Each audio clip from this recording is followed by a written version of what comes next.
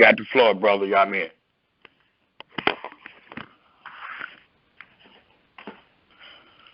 Better go get that one. Okay, shalom, brothers and sisters. As my brother stated, I would like everyone to turn to Psalms 14, please.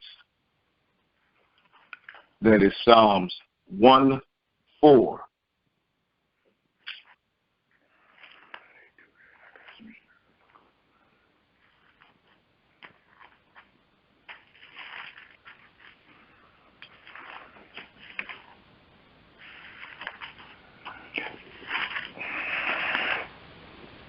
He reads, "The fool hath said in his heart, there is no Elohim. They are corrupt. They have done abominable works. There is none that is good. So he looked down from heaven upon the children of men to see if there were any that did stand and seek Elohim.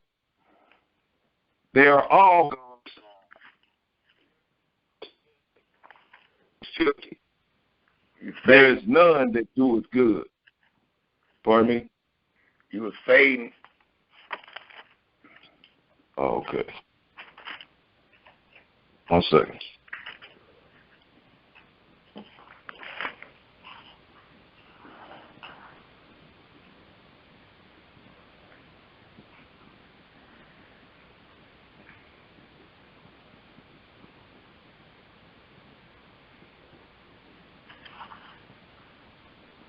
Can you hear me better now?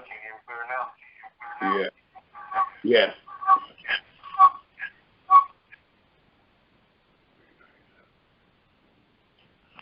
Is it echoing? Not no more, it ain't. Oh, okay. I'll start over at 14. 14 and 1.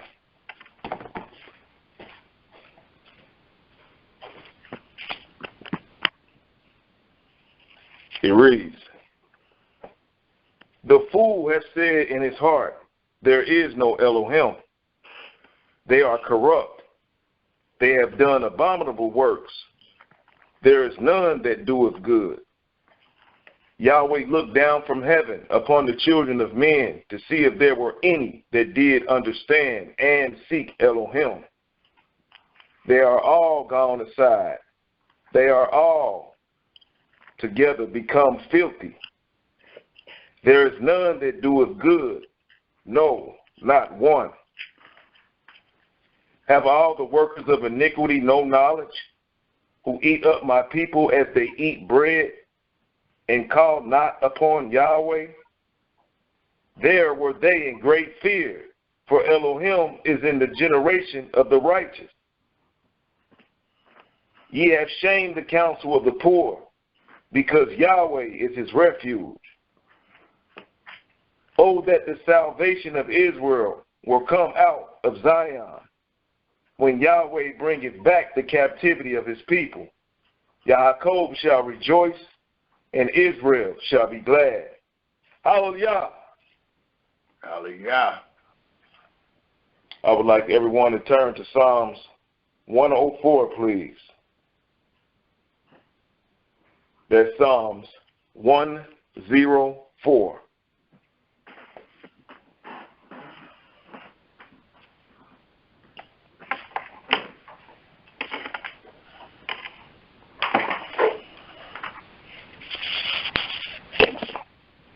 Can you hear me? Yes.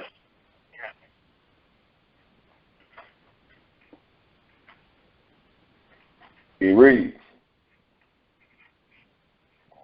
"Bless Yahweh, O my soul. O Yahweh, my Elohim, thou art very great. Thou art clothed with honor and majesty, who coverest thyself with light as with a garment, who stretcheth out the heavens like a curtain, who layeth the beams of his chambers in the waters, who maketh the clouds his chariot, who walketh upon the wings of the wind, who maketh his angels spirits, his ministers a flaming fire, who laid the foundations of the earth, that it should not be removed forever. Thou coverest it with the deep as with a garment. The water stood above the mountains. At thy rebuke they fled. At the voice of thy thunder they hasted away. They go up by the mountains. They go down by the valleys unto the place which thou hast founded for them. Thou hast set a bound that they may not pass over, that they turn not again to cover the earth. He sendeth the springs into the valleys, which run among the hills. They give drink to every beast of the field. The wild asses quench their thirst. By them shall the fowls of the heaven have their habitation, which sing among the branches. He watereth the hills from his chariot. He watereth the hills from his chambers. The earth is satisfied with the fruit of thy works. He causeth the grass to grow for the cattle, and herb for the service of man, that he may bring forth food out of the earth, and wine that maketh glad the heart of man, and oil to make his face to shine, and bread which strengtheneth man's heart. The trees of Yahweh are full of sap, the cedars of Lebanon, which he hath planted, where the birds make their nests. As for the stork, the fir trees are her house. The high hills are a refuge for the wild goats, and the rocks for the conies. He appointed the moon for seasons. The sun knoweth his going down. He maketh darkness, and it is night, wherein all the beasts of the forest do creep forth.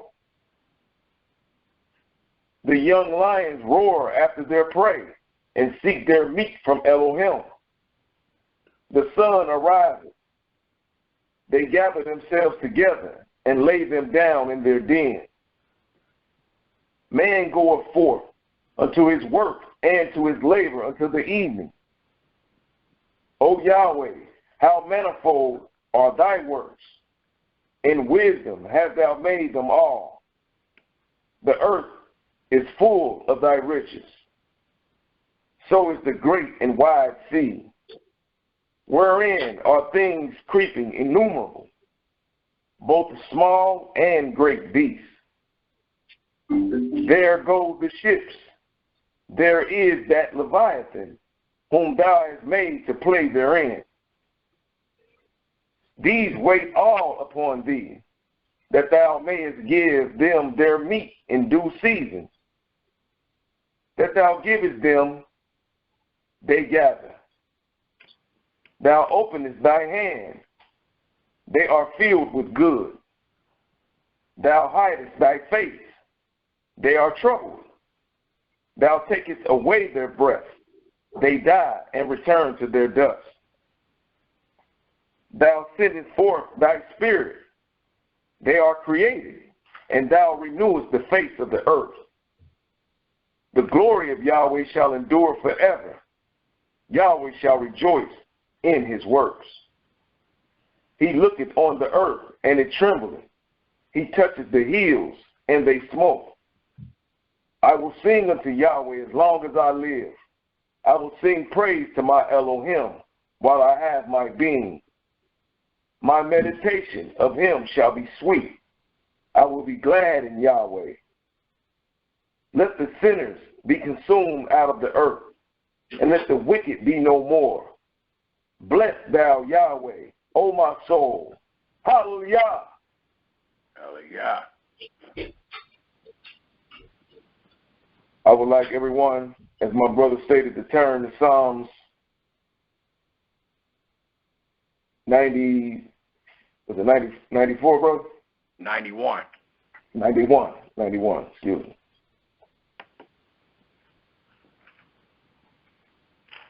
Again, I would like for everyone to turn to Psalms 9:1. That's Psalms 91.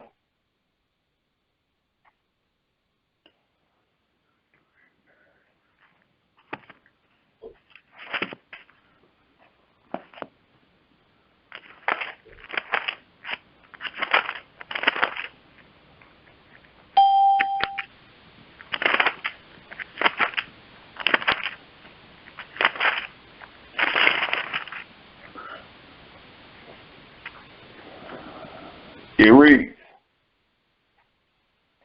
He that dwelleth in the secret place of the Most High shall abide under the shadow of the Almighty. I will say of Yahweh, He is my refuge and my fortress, my Elohim, in Him will I trust. Surely He shall deliver thee from the snare of the fowler and from the noisome pestilence. He shall cover thee with His feathers, and under His wings shalt thou trust. His truth shall be thy shield and buckler. Thou shalt not be afraid for the terror by night, nor for the arrow that flieth by day, nor for the pestilence that walketh in darkness, nor for the destruction that wasteth at noonday. 1,000 shall fall at thy side, and 10,000 at thy right hand, but it shall not come nigh thee. Only with thine eyes shalt thou behold and see the reward of the wicked, because thou hast made Yahweh, which is my refuge, even the Most High, thy habitation. There shall no evil befall thee, neither shall any plague come near thy dwelling. For He shall give His angels charge over thee, to keep thee in all thy ways. They shall bear thee up in their hands, lest thou dash thy foot against a stone. Thou shalt tread upon the lion and adder, the young lion and the dragon shalt thou trample under feet. Because He has set His love upon me, therefore will I deliver him. I will set him on high, because he hath known my name. He shall call upon me, and I will answer him. I will be with him in trouble. I will deliver him and honor him. With long life will I satisfy him and shew him my salvation. Hallelujah! Hallelujah! Hallelujah! Hallelujah.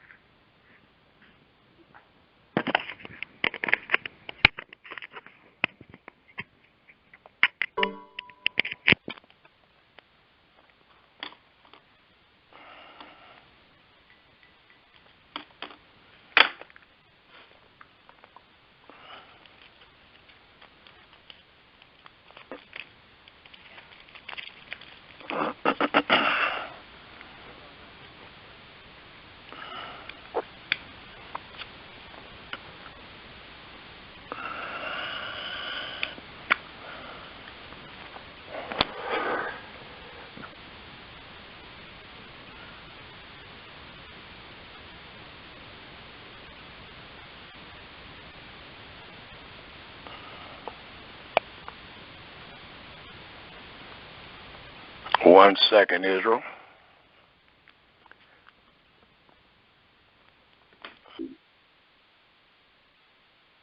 Nice. All right.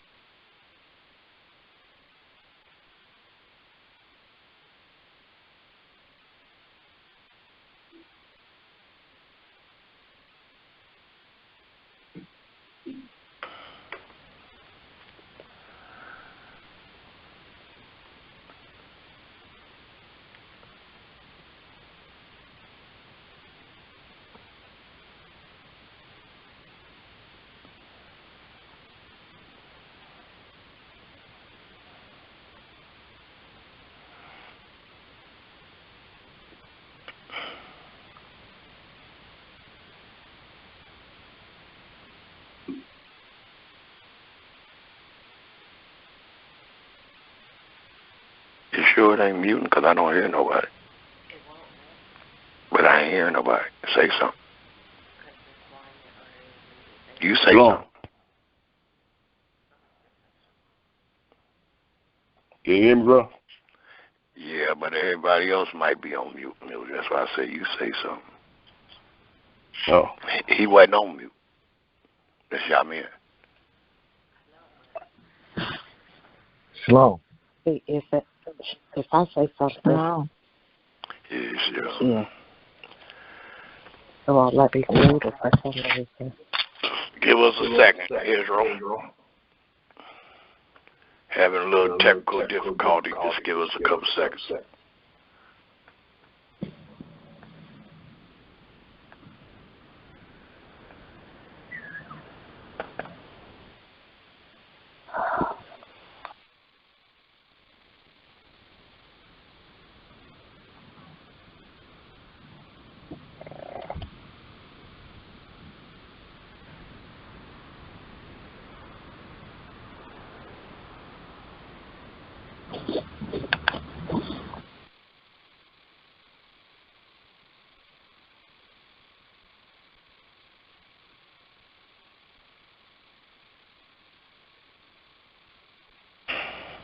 Okay, we're going to go ahead and get started. We still having a little technical difficulties.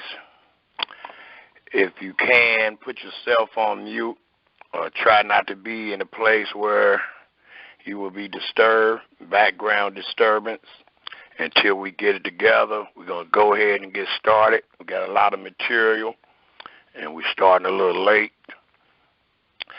Again, today's presentation will be called Yahweh is the only Elohim God. And we are using nothing but the Holy Scriptures to prove that Yahweh is the only Elohim. And when I say Elohim, I am speaking in the singular. It is written down with the capital Elohim.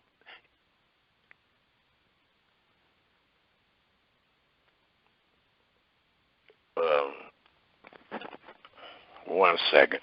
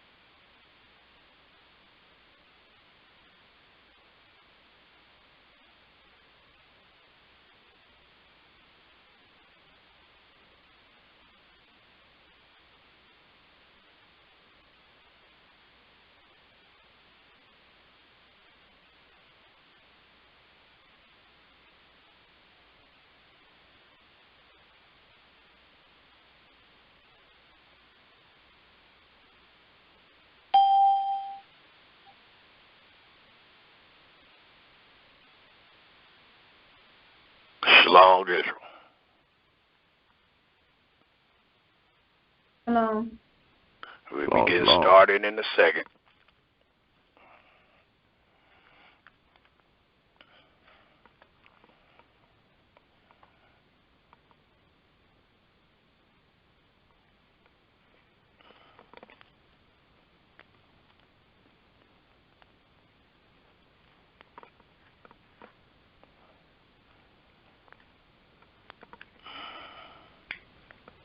Do we need to wait?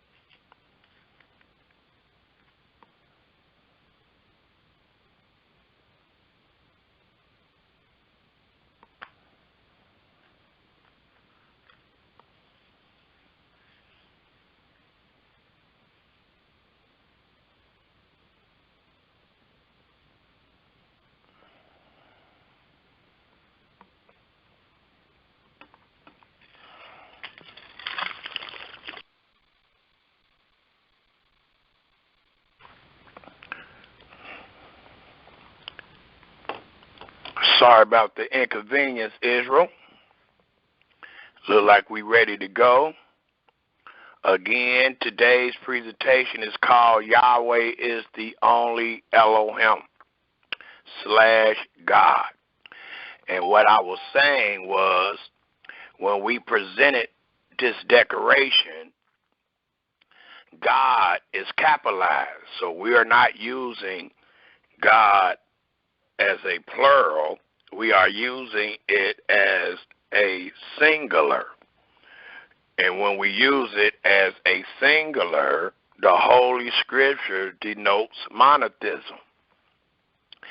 And we find words like God in the lowercase g throughout our Holy Scriptures. So today, as we did last week, we are making a distinction between the lowercase gods and the capital case God that only denotes Yahweh. And we are proving or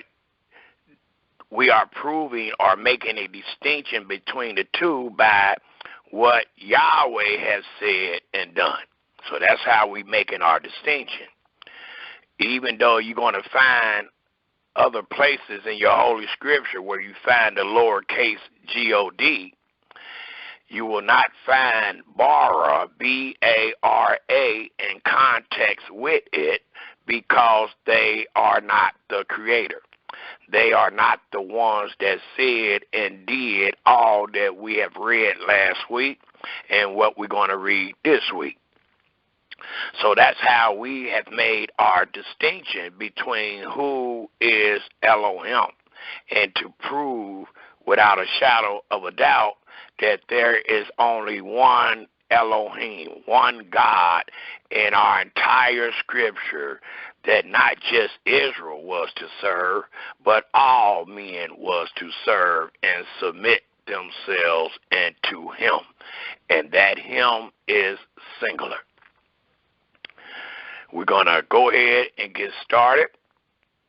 We're going to pick up by going back into the book of wisdom. Let us all turn our Holy Scriptures to Proverbs, the 30th chapter. And while we are turning to Proverbs 30th chapter, I would like to give thanks and praise to the Creator of the heaven and earth and everything therein is, by saying Hallelujah and by saying his name, Yahweh. And we pray this day that Yahweh allow the thoughts of our heart, our minds, and the meditations of our hearts be acceptable in his sight, that we may show today that Yahweh is the only Elohim. It tells us in Proverbs, the 30th chapter, and we will address these same words, for this is how we started last week. We're going to answer and prove that Yahweh is the only Elohim by answering the questions that we find here in Proverbs 30. And it tells us again, the words of Agar, the son of Jake, even the prophecies the man speak into Adiel, even into Adiel and Ucal. Surely I am more brutish than any man, and have not the understanding of man. I neither learnt wisdom, nor have the knowledge of the Holy. Who have ascended up into the heaven, or descended? And please take note of these words, because we're going to explain this presentation by these words. And we included in the presentation angels. So we want to know all about these angels. And these words that we are reading in Proverbs 30 is denoting these angels as well. It reads, who have ascended up into heaven are descended. And our brother stated some of that truth in Psalms 104 when he read Psalms 104 verse 3. Thus it reads again in the 4th verse, who have ascended up into heaven are descended, who have gathered the wind in his fists, who have bound the waters in a garment. And the true God, the only God, is the only one that has spoken these things and have done these things. And that's how we making the distinction. There's no little gods saying these things, nor is there any lowercase gods doing these things. There's no angel saying these things right here, nor is it the angel that did these things. So the little God is excluded, the angel is excluded. The only one that did these things is the Almighty himself. And we are establishing the singular Elohim by the word create. There is only one that has created. Thus it continues to tell us who have established all the ends of the earth. 1, 2, 3. There's 3 questions. Actually, 4. There's 4 questions found in the 4th verse. There are 4 questions found in the 4th verse, and today's presentation, as well as last week's presentation, answers all 4 of these questions. And it tells us in this 4th question, which is actually 5, I think it is. Let me read that correctly. It is 1, 2, 3, 4, and then the last includes his son, which denotes 5 questions. There's 5 questions in the 5th and the 4th verse. And we answered all 5 by way of this presentation to show that Yahweh is the only Elohim. Thus, the last question is, what is his name?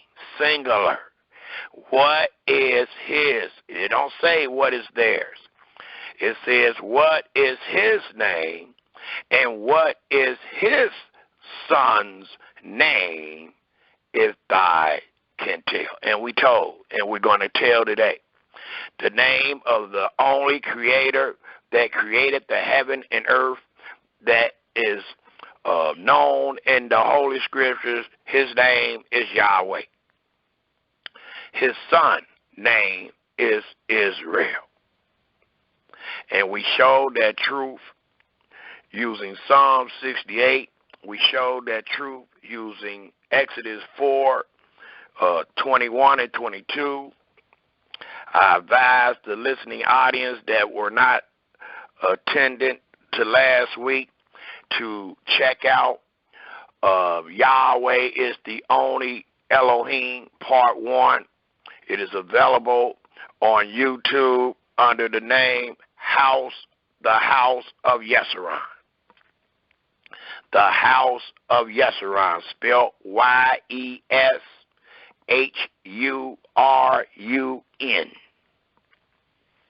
And you will be able to find the contents of the Part 1. It continued to tell us in the 5th verse, every word of Elohim is pure. He is a shield unto them that put their trust in him. And to put your trust in him, you must believe and confirm and acknowledge and witness every word.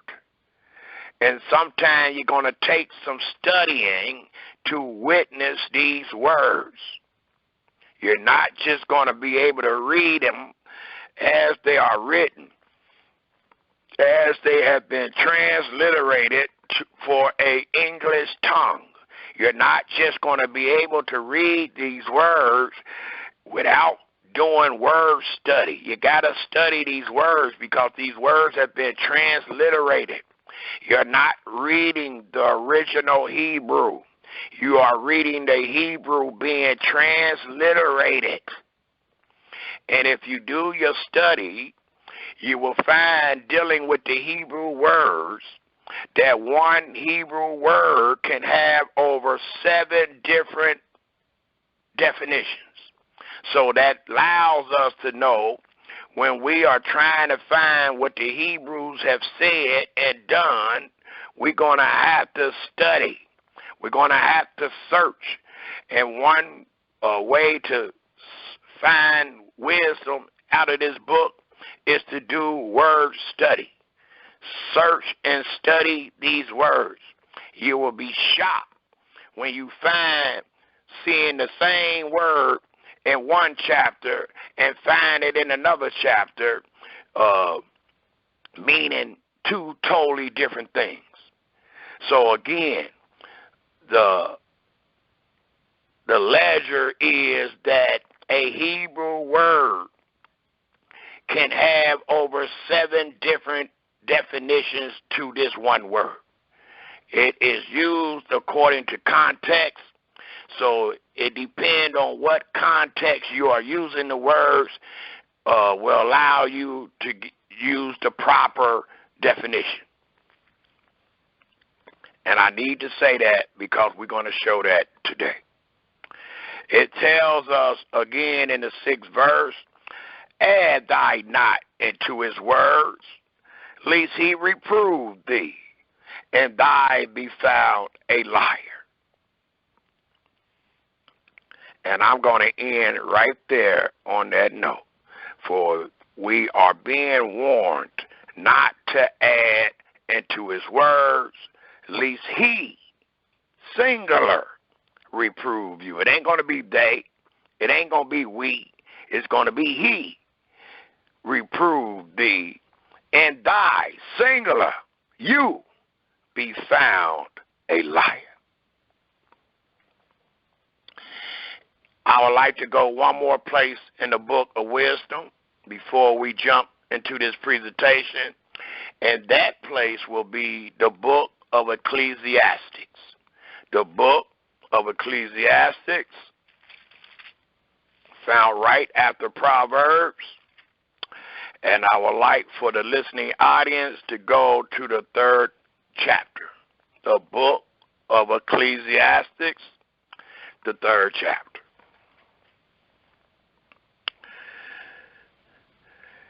And we are brought to this chapter to understand that there is a time for everything under the sun.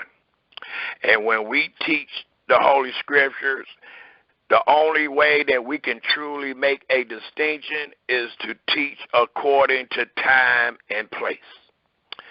Thus, it tells us in the 3rd chapter of Ecclesiastes, the very first verse, to everything there is a season and a time to every purpose under the heaven. A time to be born, a time to die, a time to plant, and a time to pluck up that which is planted. A time to kill, and a time to heal. There's even a time to break down, and a time to build up. A time to weep, and a time to laugh. A time to mourn, and a time to dance.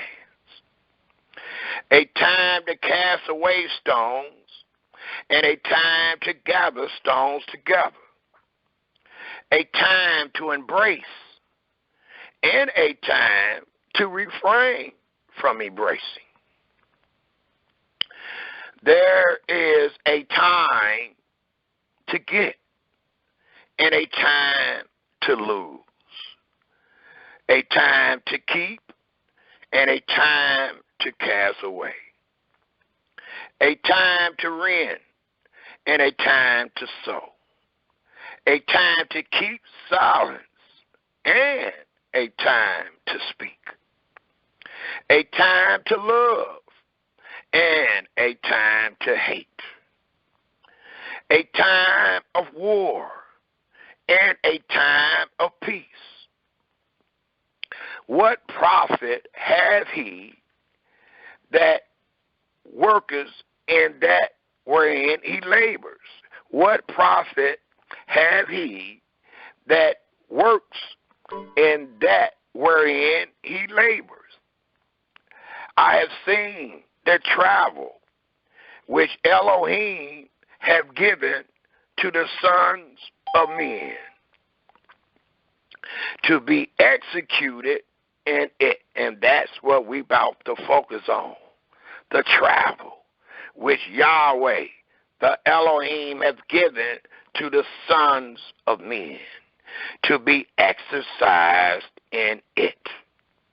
He has made, and note this 11th verse, and we're going to note this 11th verse and keep this 11th verse on the tip of our minds as we travel or journey through this presentation, because it tells us in the 11th verse, he, singular, the creator of your holy scriptures, have made everything beautiful in his time. Everything. Another word that was used was good. It's found in Genesis, the first chapter, the last 2 verses. It says that everything that Yahweh made was good. And this good denotes beauty. It denotes righteous. So when the Almighty allows us to know that he made man alone, that is good and that is beautiful, and we are not to add or take away from that, or we will be found liars, not just in the eyes of our brothers and sisters, but in the eyes of the Creator. So he allows us to know he has made everything beautiful in his time. Also, he has set the world, please take note, in their heart.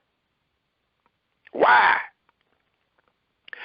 So that no man can find out the work that Elohim make from the beginning to the end. We going to hold on to this 11th verse for the next 3 hours in our study.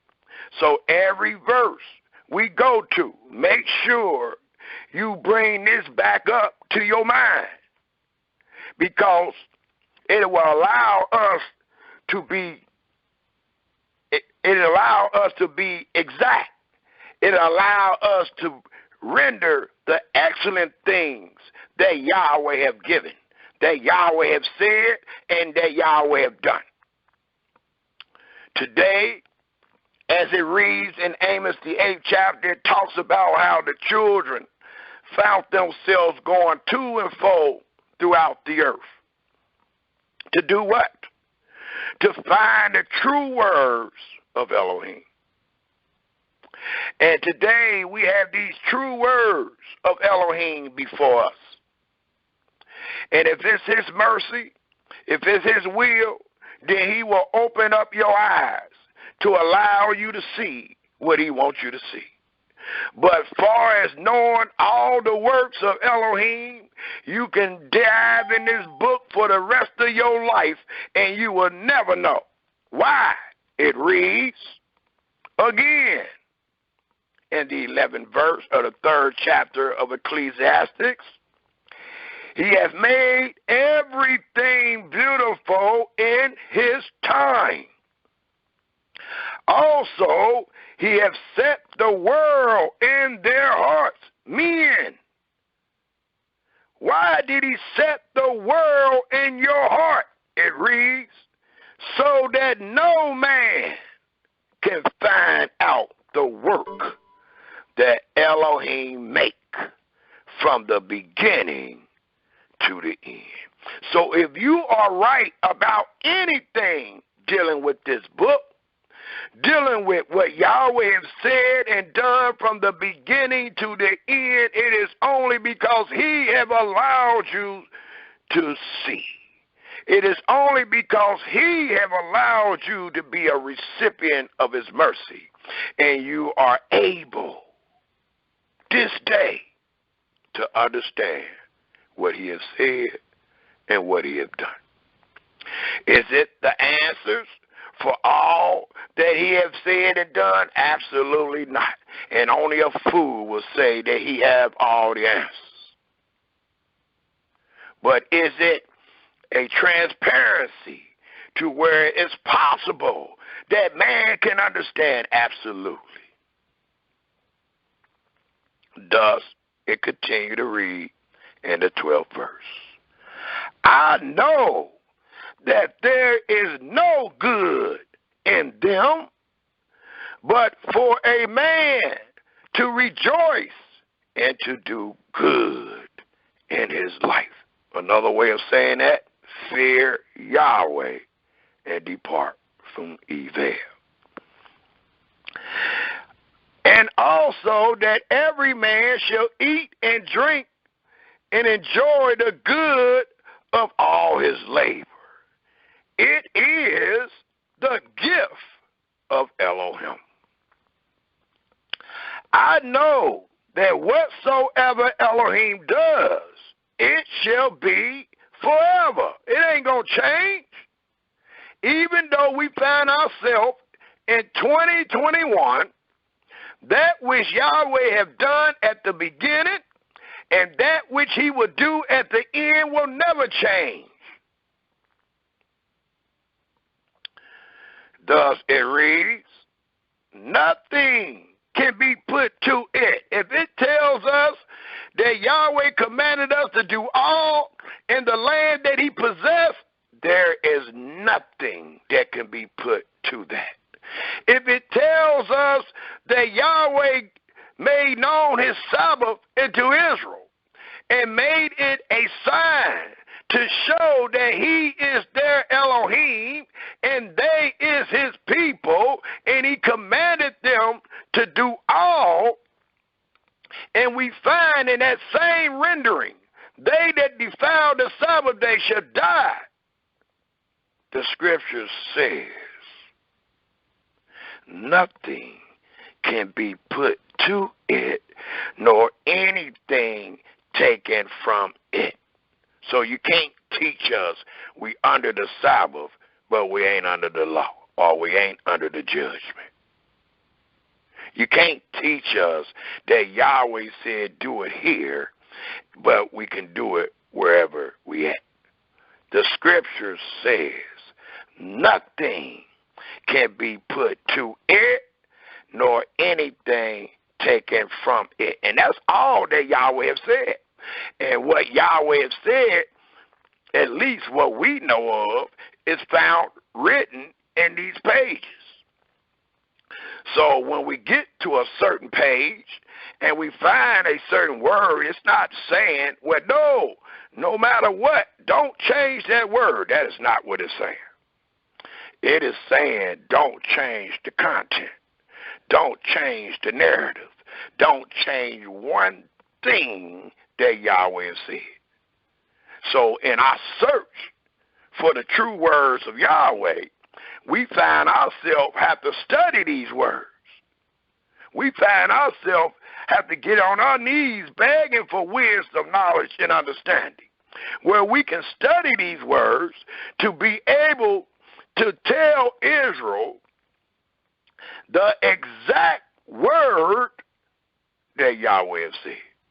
That is the excellent things that we find in Proverbs.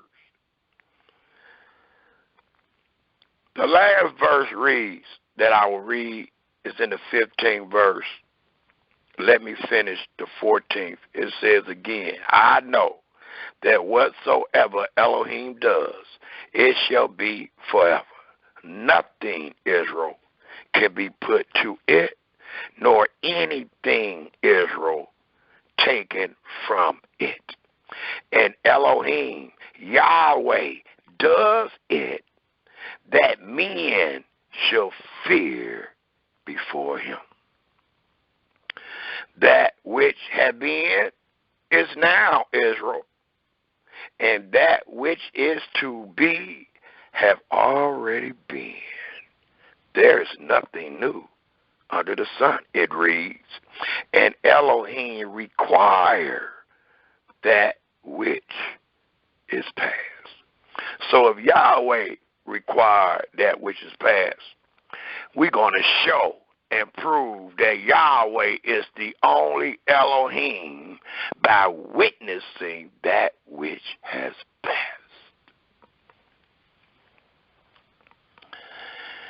Let us turn our scriptures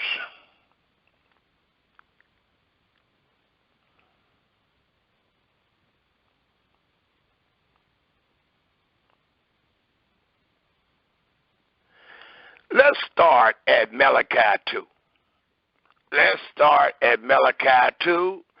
Malachi 2 was one of the scriptures we closed on last week. Matter of fact, we spoke on Malachi 2 during the Q&A.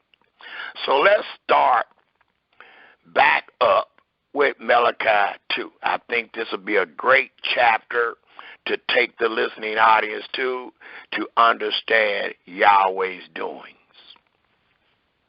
Let's turn our scriptures to Malachi 2.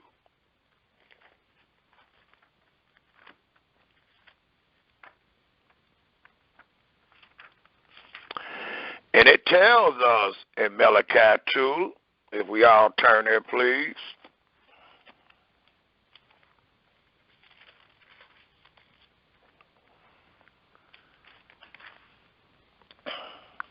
One second, I'm working out of 3 different books, and I'm trying to have them all together. Malachi 2, and it tells us in Malachi 2, if we pick up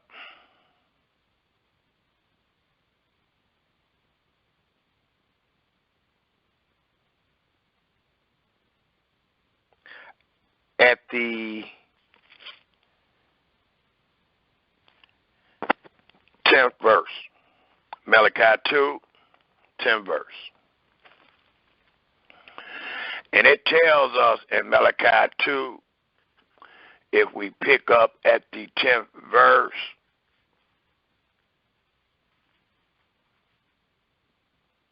and it reads,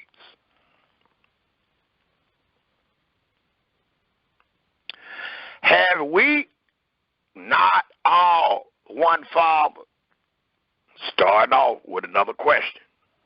And these questions are to be answered. You don't just supposed to read it and keep going. Have we not all one Father, according to last week and what we showed in the presentation? We all have one Father, and that Father is Yahweh. It allowed us to know that Yahweh was before the earth ever was. It allowed us to know that Yahweh was before time. It allows us to know that Yahweh was and is I am that I am. And nobody was created before Yahweh creation. So if the Creator is denoted as the Father, Yahweh is our Father, and the world only have one Father. And again, his name is Yahweh, and you can find his doings in his words from Genesis to the book of Malachi. Thus it tells us in the 10th verse, have we not all one Father? Have not one God created us? Please take note and be honest based on your findings. And that answer should be yes and yes. And if it is, it reads, why do we deal treacherously, every man against his brother? Now, it starts off telling us or asking us, have we not all one Father? And then it asks us, have not one God, one Elohim created us? Then it says, why do we deal treacherously, every man against his brother? And I'm noting the third question, because the first two questions denoted God.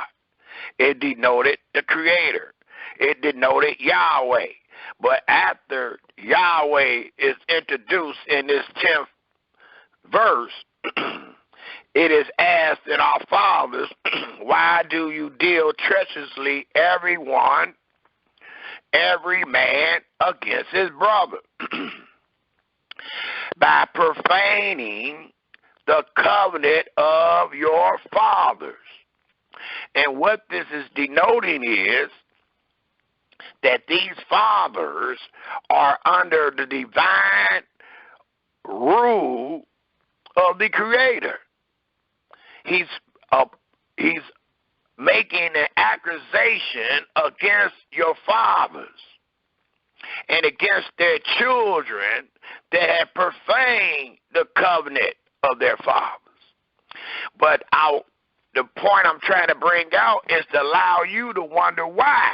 Why is Yahweh, why does it speak about who created and then speak about this man? And this man is denoted as his son.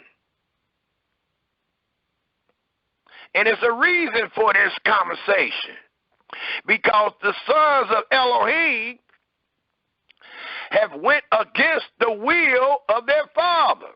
If we hold this page, I'll just read it right quick. It says in the first chapter, the 6th verse, a son honors his father, and that's the problem. Our fathers did not honor the true and living Father, which is none other than Yahweh, the Creator. They disobeyed the will of the Creator. Thus, this is spoken in the 6th verse. A son honors his father, and a servant his master. If then I be a father, where is my honor? And if I be a master, where is my fear? Said who? They? No. Said Yahweh of hosts. And to you, O priests, that despise my name, and ye say, wherein have we despised thy name? It reads, ye offer polluted bread upon my altar, and ye say, wherein have we polluted thee?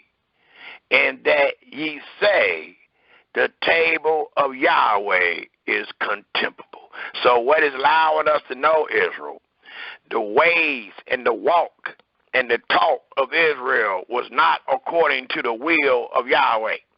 It allows us to know that the holy authority, the holy divinity, the holy authority that Yahweh had placed on our fathers, we corrupt.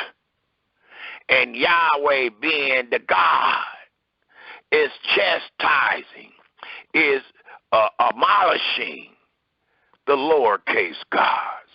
And those lowercase gods was none other than our fathers that was chosen out of all the people on the face of this earth. Thus, it reads again in the 2nd chapter, the 10th verse again, have we not all one Father? have not one Elohim created us? Why do we deal treacherously, every man against his brother? How? By profaning the covenant of our fathers, of your fathers. Yehuda have dealt treacherously. And note, when they talk about the gods that your brother bring up, they are named. When they talk about the angels, as we will find, that is found in the scripture, they are named. But this Bible is not a book of Yahweh and angels. It's not a book of Yahweh and animals. This is a book of Yahweh and Adam, a book of Yahweh and humanity. The Almighty told the first words to Adam that he was to be head over all of his creation. Do y'all see the divinity that is put on man?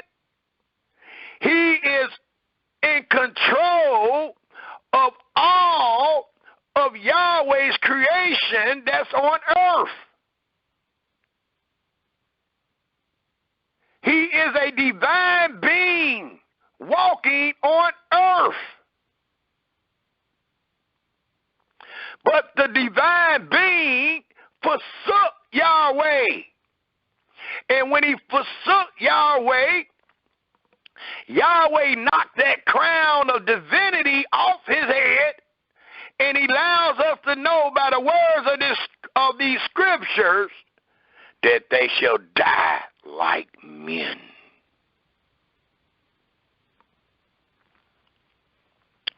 Thus, it continued to tell us in the 11th verse, Yehuda have dealt treacherously, and an abomination is committed in Israel and in Jerusalem. And note, he ain't talking about in heaven. It says in Israel and in Jerusalem. Both Yehuda had profaned the holiness of Yahweh, which he loved, and have married the daughter of a strange God. Yahweh will cut off the man that does this. The master, which is him that walk, and him that wake, and him that answers. That's what the where did I leave that off at? That's what the master denotes. The master and the scholar denotes him that wakes and him that answers. And then it reads, and the scholar out of the tabernacle of Jacob, and him that offer an offering unto Yahweh of hosts. And we know who that is. That is the priests. And this have ye done again, covering the altar of Yahweh with tears, with weeping, and with crying out. And so much, you done did it so much, that he regard not the offering anymore, or receive it with good will at your hand. Yet ye say, wherefore? Why? And the answer is, because Yahweh have been witness between thee and thy wife of thy youth, against whom thou hast dealt treacherously. Yet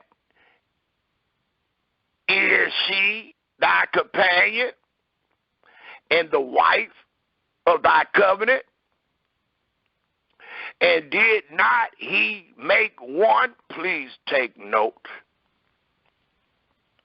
Yet had he the residue,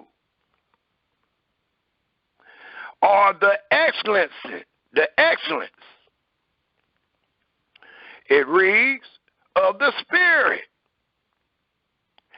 And wherefore one, please underline this next sentence, it says, that he might seek a Elohimly seed. If you read it in Hebrew, it will be Elohimly. If you read it in Greek, or how the Hebrew has been transliterated today, you will find many of you in your holy scriptures godly. A godly seed. Therefore take heed to your spirit, and let none deal treacherously against the wife of his youth. For Yahweh, thy God of Israel, said that he hate putting away. For one covers violence with his garment, said Yahweh of hosts. Therefore take heed to your spirit, that ye deal not treacherously. And we're not going to deal treacherously with the wives of our youth, nor are we going to deal treacherously with our brothers and sisters dealing with this subject matter. Yahweh is the only Elohim. I took the listening audience to Malachi 2 first because I wanted to introduce this presentation under this wise. And the wise, or the wisdom that I am bringing forth that is found in the 15th verse, is where it reads, a Elohimly seed, a godly seed. What in the heck is a godly seed? And that is what we must know, to understand that there is only one God in our Holy Scriptures that have created. There is only one God that all the earth will submit to, even though you might find the lowercase God in your Holy Scriptures. And I was told that I made a erroneous rendering. I said that all the lowercase gods were idols. If I did, that is not what I meant. And if you listen to when I said it, if I said it, dealing with the content, your brother was only speaking about the true and living Elohim. This presentation is not to show that other gods is gods. This presentation was not meant to show that when you see the lowercase GODS, it denotes the Creator, or it denotes that they are gods. That is not this presentation. This presentation is to show that Yahweh, the Creator, from the beginning to the end to the beginning, created everything that's in the cosmos and that's on the earth. We are making a distinction from the true and living Elohim from all the other Elohim, no matter what they denote. None of them denote Yahweh. I don't care how big the G is. If it's not capital, if it don't have bara in the contents, it is not speaking about the Creator of the heaven and earth, Yahweh, the one God and only God that you find throughout your Holy Scriptures. So I just wanted to bring that up and have that out there while we explain this presentation again.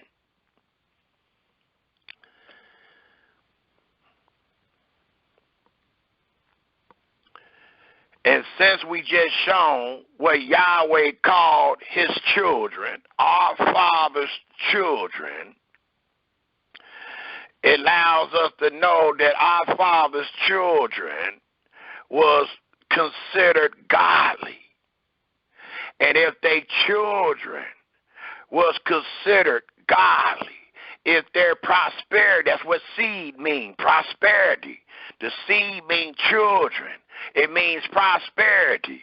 If their prosperity is Elohimly, it only could be because their father is Elohimly. And that only can be because the father of the world have made them Elohimly. They wasn't born Elohimly. They had to be created Elohimly. So the Almighty, and I said it that way to make a distinction from the rest of the men on the face of the earth. The Almighty chose a people, a man that come from dust, and put divinity upon him. We've read that. It's in the beginning. We can find that in the first 2 or 3 chapters, where divinity, a heavenly authority is set on these people. And they are the only people on the face of the earth with this authority, or was imputed with this authority. Right now, you don't have it. And we're going to read why you don't have it. But right now, you don't have it. The whole earth is out of course. Well, it wouldn't be out of course if the Elohimly men and women did not forsake the will of their Creator. That's the only way the earth is out of course. And it ain't just with man, it's with animals and everything.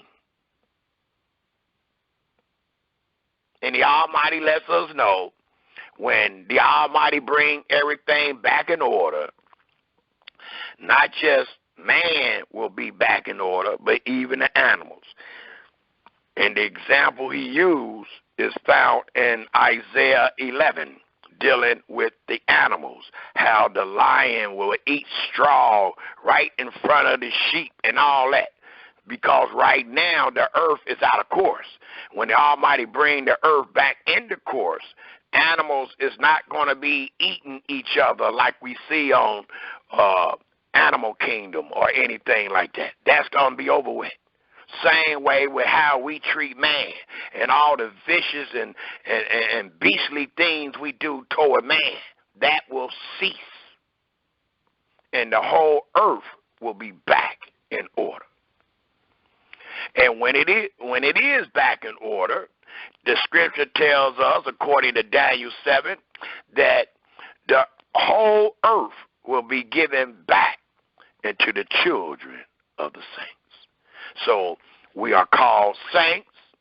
We are called Elohimly. We got scriptures that call us angels, and we're going to break that down and find out that we wasn't even supposed to be called angels. We're going to find out that the word angel don't even mean that. But you didn't know that if you didn't study the words.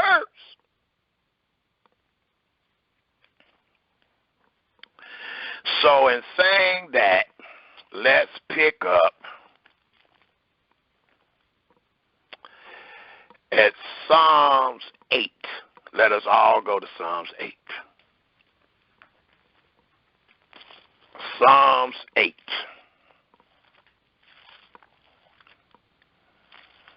And as I stated, I had a couple comments over the week, and brothers and sisters believing that their brother is in error,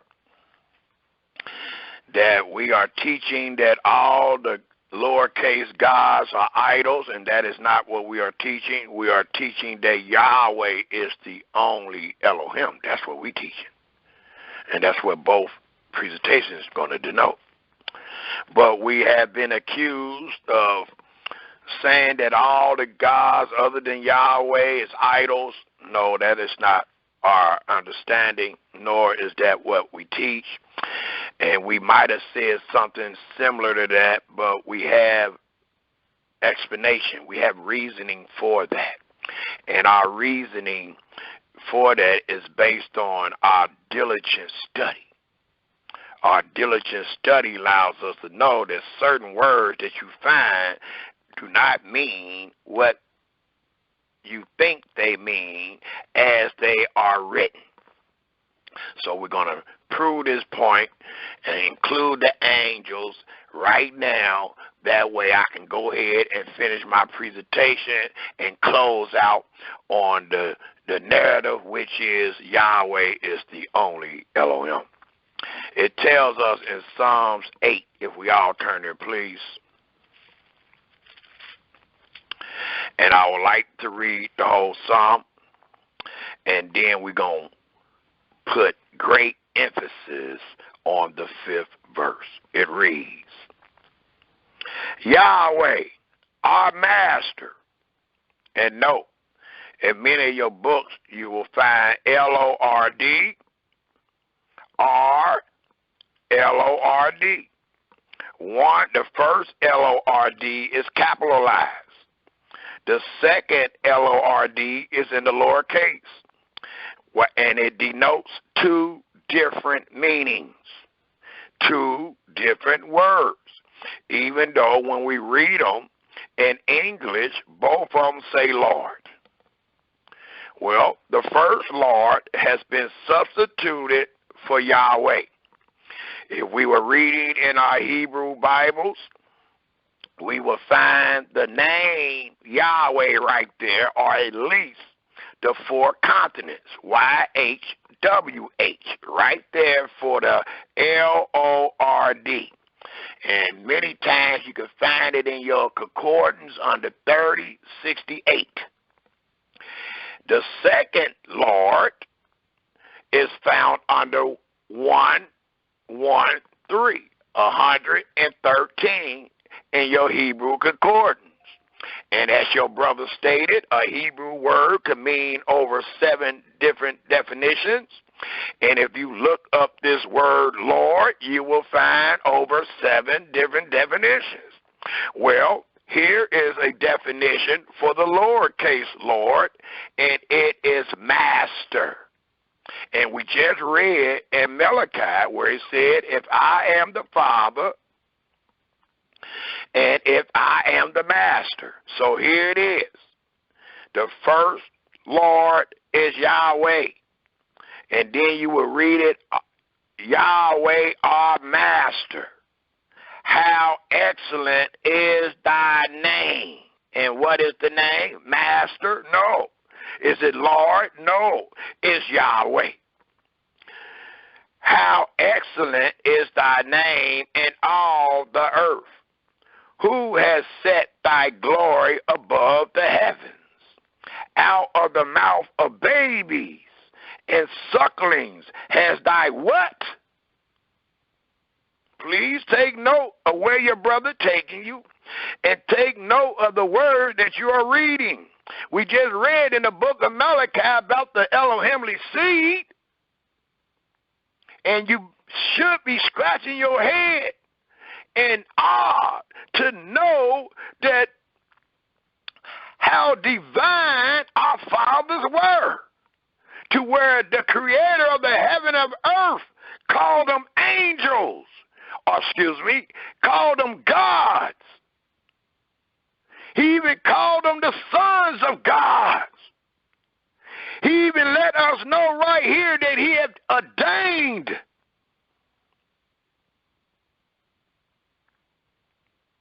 and this ordained represent founded.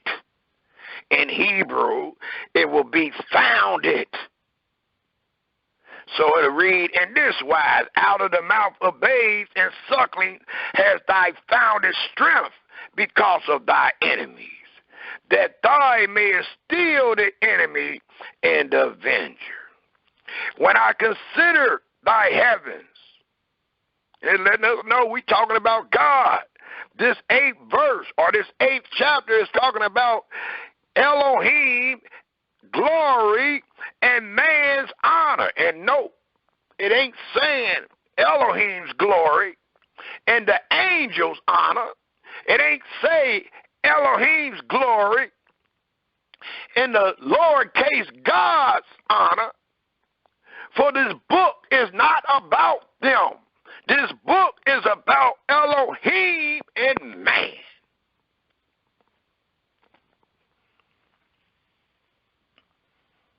Thus it continued to read, when I, the third verse, when I considered thy heavens, the work of thy fingers, the moon and the stars which thou hast ordained. Please take note of the terminology.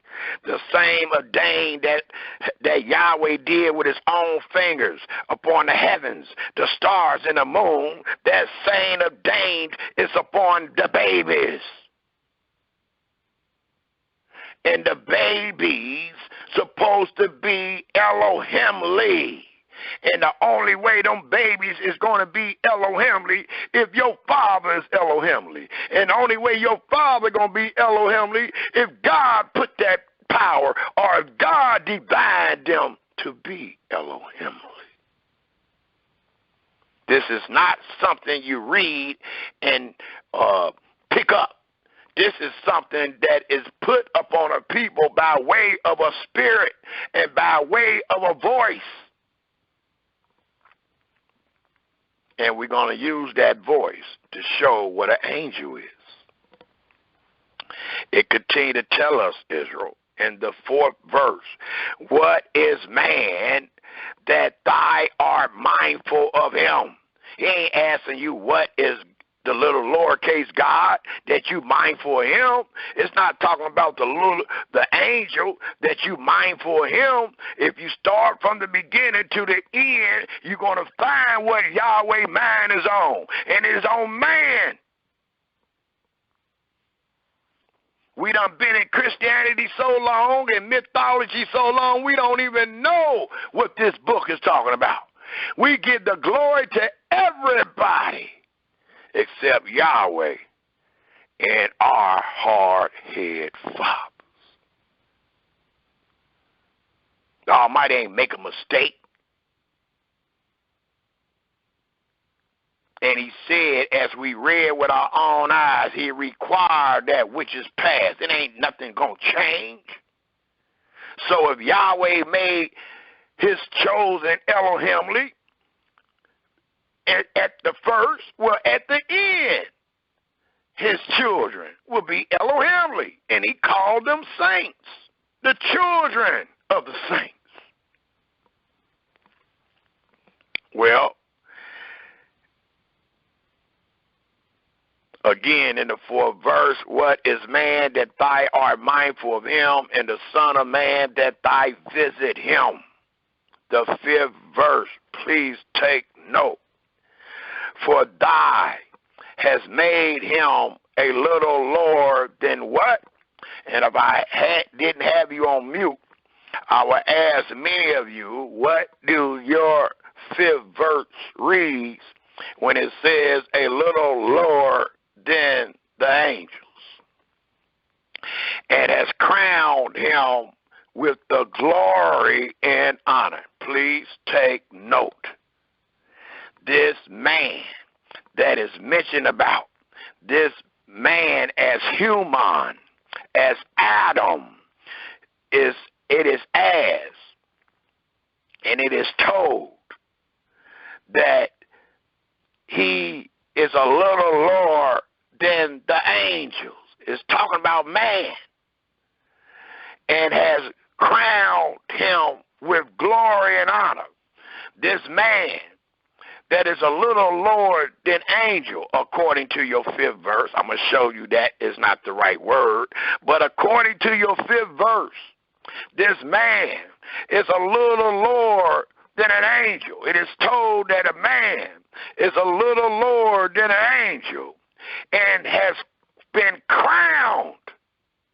I said earlier, the crown of dignity, the crown of divinity, should I have said, the crown of authority has been knocked off his head.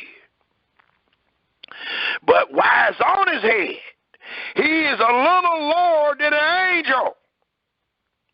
And he has been crowned with glory and honor. Well, let me blow your head. Because this angel don't mean angel.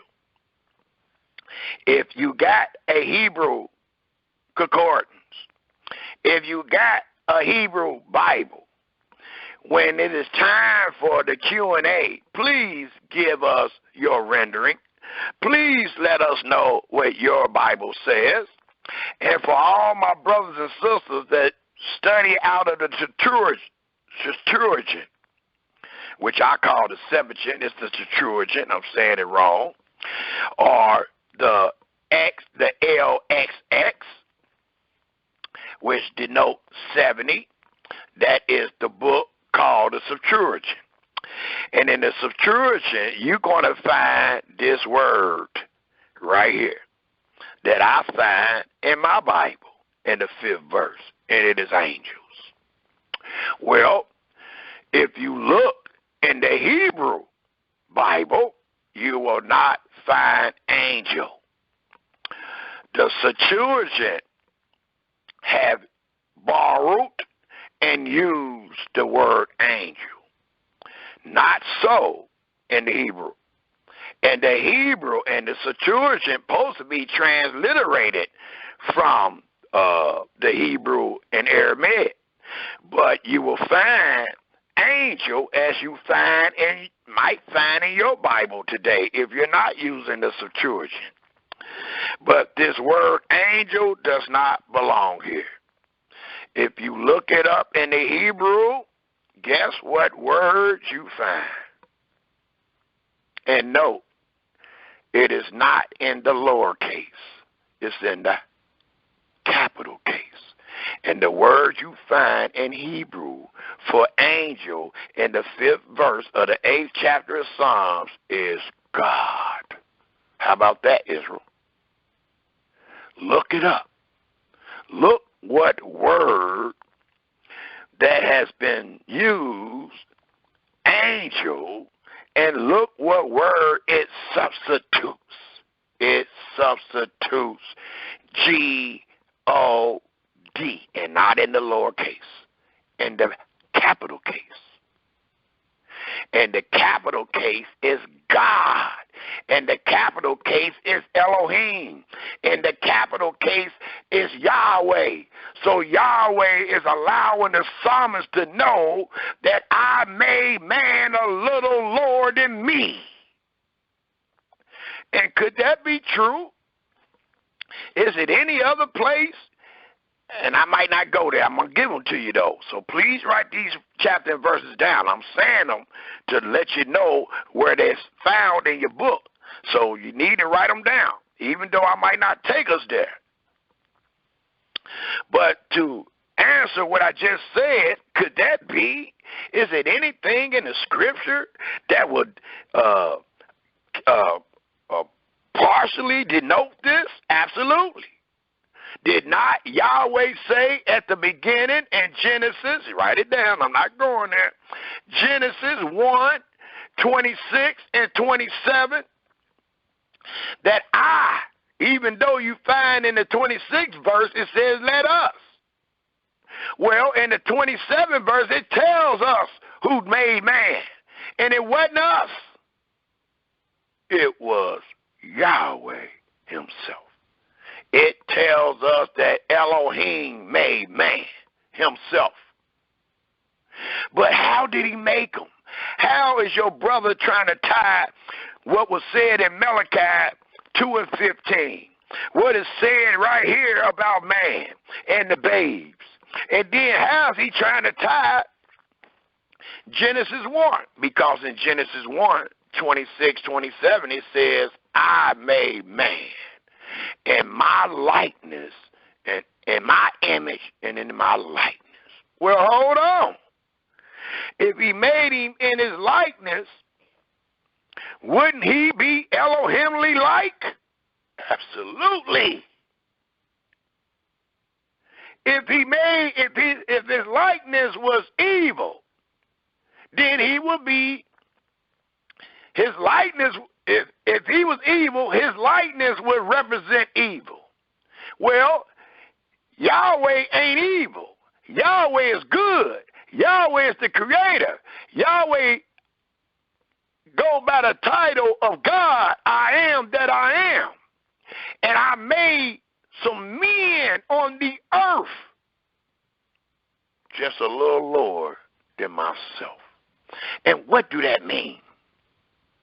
I made man in the likeness and image of myself. He gave that man the authority of the earth. And he allowed that man to know that he will be protected and all that long as he obeyed. And we seen what happened. But at the beginning, we are explaining how man became Elohimly. We got people that say they walk with Elohim today. They got people that say they Elohimly today. And if you ask them, how are you Elohimly? They're going to tell you about doing what Yahweh said, and that is a great definition, because that's what those that was ordained was supposed to do. Everything that he said. And that will keep you Elohimly. Just like we just read in Malachi. The only reason you ain't bringing forth the Elohimly seed is because you done broke my will. You done broke my covenant. And you messing with other women, and the babies that you're bringing up, ain't none of them Elohimly. Because you ain't doing it according to my word. But the fact still remains. The point was the baby supposed to be Elohimly. And what is Elohimly? It's just like if you don't put the Elohim, the L-Y to it, it'll be God. So God-like, Elohimly-like. But that still do not make them God, nor does it make them the creator of anything. It's only one. And that's what this presentation is all about.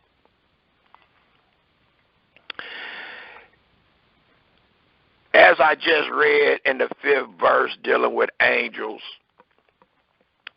if we look in the Hebrew concordance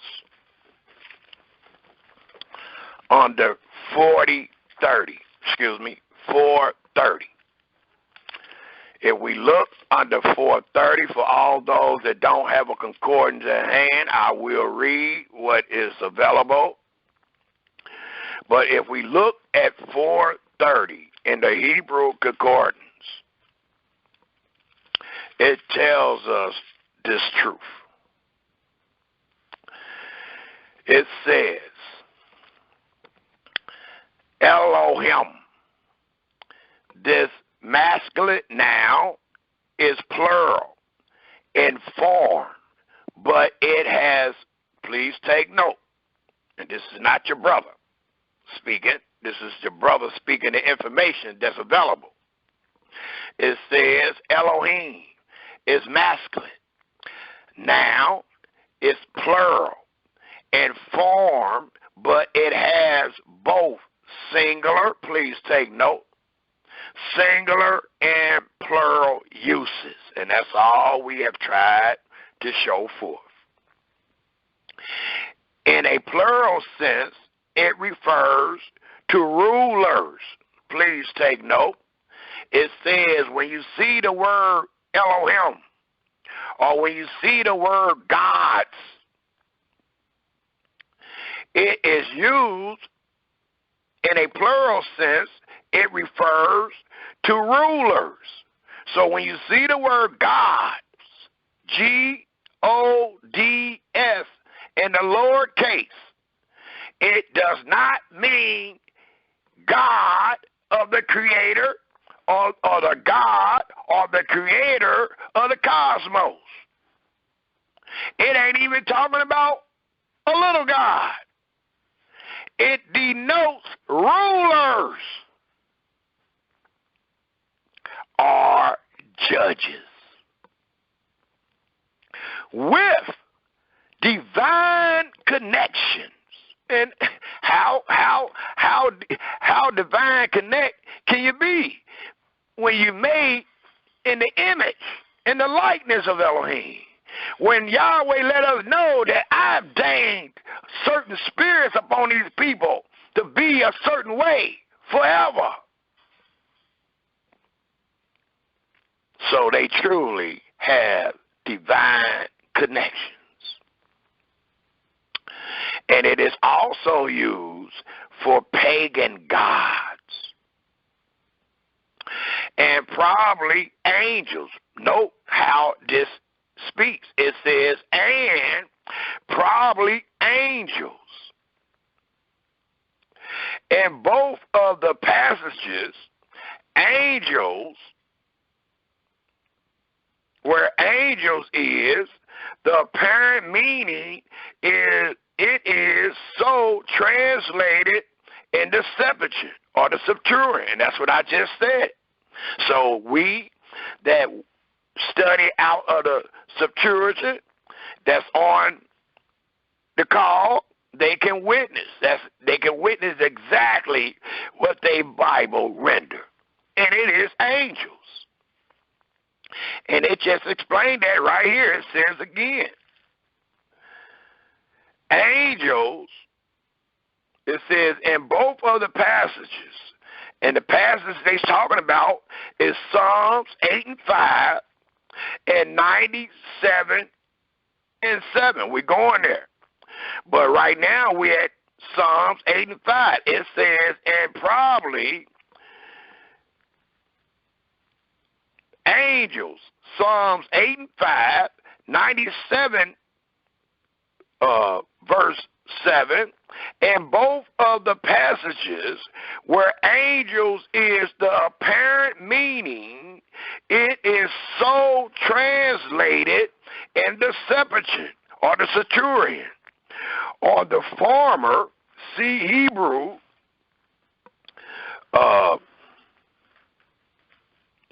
in the singular sense, it is used of a god or a goddess and a man. Excuse me, is that a man? My glasses at.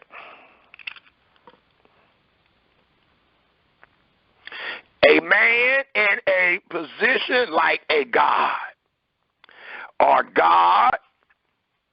It says in many other Old Testament passages with the latter meaning, it occurred with several modifiers, such as righteous, living, holy, and true. It usually takes a singular verb, so no implication of any plurality in the divine nature can be interfered from the fact that the word is plural. Scholars are divided on whether Elohim has an etymological connection with El, which is found in 410 in your concordance.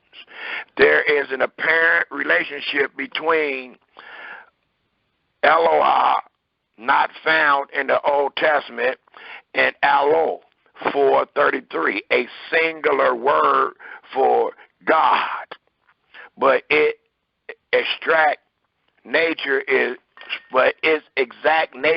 not clear.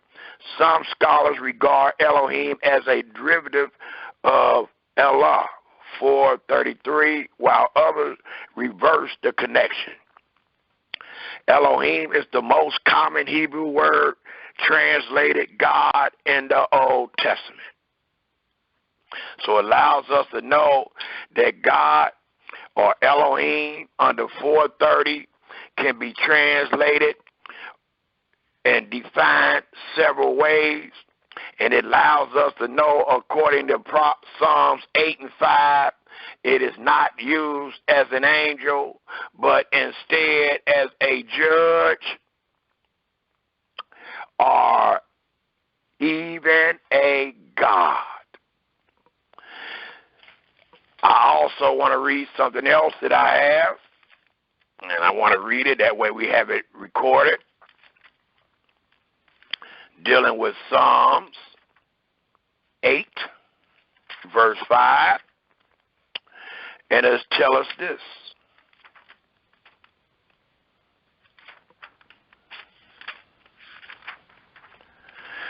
It tells us, dealing with Psalms 8, verse 5. If I get there, I'm in Job. Psalms 8, verse 5. And it tells us this. I'll read it.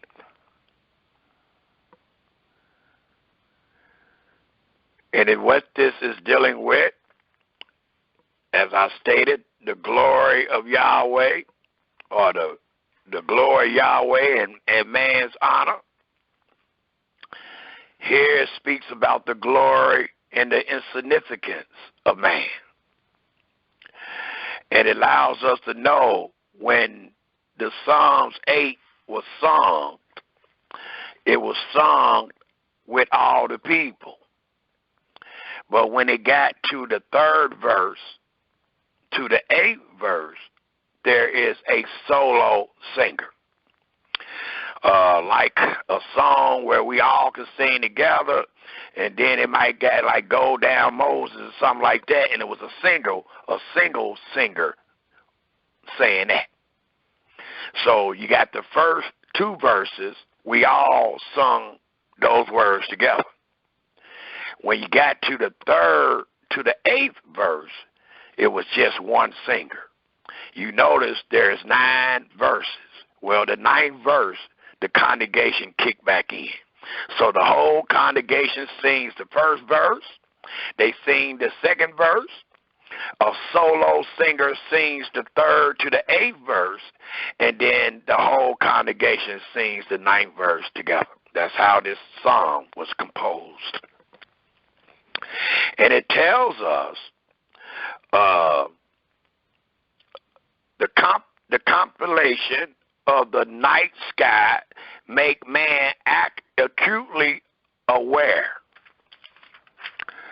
of his humanity. He seems too insignificant to merit the attention, much less the loving care of the Creator, who shaped the heavenly bodies one by one with his fingers and fastened them in the vast dome of the sky.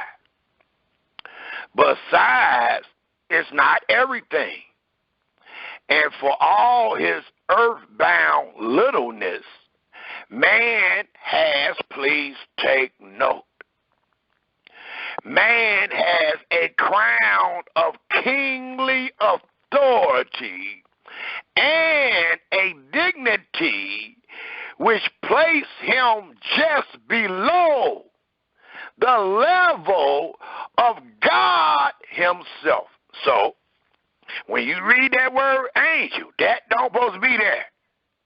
What that is saying is that I made that man a little lower than myself. I made that man on another level lower than me, which is the creator of the heaven and earth. This ain't no angels talking. This is the psalmist reporting what Yahweh said. And this is what it says. And this is how it is found in the Hebrew. It says again, and for all his earthbound littleness, man has a crown of kingly authority and a dignity which place him just below the level of Elohim, Yahweh himself. And then it reads, in the phrase, little less than God. And I have said many times, study terminology, study phraseology, and study these words. You got to really know. It reads, again, in the phrase, little less than God. In many of your scriptures in the 5th verse, it says little less than an angel. That is put it lightly, that is a light interpretation. It's just like we got the word virgin, and we might interpret that, and you got several interpretations for the word virgin. You got young lady, you got maiden, you got several different definitions for virgin. But according to the context, according to the story, you know what definition goes with what context. And that's the same thing you do when you deal with this word Elohim or God being in the lowercase. But here it tells us that in the Hebrew word Elohim may be translated judges, heavenly beings, gods, and it's God or God. So it can be Elohim can be translated judge, heavenly beings, and it say heavenly beings, but it's talking about a man. It can be translated or defined as judges, but it's talking about a man. It can be defined or translated gods, G-O-D-S, but it's talking about men. Or it can even be translated capital, G-O-D, as God. And that's exactly how the 5th verse of the 8th chapter of Psalm is translated. The real translation is God, and not in the lowercase, in the higher case. Thus it reads, the Septuagint, or the LXX, took it to mean angels. But since it is a normal Old Testament word for God, this seems the best translation here. Man is God-like in his ability to control the rest of the created order. Ain't that something? We've been saying these things. The mastery over the world in which he lives is the image of Elohim, of which Genesis 1:26 speaks. But it does not belong to man as a possession. His crown, his dignity, his kingly authority, it reads, his crown of dignity and his dominion are bestrode. We read earlier the word ordained means founded. So they are bestrode upon him as a gracious gift by the creator of earth and heaven.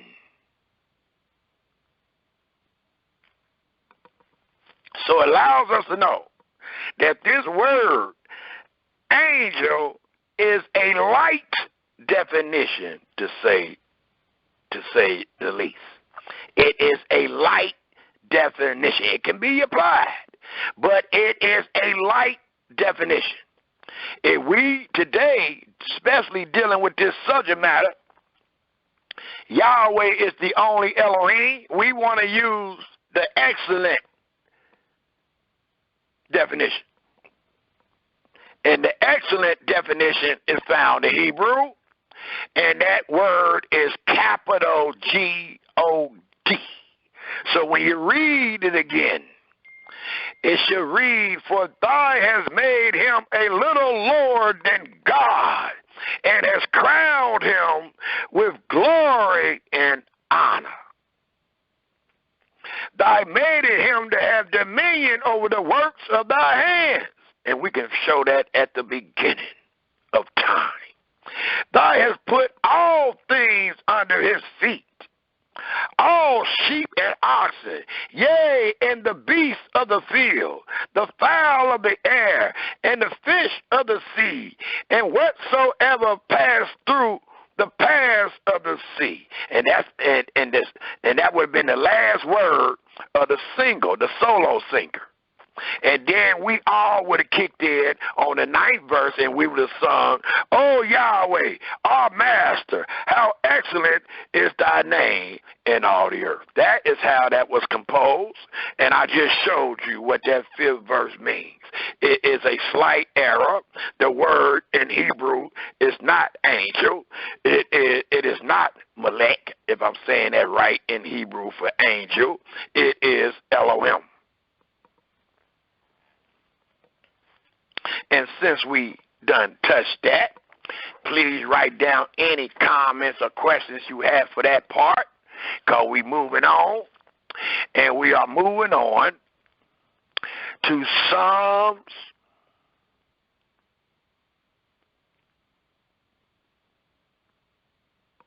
1. Before I move on, let me put one emphasis, because I was asked and was told that many of our brothers believe that they are angels. They believe that they are angels that are found in the book. Well, angel has been personified as a man. When we look diligently throughout our scriptures, there are different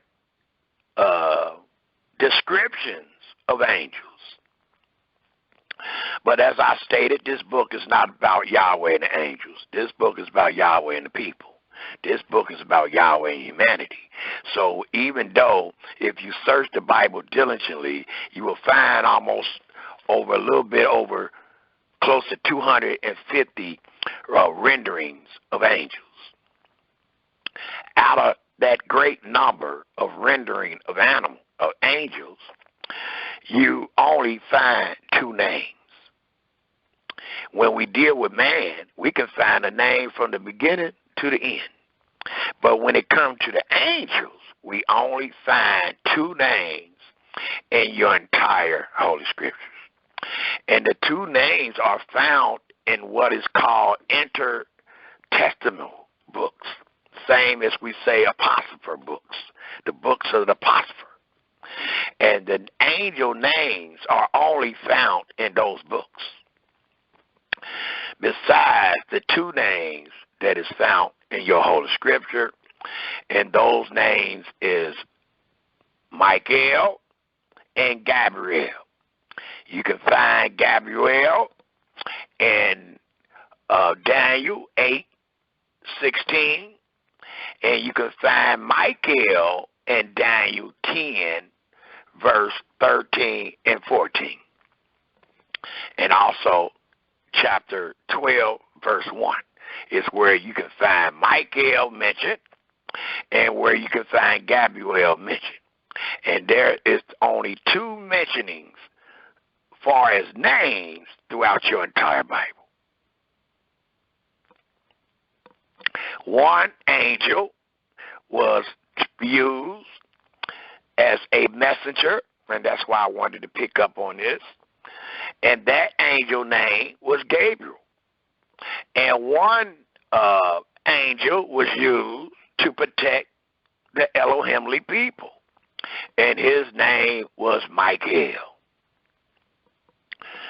And if we take a quick look in Psalms 58 right quick, I want to kind of nail this. I don't want to just leave it open. Let's go ahead and nail this angel. Let's show what we can and not spend too much time on it, but let's show something of what Yahweh said dealing with these angels to make sure that people know that we were never the angel. Never, never, never, never. Even though you might have an angel persona, a spirit or whatever, but you was never the angel. Even though the word might have called you an angel based on its definition or based on how it was translated.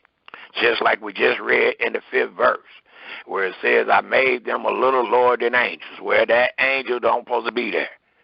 It's a little lower than God. And it don't supposed to be no little G-O-D-S. If you read it in Hebrew, the word for angel should be God, capital G-O-D, or in Hebrew, Elohim. Well, in Psalms 58, because what is an angel? What was the jobs of an angel? And I gave 2 occupations. One was the messenger. He was to deliver the messages of Yahweh to his Elohimly people, and that was Gabriel.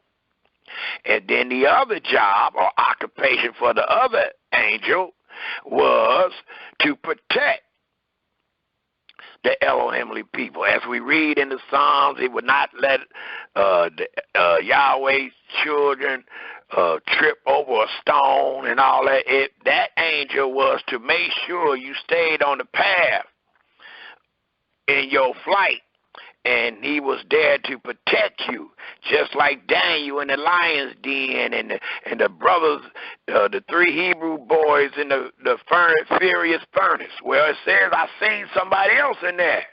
Well, people teach that was Yahweh, and that ain't the way Yahweh works. Why would Yahweh be in the fire when I could send somebody? And a messenger is sent. And that's what the angel was. It tells us in Psalms 58,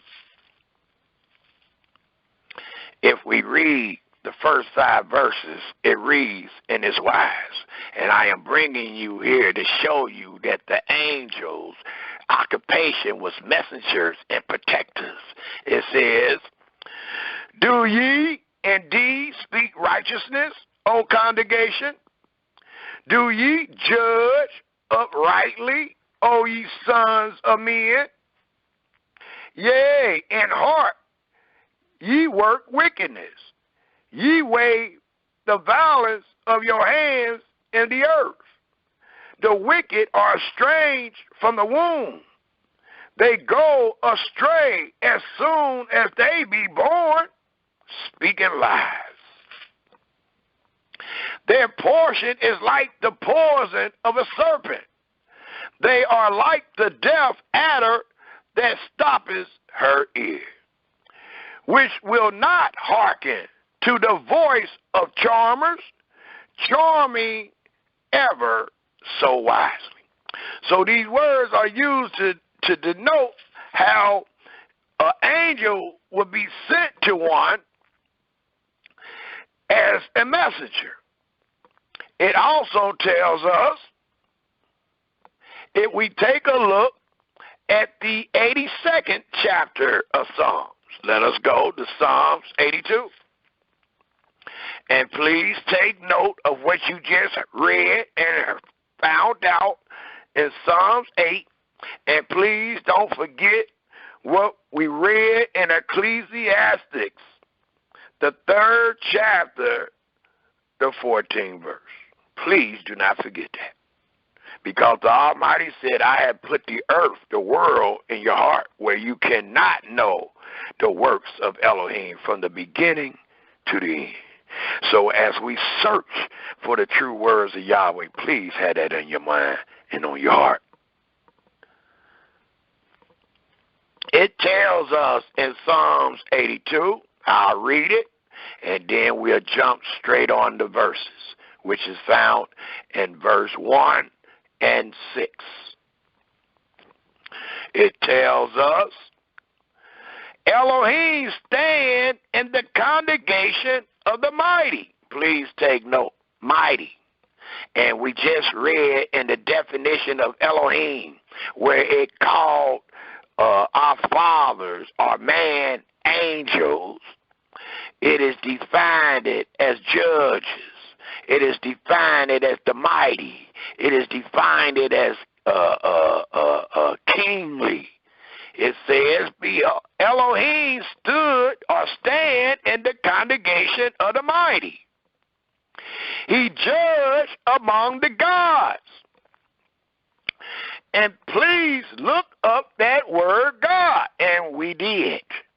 And we found that this word God can easily be translated dealing with his chosen people as judges, as kings, as rulers. And that is all Yahweh is speaking about. This is not a psalm for the children of Israel to read on how Yahweh was dealing with, as our brothers and them says it, I guess because it read congregation, the assembly of gods.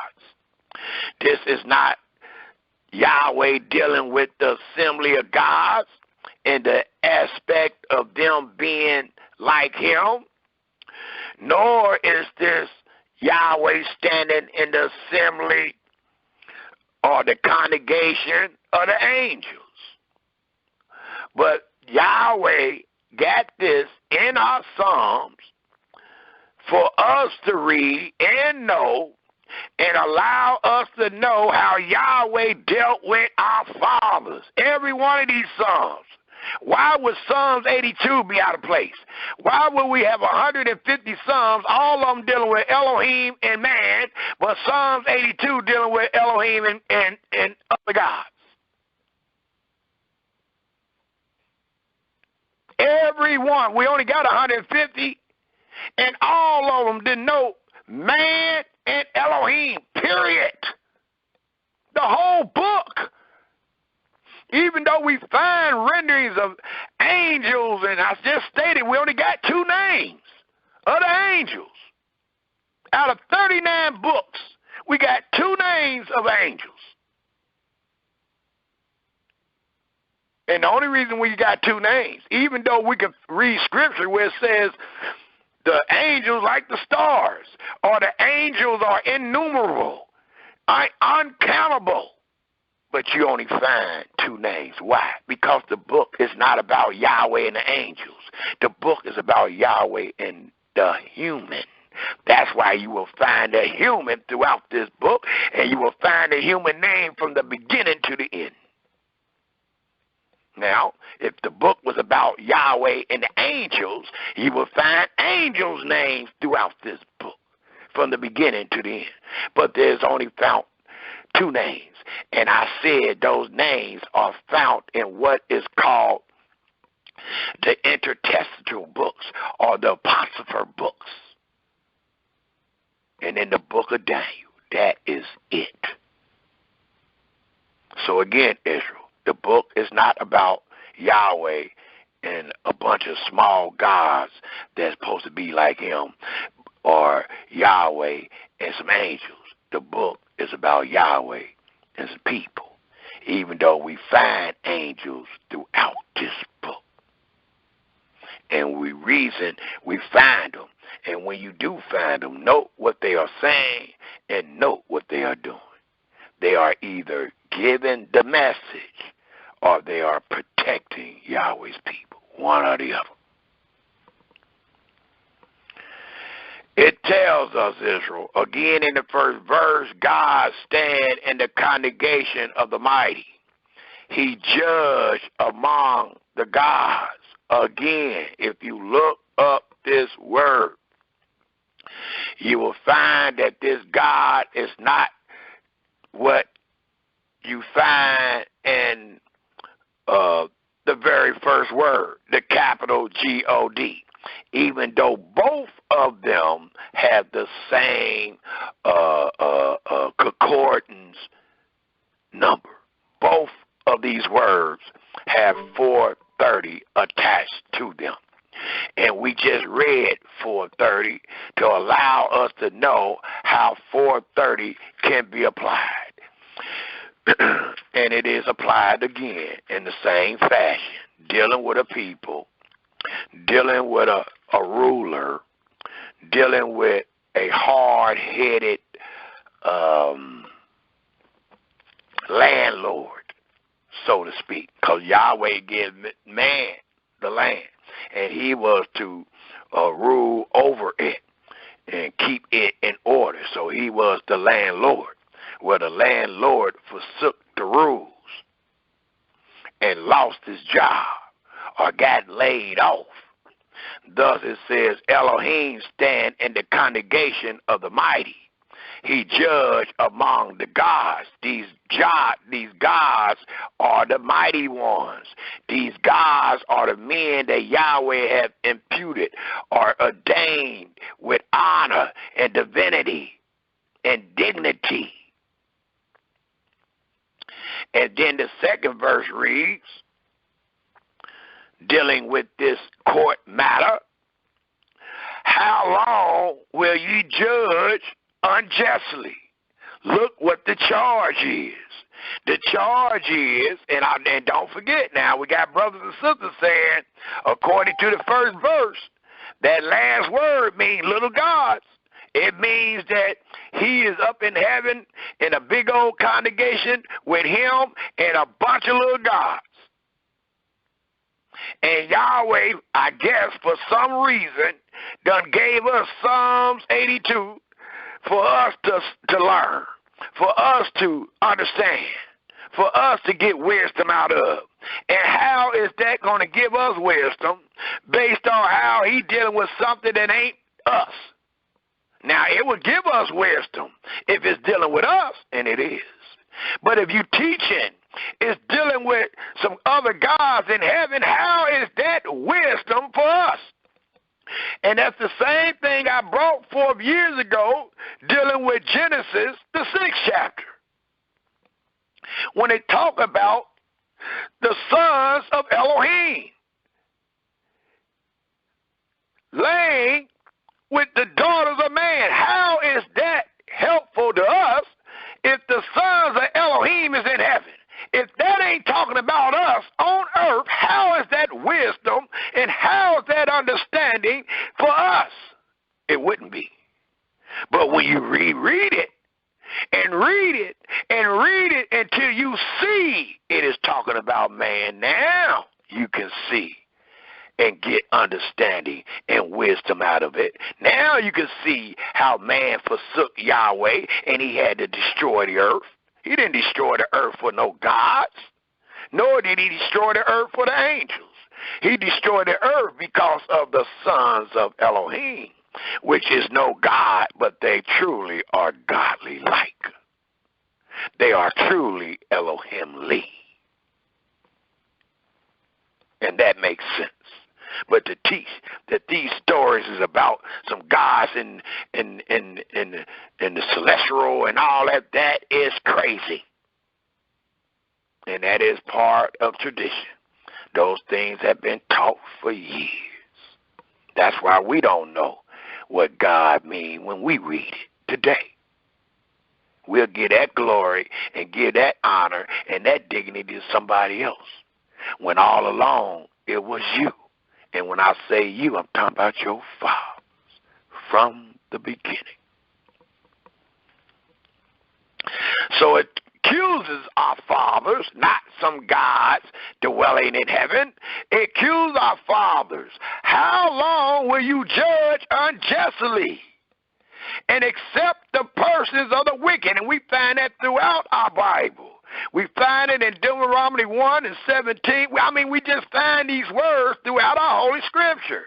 And he ain't talking about man. He ain't talking about no God or no angel. He's talking about man, that he has made Elohimly like.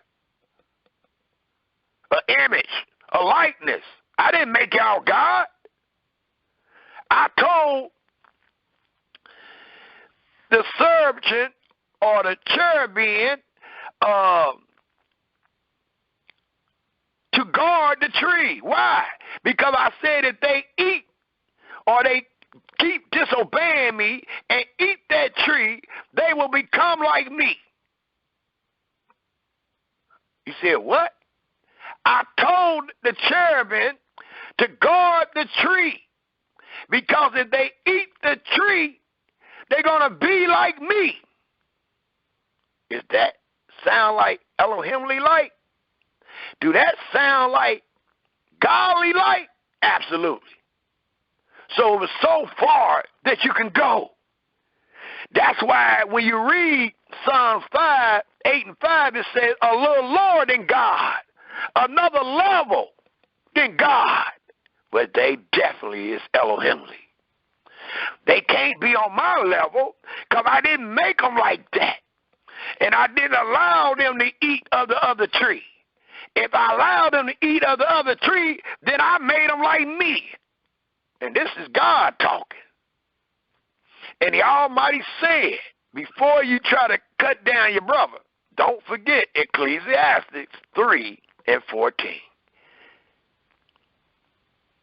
It says, he put the world in man's heart where they will not know the works of Elohim. So you don't know.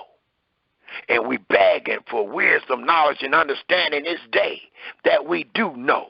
And these are the things that Yahweh have revealed to let us know. And now we know that it ain't talking about a little God. It's talking about your daddies. It's talking about your fathers. It's talking about man that Yahweh created. He started off talking about what he did with his fingers. Created the stars, the moon, the heavens. And then it's talk about man. And he called man in this light translation angels. Well, now we're in Psalms 82. And these angels that was called, these less than God, this son of God, these sons of men, it says again in the second verse, how long will you judge unjustly and accept the persons of the wicked? So are you teaching that the little God's down here judging unjustly? Or are you teaching that the little gods was in heaven judging unjustly? That don't make sense. But if you make it to be who it attends to be, if you keep it in its proper context, it reads in the third verse, defend the poor. Now, what poor are you talking about? Is it some poor people in heaven? Is there some poor people up there with Yahweh and the other little guys? Is that what you're teaching? It says, defend the poor and the fatherless. I guess the fatherless is up there with those little gods, and the little gods was not defending the poor and the fatherless. Is that what Psalms 82 talking about, Israel? Is that what Yahweh want us to know? Or is it talking about how our fathers will respect the persons, how our fathers forsook the fatherless, the widow, and the stranger? I think it's talking about the latter. It continue to read, Israel. Defend the poor and fatherless. Do justice to the afflicted and needy. That is the orders given to the Elohimly. That is the orders that was given to the godly. And those godly people was your fathers.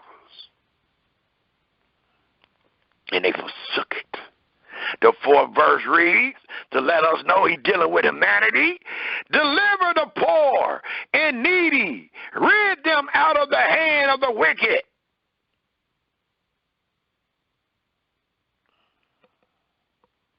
And then the fifth verse reads, they know not. And I know this ain't talking about no little gods that y'all talking about that's just like God. This talking about human. They know not, neither will they understand. They walk on in darkness. This is man. Ain't no God, little gods walking on in darkness. This ain't no little angels walking around in darkness. This is man. And I'm going to prove it by the sentence that man going to get. It reads, they know not, neither will they understand. They walk on in darkness.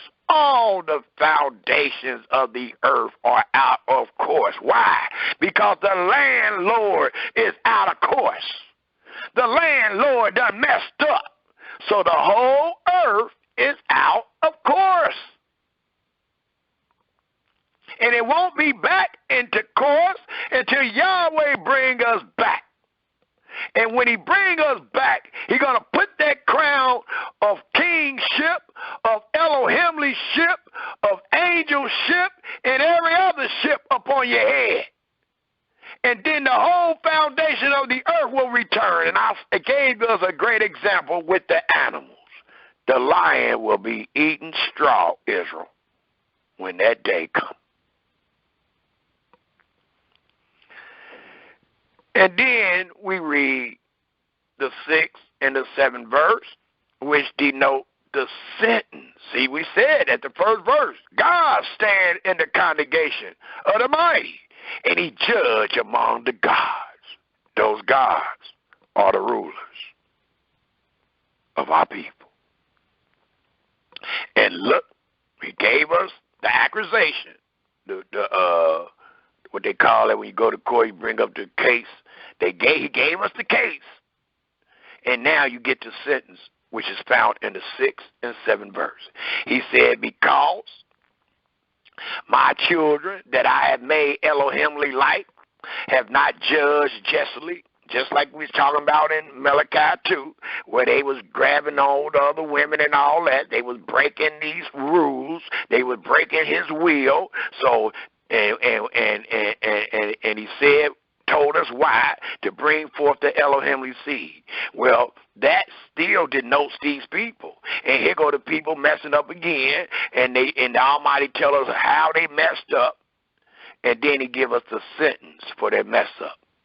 Let's see if this is God or these angels. It reads, I have said ye, and note who said it. Note who said it. Yahweh. I have said ye are gods. Look it up, please. And all of you are what? Children of the Most High. Hold on. It sounds like your brother, right? Because your brother keep telling you, no, this is humanity. No, Israel, this is man. No, Israel, this is your fathers. And then it tells us, I have said ye are gods in the lowercase. And all of you, every one of the gods that you think is a god, are children of the Most High. How about that? And look at your punishment.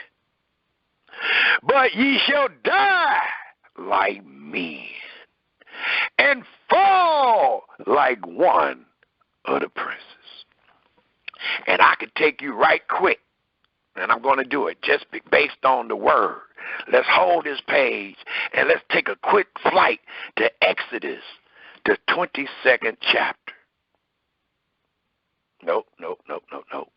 Exodus, the 12th chapter, the 12th verse. Let's take a quick look at that. And we're looking at that based on what we just read in this 7th verse. But ye shall die like men and fall like one of the princes. What could be one of the princes? What could one of the princes be translated to mean? Let's find out in Exodus 12 and 12.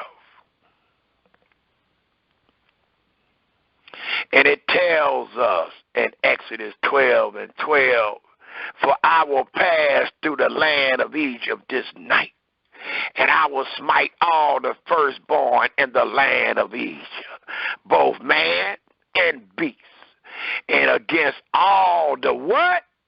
Gods of Egypt. I will execute judgment. I am Yahweh. Hold on. Now he's talking about the Egyptians. And he said who he was going to kill. He said both man and beast. So a lot of times people read it like this and say, well, it can't be about no man because he already mentioned man. Well, let's read. Both man and beast. And against all the gods of Egypt, I will execute judgment. I am Yahweh. What is this word God mean? Well, in your book, it is found in your Hebrew concordance under 430. When you look it up, it means prince. How about that? And that's why I took you there, because the 7th verse of Psalms 82 said, but ye shall die like men and fall like one of the princes. Well, what do the princes denote? A God. Please look that word up in Exodus 12 and 12. It's found under 40:30. And like I said, I already did the homework. I know what it denotes. Prince. That's why I took you there, because we left from Psalms 82 with the word prince. And I just want to tie all this together. I want it to be transparent where you can see it clearly.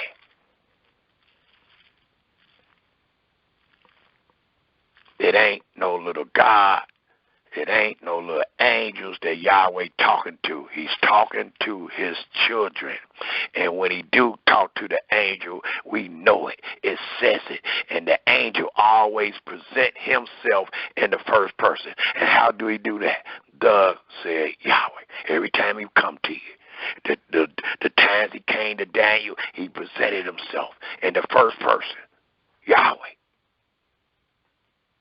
So he only as a messenger. He's not as the God. He's only as a protector. He's not as the God. They said they looked in the furnace and they seen 4 men. Well, guess who the 4th was? The angel. And who could it be based on the descriptions of their occupation? It had to be Michael, because that's what Michael do. Now, if the question was, well, who was it that told them something? Then, based on their occupation, all we got to do is look. Based on their occupation, it would have been Gabriel, because he was the one that always gave the messages. We still be at Psalms 82, closing this up. It tells us one more time in the 7th verse, but ye shall die like men, because you are men, and fall like one of the princesses. The princesses are men, but many times the princesses were known as gods, just like the judges. It reads in the 8th verse, arise, Elohim, judge the earth, not the heavens. Note the whole context. If this was talking about some gods in heaven, assembly in heaven, wouldn't it say, rise, Yahweh, judge the heavens? What you judging the earth for what the God did? And that's why I took y'all to Genesis 6. I brought that up years ago. Why is Yahweh punishing man for what gods did? And they say, they that know better, supposed to do better. Well, if the angel, the sons of Elohim was angels, and they came and did what y'all said they did on earth, why would Yahweh destroy the earth and not the angels? Why would Yahweh punish the daughters of man and not the sons of Elohim if they were angels or some type of little gods? The scripture lets us know that humanity was punished. And humanity, the earth, was replenished, not the heavens. So the story is not about some gods. You got to go in mythology for all that mess. This is not mythology. This is monotheism. And I can direct you to it, but I won't. I know where all that stuff is found. I done read that mess, sadly to say. I done read all that mess years ago. I know where to find the pantheons of gods and all that, and it's not in your holy scripture. This is the distinction from all that's written. This is the book of monotheism, not polytheism, nor mythology. So again, Israel, this was another chapter that was brought up to try to show, or at least for them to give me their understanding. I'm not going to say to try to show their brother wrong. I'm going to say to show what their understanding was. And their understanding is off when it comes to Yahweh is the only Elohim.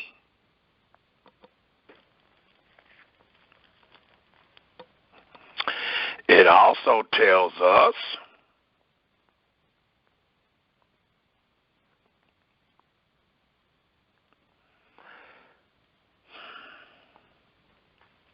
if we take a look in the book of Ecclesiastes again, the book of Ecclesiastes, the 10th chapter.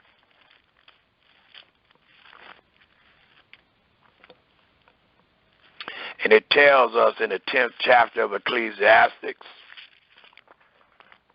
and I am bringing forth these scriptures to allow us to know that the Almighty set a crown upon our father's head, and not just our fathers. When I say our fathers, I'm speaking to those that is in the same lane I'm in. And we know what happened when Yahweh took Tyreh out of his father's, Abram out of his father Tyreh's house and put this divinity upon Abram and his seed. So that's when the chosen, when we start talking about Israel, that's when Israel kick in. But before that happened, we know that Yahweh created the earth and he created man upon it. So man already had this authority. That's why you find them being called the sons of Elohim. And they forsook that authority. The crown got cast to the ground. The earth was destroyed. And the Comforter carried on. And out of his sons, they replenished the earth. So that's how we got the crown upon our head. And I say we, I'm talking about the Israelites. But before the Israelites had the crown upon their head, Adam had it. And that long genealogy you find in the 5th chapter of Genesis, they all had it. It says that Enoch even walked with Elohim and he was not. They all had it. And then the grandson or the great-grandson, which was Noah, which was called the Comforter, to come upon the earth because Yahweh had cursed the earth. They all had it. And as long as you was in obedience, you would have continued in that kingly, that Elohimly, and that angel role. And the Almighty wanted us to know that he set these men up in this divine role. Thus, I took us to Ecclesiastes, the 10th chapter, the 20th verse, and it reads, "Curse not the king,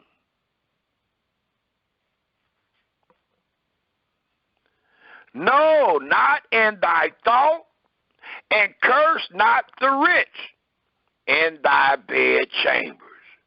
For a bird of the air shall carry the voice, and that which have wings shall tell the matter." So it's saying it ain't wise to curse the king, not even in your thoughts, because this little bird gonna pick up your thought and run it right back to the king. And guess what's going to happen to your life? So the Almighty using this wisdom to allow us to know, don't curse the king. Same way when he sent our fathers in Babylon. They couldn't go curse the king of Nebuchadnezzar. The Almighty said, everybody bow down to him. If you would have went and cursed the king, what would have happened to you? You would have died, and you would have forsook wisdom. Because wisdom already allows us to know not to curse a king. And it's talking about in general, not King David. This is wisdom. Wisdom deals with the plight in the earth. It ain't just dealing with certain people. Wisdom is wisdom. Wisdom is found at every corner, it says. So I wanted to show this wisdom, that these men that is put up as authority, they are to be looked at, they are to be wondered at. They are men of renown. Yes, the word I'm looking for. They are men of renown because Yahweh have ordained these men with this power. Don't forget what it says in Daniel. I am the one that set them up, and I am the one that set them down. What is he talking about? Kings of the earth, rulers. So you can't curse something that Yahweh set up, even if you don't like him. It also tells us to continue on in this truth. It tells us, if we take a look at 1 Samuel, the 13th chapter. 1 Samuel, the 13th chapter. And it tells us in 1 Samuel, the 13th chapter, and please write some of these chapters and verses down, because your brother might question you today. You might be the one to get questioned today. It tells us in 1 Samuel, the 13th chapter, we all turn there, please.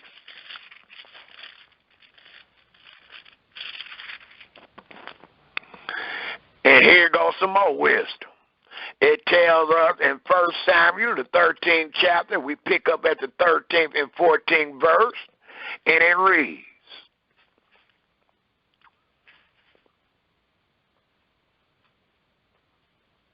and Samuel said to Saul, thou hast done foolishly.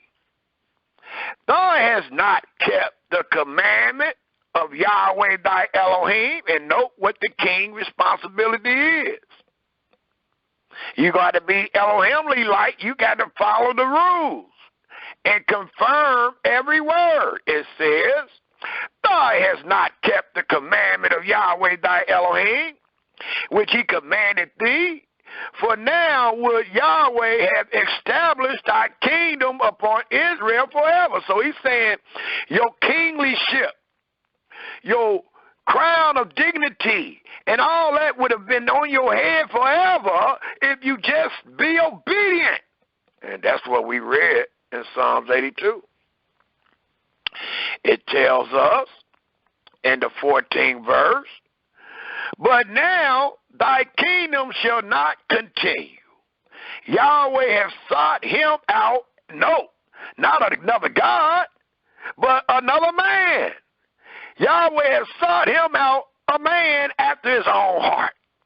And Yahweh have commanded him to be captain over his people, because thou hast not kept that which Yahweh commanded thee.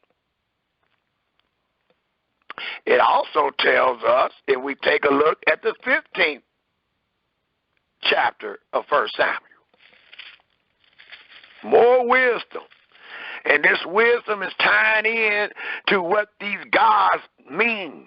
And these gods denote rulers with crowns of dignity and authority on their head. And they had to walk a certain walk to stay that way. And when they messed up against their father. And who is their father? Did he not create us all? Absolutely. Well, let's take a look at 1 Samuel, the 15th chapter. And it tells us in the 16th verse,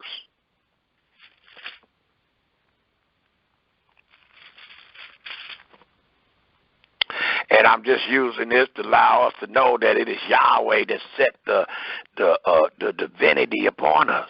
He is the one that sets the dignity upon us. He is the one that crowns us and calls us a little lower than a God. It reads in the 15th, 16th, and 17th verse, and Saul said, they have brought them from the Amalekites, for the people spared the best of the sheep and of the oxen to sacrifice unto Yahweh thy Elohim, and the rest we have utterly destroyed. Then Samuel said unto Saul, Stay, and I will tell thee what Yahweh has said to me this day. And another messenger that is known in your scripture is the prophet. It says, and he said unto him, Say on, the 17th verse. And Samuel said, When thy was little, note the words, note how the little man became the tall man. Note how the defiled man became the holy man. Note how the little man became the king, it says. And Samuel said, When thy was little in thy own sight, you couldn't even see your own self being bigger than what you was, and Yahweh made you great.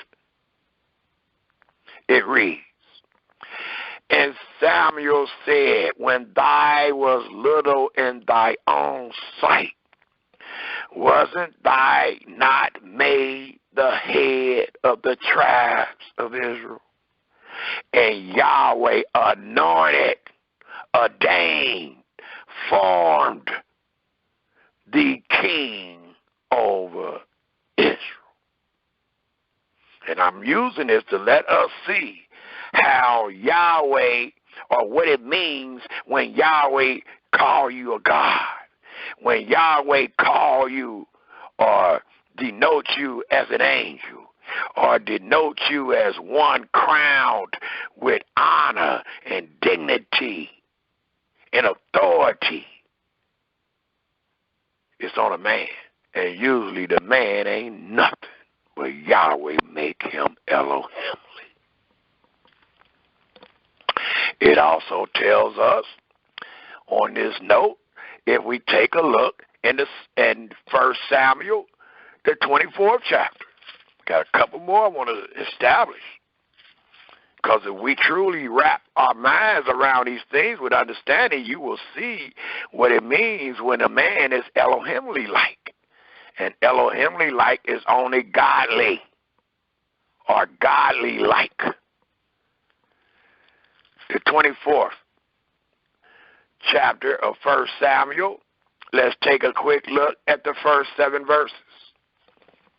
And it says in the first 7 verses of the 24th chapter of Samuel, and it reads, And it came to pass when Saul was returned from following the Philistines, that it was told him, saying, Behold, David is in the wilderness of En-Gedi. Then Saul took 3,000 chosen men out of all Israel, and went to seek David and his men upon the rocks of the wild goats.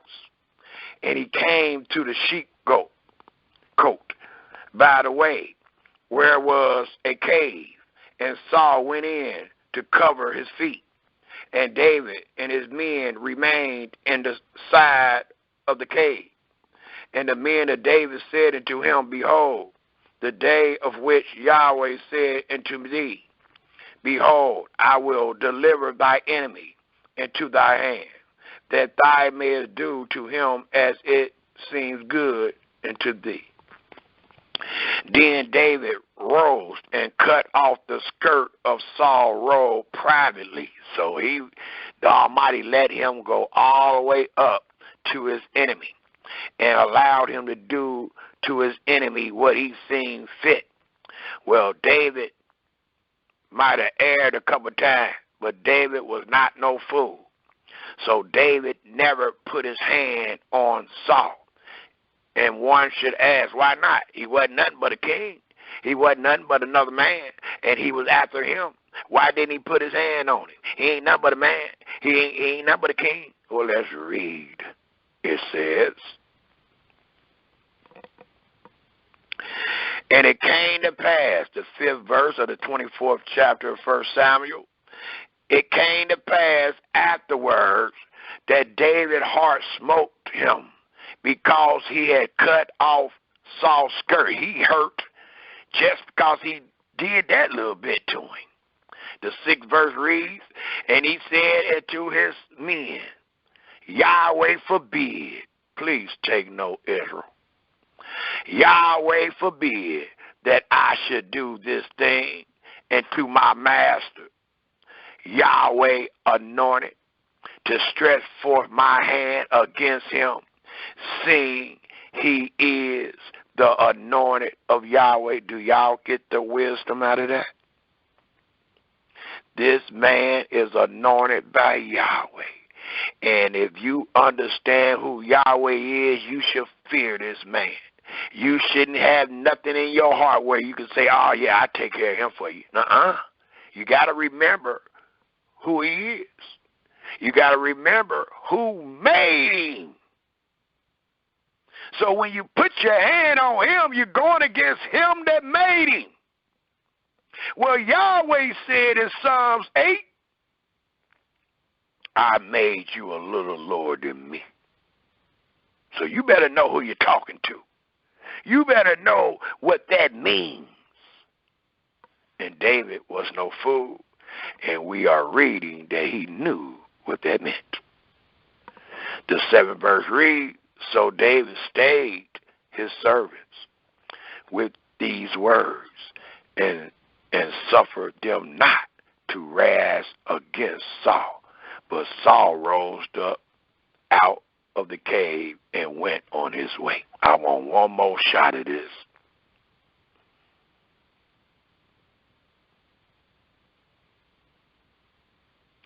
It says in the 11th verse of the same chapter, moreover, my father, see the skirt of thy robe in my hand, for in that I cut off the skirt of thy robe and killed thee not. Know thy and see that there is neither evil nor transgression in my hand. And I have not sinned. No, he would have sinned.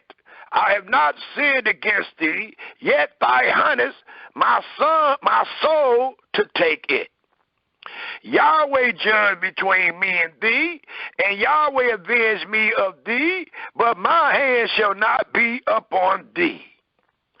As said the proverb of the ancient, wickedness proceed from the wicked, but my hand shall not be upon thee.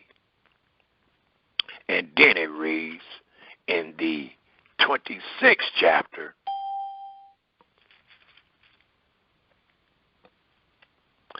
and let's pick up at the 4th verse. 1 Samuel, the 26th chapter, let's pick up at the 4th verse, and it reads, David therefore sent out spies and understood that Saul was come in very deed. And David rose and came to the place where Saul had pitched, and David beheld the place where Saul lay. And Abner the son of Ner, the captain of his host, and Saul laid in the trench, and the people pitched round about him. Then answered David and said unto Amalek the Hittite and Abishai the son of Zerah, brother of Joab, saying, who will go down with me to Saul to the camp? And Abishai said, I'll go down with thee. So David and Abishai came to the people by night, and behold, Saul lay sleeping within the trench, and his spear stuck in the ground at his holster or bolster. But Abner and the people laid around about him. Then said Abishai to David, Elohim have delivered thy enemy into thy hand this day.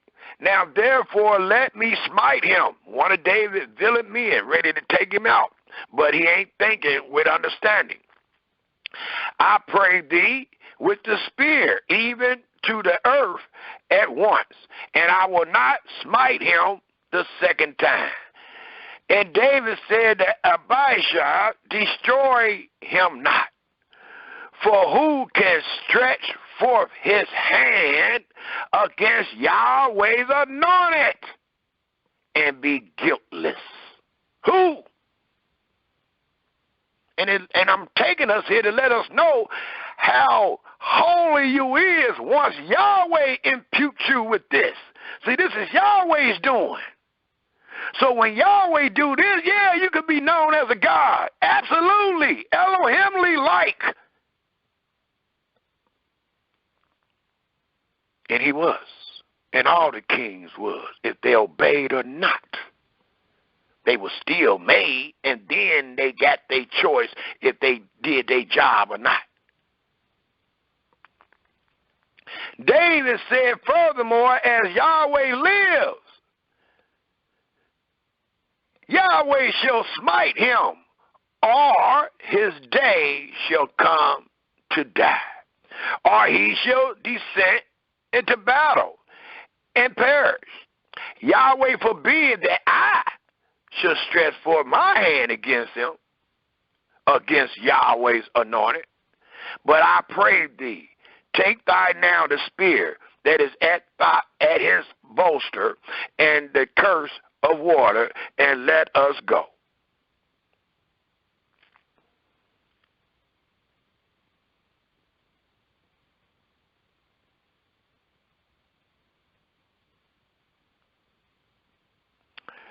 I'm looking for one more place I was looking for where Saul admit himself and say that David was righteous all along, that David was righteous.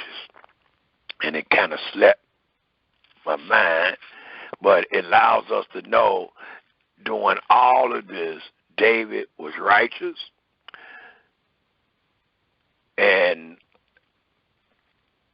David or Saul even understood that David was righteous and that he was in error, and that he knew that David was going to be a great king with the wisdom that he displayed. And he acknowledged these things about David. But I wanted y'all to see where when the Almighty anoints us, when the Almighty establishes a man on the earth, even the wicked man, you can't do nothing about it. He said, I set him up and I sit him down. So the fear of the king, the fear of the anointed, and our kings were not the only ones anointed. So the fear of the kings, the fear of our anointed was a divine fear. It was a fear that denoted reverence because of Yahweh anointing. And we're using these anointed words to connect us as this Elohimly people, to show our brothers and sisters that there's only one God in the entire earth. There's only one God to be submitted to and worship in your holy scriptures. And when you read the other gods that denote his children, it truly denotes his children. And those children are men. We read last week that they are sheep. And it reads, the sheep of Yahweh pastor is men.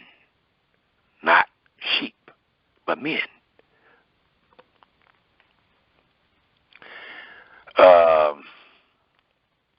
I had in order to go to Exodus 12 and 12. We just went there.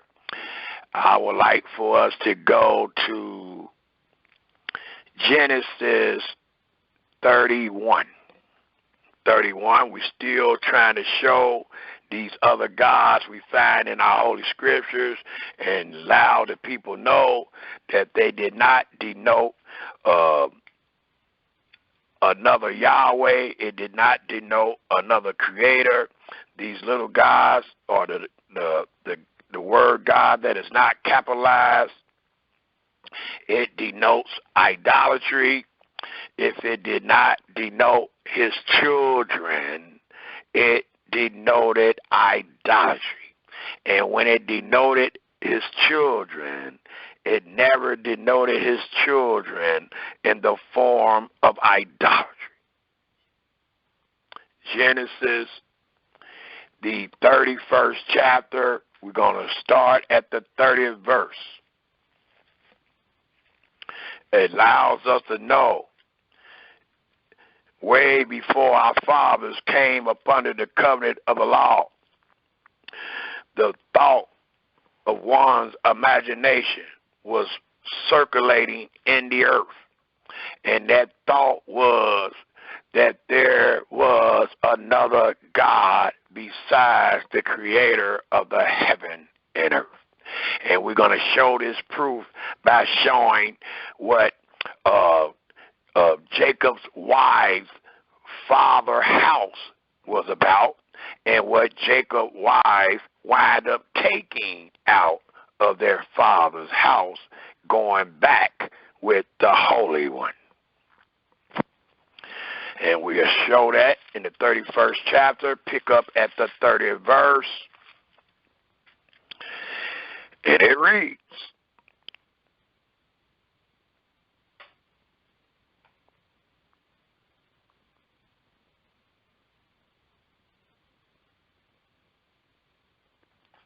and now, though thy words needs be gone, because thy sore longest after thy father's house, yet wherefore hast thou stolen my gods? So Laban, which is Jacob's father-in-law, the father of his two wives, he is pursuing after Jacob and his wives. And you can pick that up at the 22nd verse. I started down here at the 30th. And the 30th verse reads again, and now though thy wouldest needs be gone, because thy sore longest after thy father's house, yet wherefore hast thou stolen my gods? Look at these gods. Look at these gods that is no gods. They can be stolen. They can be destroyed. It says in the 31st verse, and Jacob answered and said to Laban, because I was afraid, for I said, peradventure thou would take by force thy daughters from me. So that's why he left. With whomsoever thou findest thy gods, let him not live. So Jacob said, that's why he left. And he let them know, I did not leave to be taking your little God, and whoever got your little God, because it's stealing. Even though the God ain't nothing, it's still his property. It's still his, and you stole it. So Jacob said, let him not live before our brethren. Discern thy what is thine with me, and take it to thee. For Jacob knew not that Rachel had stolen them. So Rachel was the favorite out of the two wives. His favorite wife has stolen the little gods. And he already said, whoever you find with it, let him die. It continued to read. And Laban went into Jacob's tent, and into Leah's tent, and into the two maid servants' tents. And watch what Rachel did. It said, into the two maid servants' tents, but he found them not. Then went he out of Leah's tent and entered into Rachel's tent. Now Rachel had taken the images, note the gods. It's just got defined right here, image. And put them in the camel's furniture and set upon them. They can't search that, watch. And Lebanon searched all the tent, but found them not. And she said unto her father, let it not displease my master, that I cannot rise up before thee, for the custom of women is upon me. She was on her menstruation. And that was good enough for her daddy not to ask her to get up and start looking up under all that stuff she was just sitting on because she on her menstruation. So it tells us, what verse is that? The 35th verse again, and she said unto her father, let it not displease my master, that I cannot rise up before thee, for the custom of women is upon me. And he searched, but found not the images. And Jacob was wroth and tried with Laban, and Jacob answered and said to Laban, what is my trespass? What is my sin that thou hast so hotly pursued after me? Whereas thou hast searched all my stuff, what hast thou found of all thy household stuff? Set it here before my brethren and thy brethren, that they may judge between us both.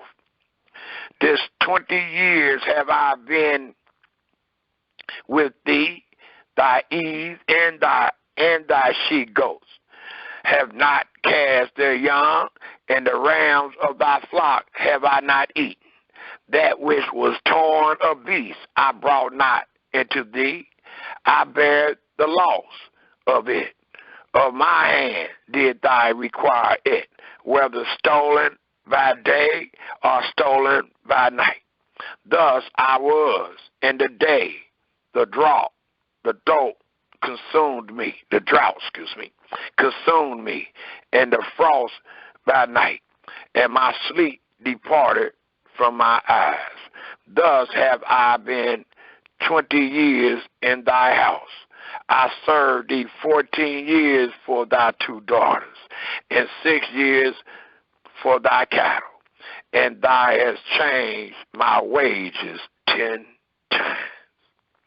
Except Elohim of my fathers, the Elohim of Abraham, and the fear of Isaac, and have been with me, surely thou hast sent me away now empty.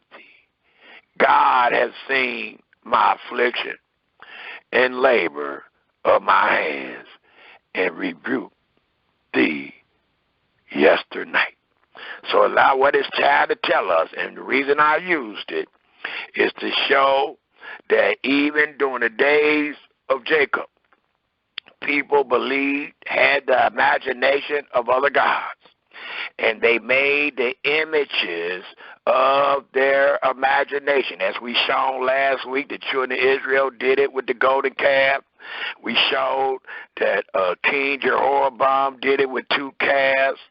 We're showing right here that it is nothing but one's imagination. And they take their imagination and form a image.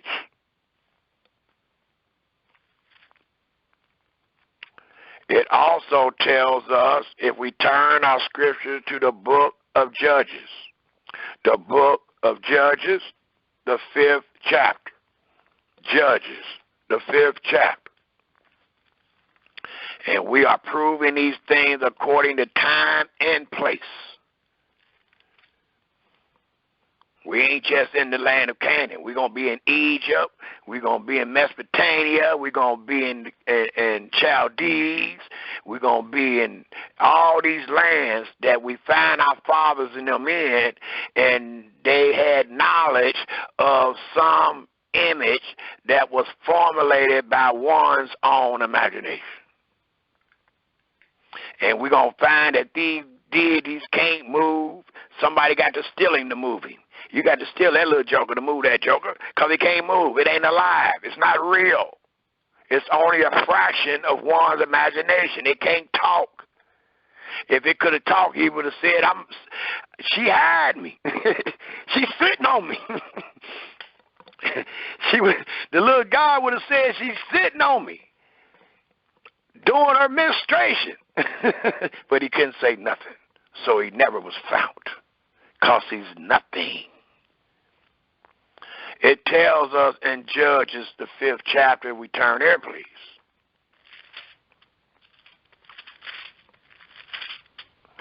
And it tells us in Judges, the 5th chapter, the 8th verse. I'll start at the 7th. And it reads, the inhabitants of the villages ceased. They ceased in Israel until that I, Deborah, arose. That I arose a mother in Israel. They choose new gods. Note, it's a choice. It's a fraction of your imagination. You following the multitude to do evil. You chose it. It didn't create you. You chose it. They choose new gods. Then was war in the gates. Look, Yahweh said, what? Man, send them war. Send the Syrians against them. Send the Philistines against them. Send the Egyptians against them. Because you keep on imagining these gods, which is no God.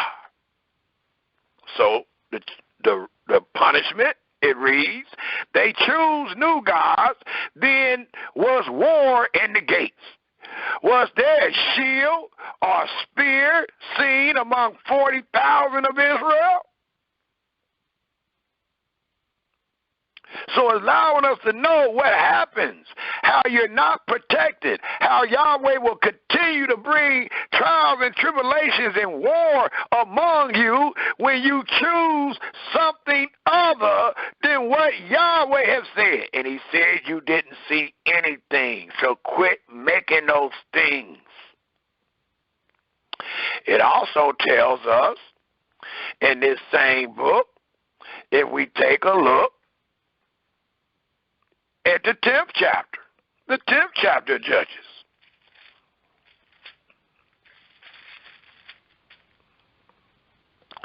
And it tells us in the 10th chapter of Judges, at the 14th verse, and it reads, let's start at the 13th verse. I'll start at the 12th to let you know Yahweh ain't playing.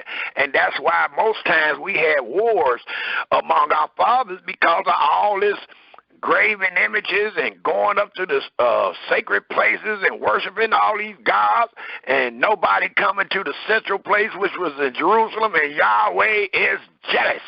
So this is what happens. It reads in the 12th verse. I'll start at the 11th. And Yahweh said unto the children of Israel, did not I deliver you from the Egyptians and from the Amorites, from the children of Ammon, and from the Palestines, the Zodians also, and the Amalekites, and the Monites did oppress you, and ye cried unto me, and I delivered you out of their hand. Yet ye have forsaken me and served other gods. Wherefore I will deliver you no more.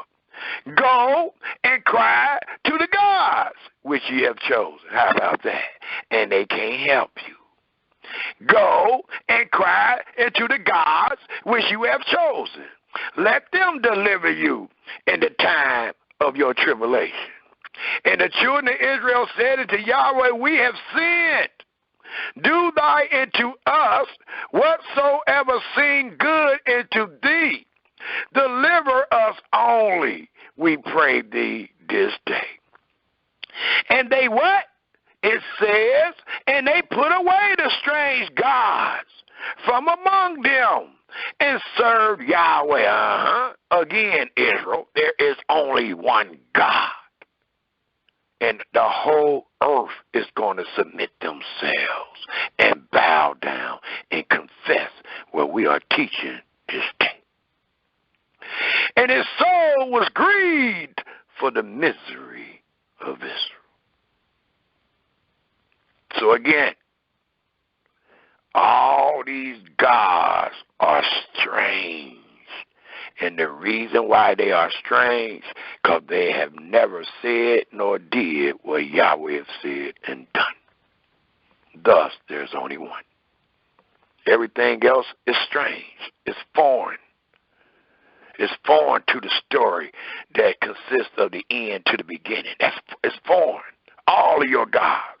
Whatever God you got in your mind, in your heart, other than Yahweh, is foreign to the story. It also tells us one more place I can use in the 17th chapter of Judges, the 5th verse.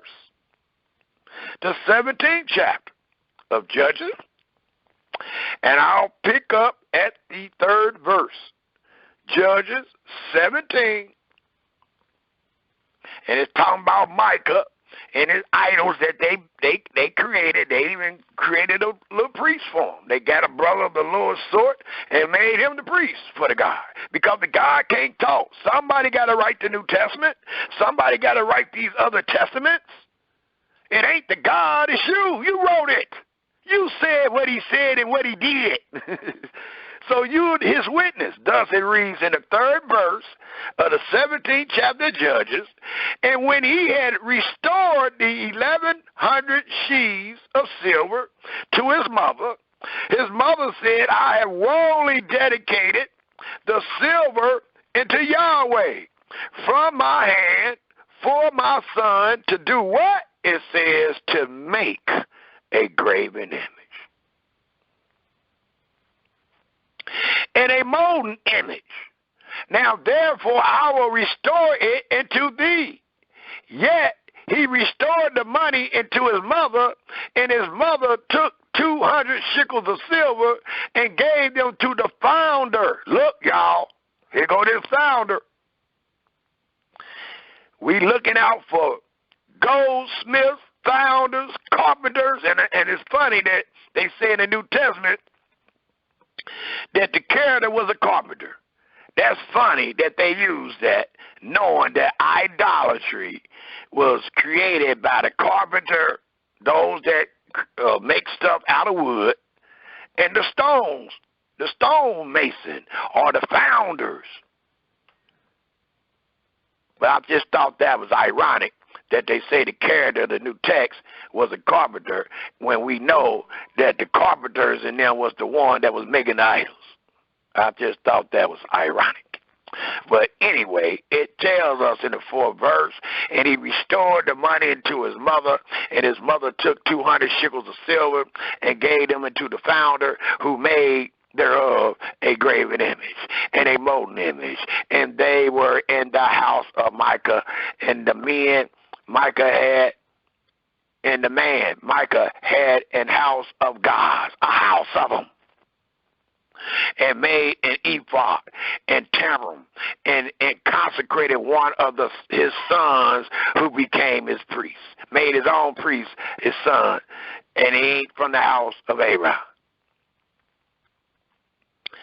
In those days, and note why they was doing it, or at least one of the reasons. In those days, there was no king in Israel, but every man did that which was right in his own eyes, and that denotes sin. The God is created in your own eyes, based on your own imagination, and it is sin. It also tells us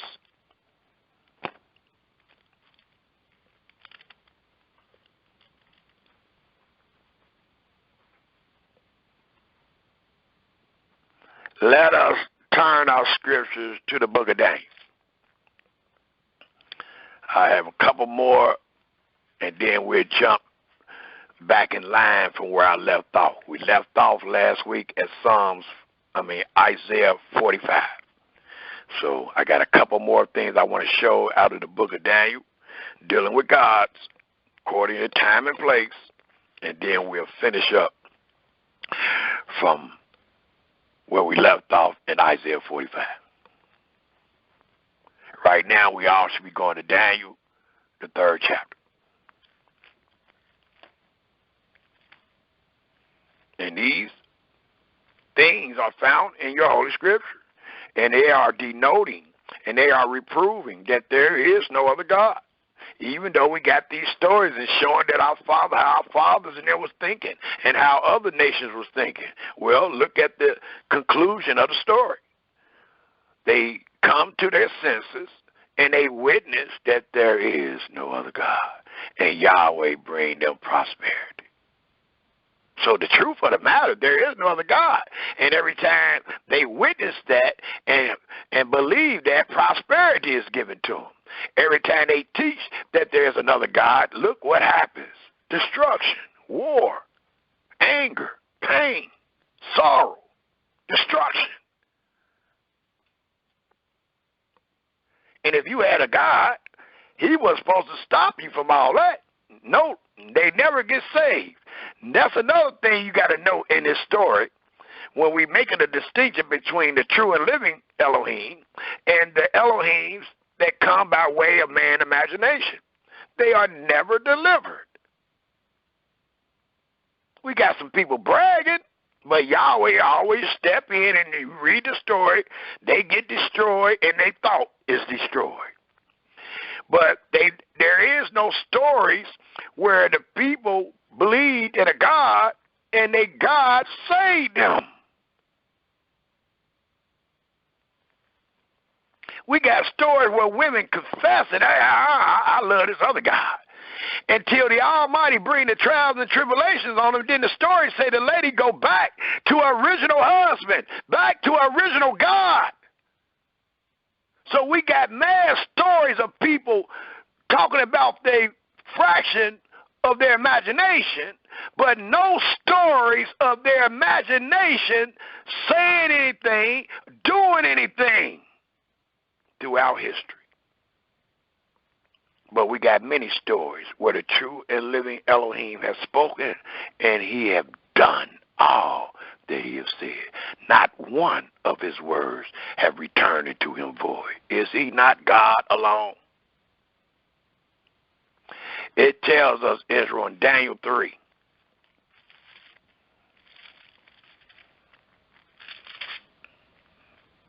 I'll pick up at the 17th verse. And it reads in the 17th verse of the 3rd chapter of Daniel.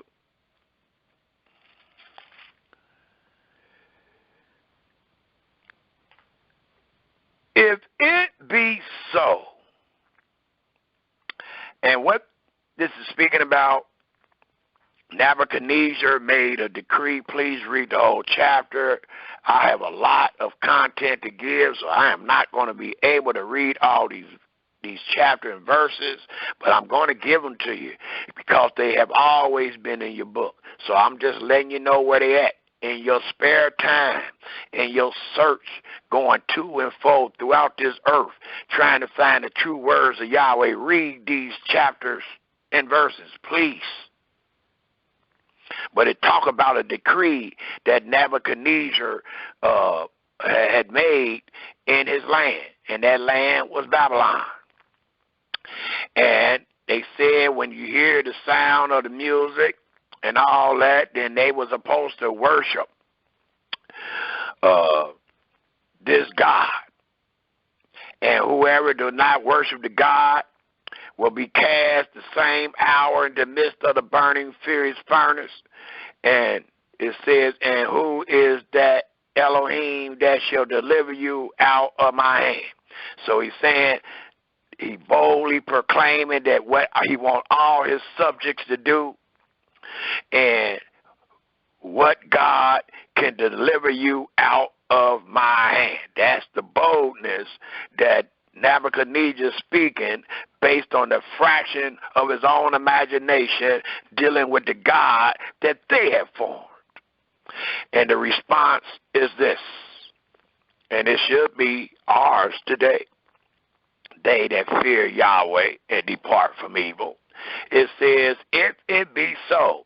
And you can also use this toward that mandate, toward the enemies of Yahweh, the haters of Yahweh, what they have set up in the earth to take this certain virus shot that don't work, haven't worked, but it's still like an order that the king have given. And the king have given this order to bow down. You can take it in that sense, because if you don't, you're going to lose your job. You use your job, losing your livelihood, because you need your job to eat, to stay alive, to survive. Well, they saying if you don't bow down to what we saying, we're going to take that from you. No different than how it was said to our fathers in Egypt when they was dealing with birth control, where they wanted to kill our sons. And it was a mandate. It was a decree by the king. But it says everybody don't listen to the king. Some people fear God. Some people know that God is even over the king. So they don't bow down. And that's what this story denotes. So it picks up in the 17th verse, and it says, if it be so, our Elohim, whom we serve, is able to deliver us from the burning fiery furnace. So the three Hebrew boys' gods was not the gods of the Egyptians' imagination. And the Hebrew gods believed that with them having a true and living Elohim, he would be able to deliver us from the burning of the fiery furnace. And then it reads, and he will deliver us out of thy hand, O king. But please take note of the 18th verse, for it says, but if not, be it known unto thee, O king, that we will not serve thy gods, nor worship the golden image. And where do the word image come from? Imagination. The golden image which thou hast set up.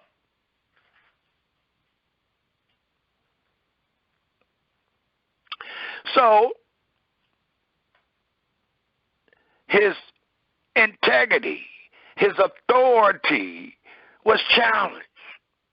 And he did what a king got the power to do. He threw them in the hole. He threw them in the furnace. And then it picks up at the 24th verse.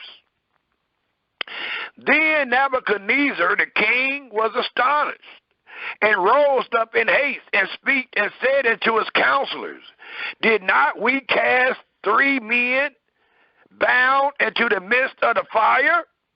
They answered and said unto the king, true, O king.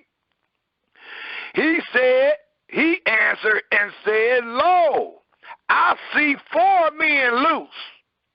And note, it was 3 bound.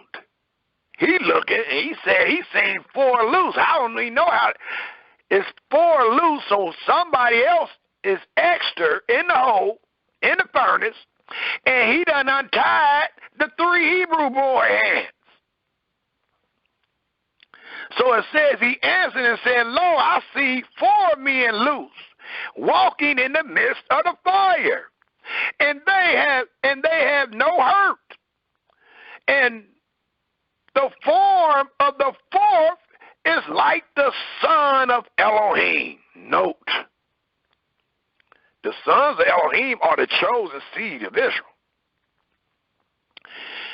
It says that there is a 4th, and it has the form like the sons of Elohim.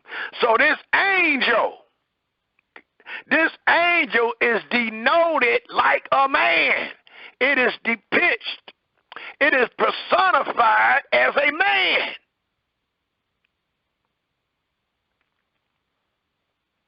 Not Yahweh, but a man.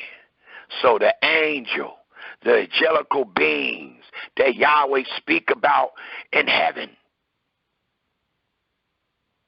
the 1,000 times 1,000, how he speak about them being innumerable, is what Yahweh used to teach or send messages to Israel and to protect Israel. And that's what you just read right here. You are seeing the protection. And let me hold this because something has hit me in my head. I want to show something right quick. Let's hold this because we're going right back to Daniel. But what I want to show is in Isaiah, because they said they seen 4 people and ain't nobody hurt. The fire, when you read the great story, the fire was so hot.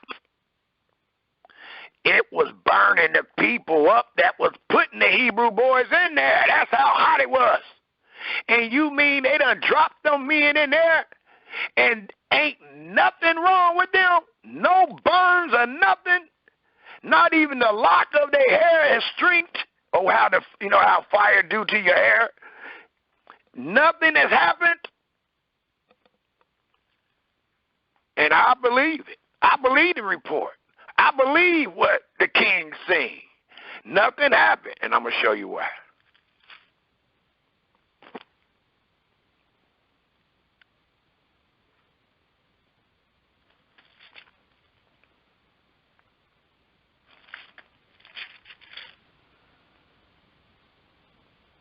It tells us, Israel, in Isaiah 43, this is why nothing happened to them Hebrew boys. And if you got the same faith, if you got the same trust, if you got the same belief and fear, nothing will happen to you. Even though you might find yourself in the furnace of affliction dealing with this virus shot or any other mandate, nothing will happen to you if you trust him. If you don't, he might allow it to happen. He might allow you to be put in a situation where you're about to lose everything if you don't take this shot. It tells us, Israel, in the 2nd verse of Isaiah 43, when thou passes, and note what we just read in Daniel 3, where we're going back, it says, when thou, and this is a prophecy, and this was prophesied before we went to Babylon. So we got to teach this right now according to time and place. Thus it reads, when thou passes through the waters, I will be with thee. And through the rivers, they shall not overflow thee. When thou walkest through the fire, thou shalt not be burnt. Is they not in the fire? Did the king not say he seen 4 men walking and ain't nothing wrong with them? When I had the men, I had my servants throw them in there, and they died throwing them in there. Now, how in the heck these people surviving this flame when I said I got the true and living God? And I challenged them. I said, if you got the true and living God and he can save you, so be it. Guess what? They got the true and living God. And he is being saved. And they are being saved. And how are they being saved? Is it Yahweh in the fire? Or is it one of his angels in the fire that have been used from the beginning of time to protect man? It was the angel, Israel. But the proof of the matter is, if you trust in Yahweh, when you find yourself in these trials and tribulations, you will not drown, nor will you be burnt. Daniel, the 3rd chapter. And let's see, according to the 28th verse, according to the 27th and the 28th verse, what the king realization became. It says in the 27th verse of the 3rd chapter of Daniel, and the prince, governors, captains and kings, counselors, being gathered together, saw these men, upon whose bodies the fire had no power. Why not? Based on what we just read in Isaiah 43:2. That's why not. It says, nor was an hair of their head singed. That's what I was trying to think of. Singed. Neither was their coats changed, nor the smell of fire. Y'all know how that is. We done had fires in the kitchen smelling like, and we wind up smelling like smoke. Here it is. They in the furnace and they can't even smell smoke on them. If that is not a miraculous act, I don't know what you call it. It says, nor the smell of fire had passed on them. Then Nebuchadnezzar spake and said, blessed be the Elohim, blessed be the God of Shadrach, Meshach, and Abednego, who have sent his what? He didn't send himself. He sent an angel, though. And we know why the angels are sent, to give the Elohimly people messages and to save their butt, to make sure their foot don't stumble on a stone. And that denotes your walk in life, Israel. When you read that in Psalm, talking about the angel not allowing your feet to hit a stone, and that denotes a man's walk in life. Not no walk down the street and he just didn't hit it. No, it's talking about life, period. And the angel is there waiting on you to stumble, to pick you back up, to make sure you back on that track. It says, blessed be the Elohim of Shadrach, Meshach, and Abednego, who has sent his angel and delivered his servant that trust in him. Note, he sent his angel to deliver his servants that believe and know and understand that Yahweh is the only God. It says, and delivered his servants that trust in him, and have changed the king's word and yield their bodies that they might not serve nor worship any deity except their own, capital G-O-D. And this was during the days of our fathers, and we in a whole nother land dealing with a God that the Babylonians dealing with. And note what the next decree was after he found and understood this truth. Therefore I make a decree that every people, note, every people, because there's only supposed to be one God, and one God created the earth and created everything therein, so everything therein supposed to be submissive to this one God.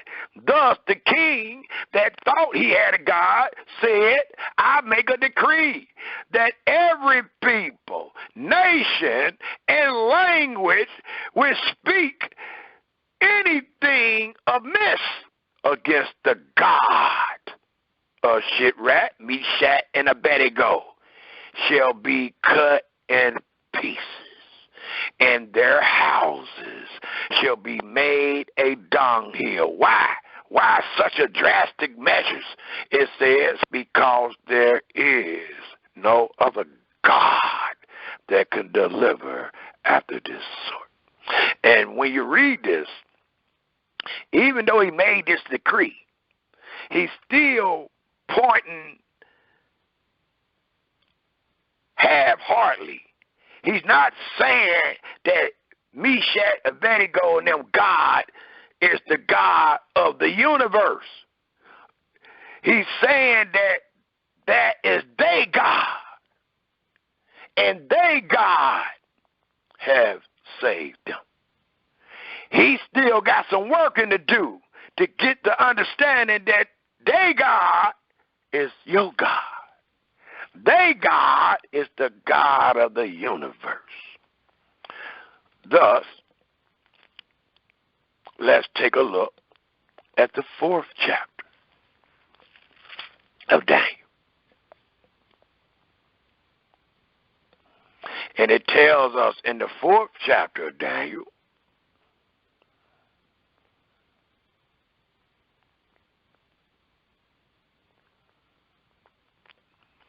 please read the whole chapter. I'm going to pick up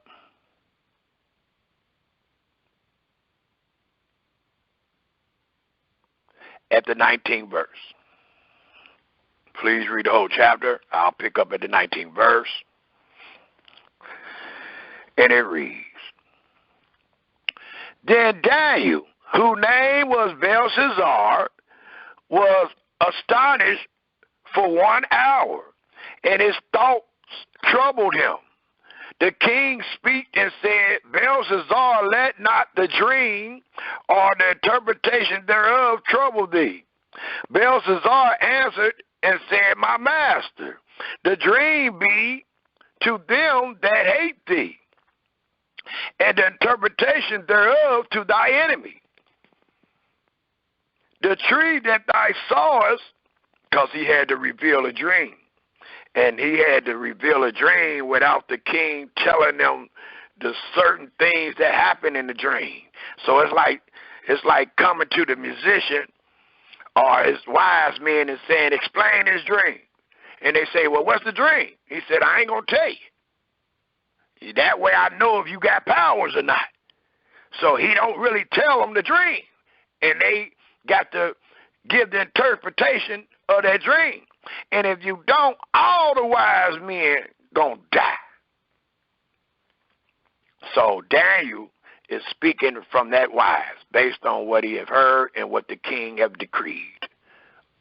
And it says, I think I left off at the 20th verse, the tree that thou sawest, which grew and was strong, whose height reached into the heavens, and the sight thereof to all the earth, whose leaves were fair, and the fruit thereof much, and in it was meat for all, under which the beasts of the field dwelt, and upon whose branches the fowls of the heaven had their habitation. It is thy, O king, that art grown and become strong, for thy greatness is grown and reached into the heavens, and thy dominion to the end of the earth. And whereas the king saw a watcher and the Holy One coming down from heaven, and saying, heave the tree down. Nebuchadnezzar and his prosperity denotes the tree.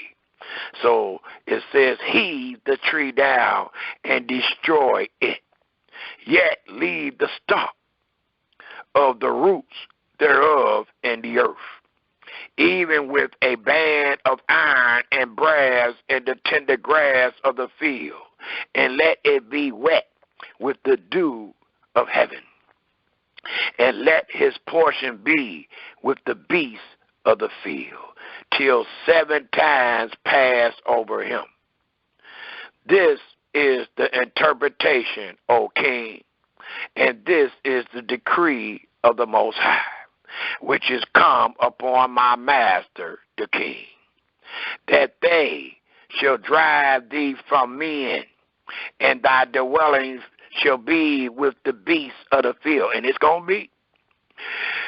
And they shall make thee to eat grass as oxen, and they shall wet thee with the dew of heaven, and 7 times shall pass over thee, till thou know. Because right now you don't know, and you didn't know it then when you said what you said to the 3 Hebrew boys.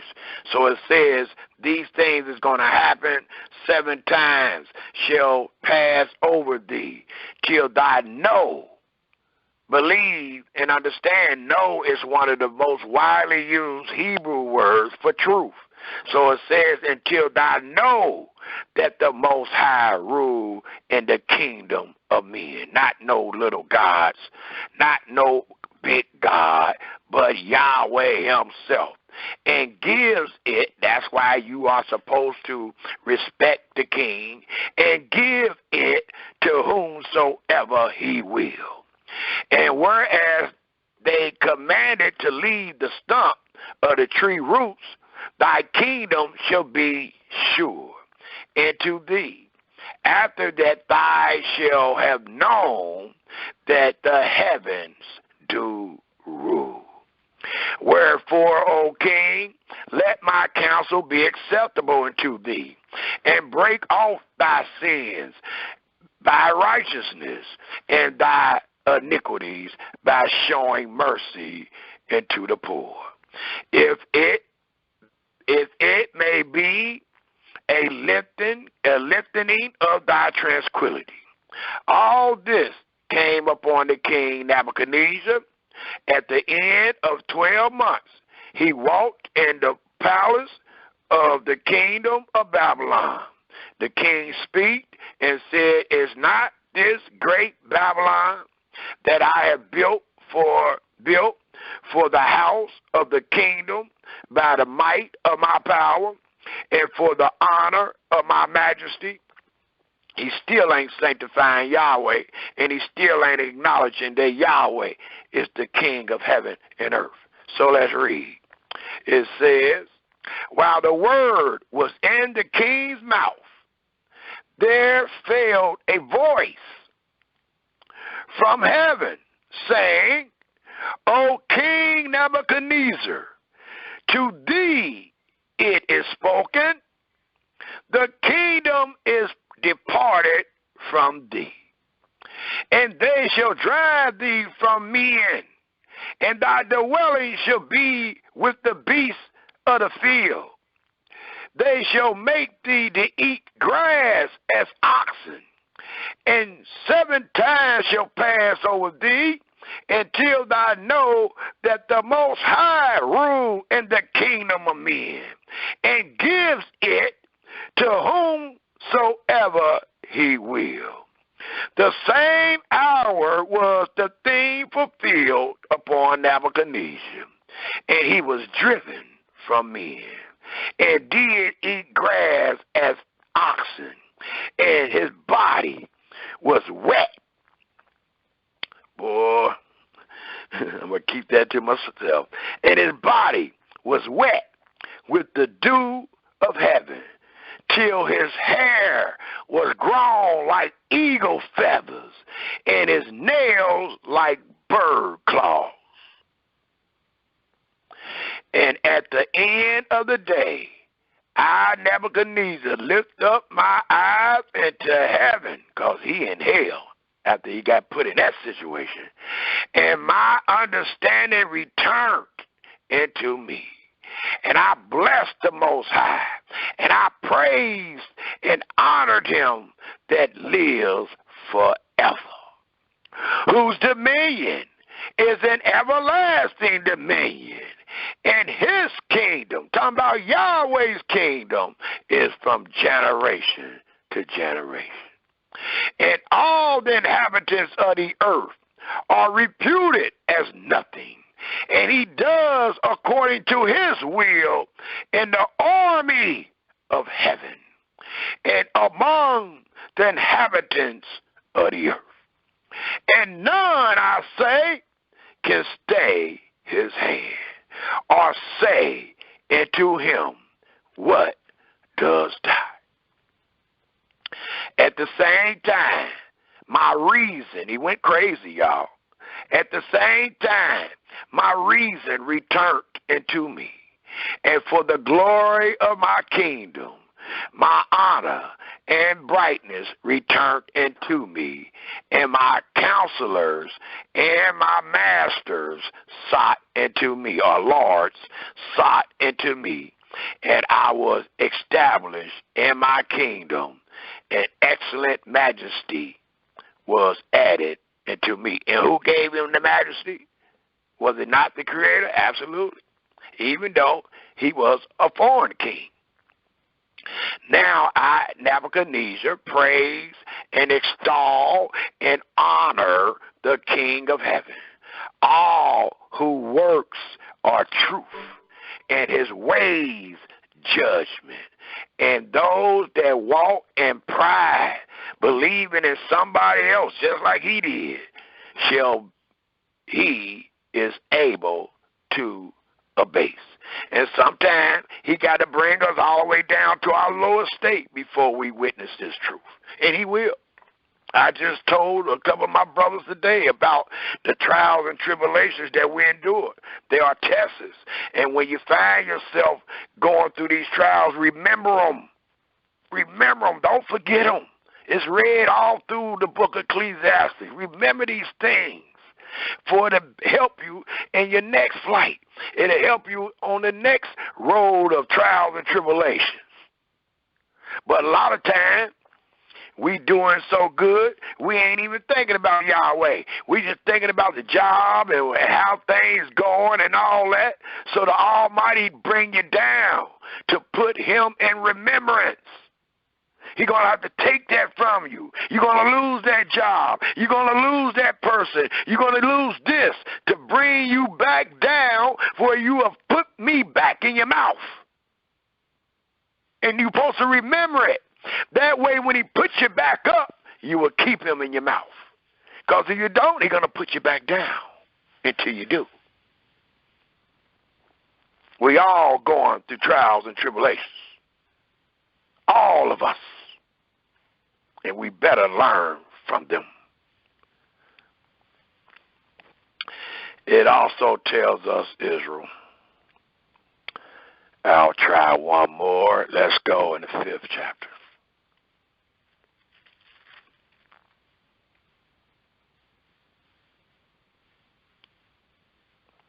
The 5th chapter, it tells us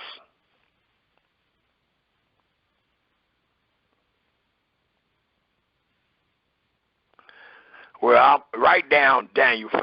I'm going to go ahead and use the 6th chapter. Write down Daniel 5. And please read Daniel 5 in your spare time. It's talking about praising gods and stuff like that. And it allows us to know that there is no other God. But I will read this one verse out of, these 3 verses out of Daniel 5.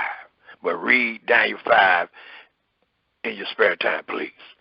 We're going to pick up in Daniel, the 5th chapter, the 21st verse.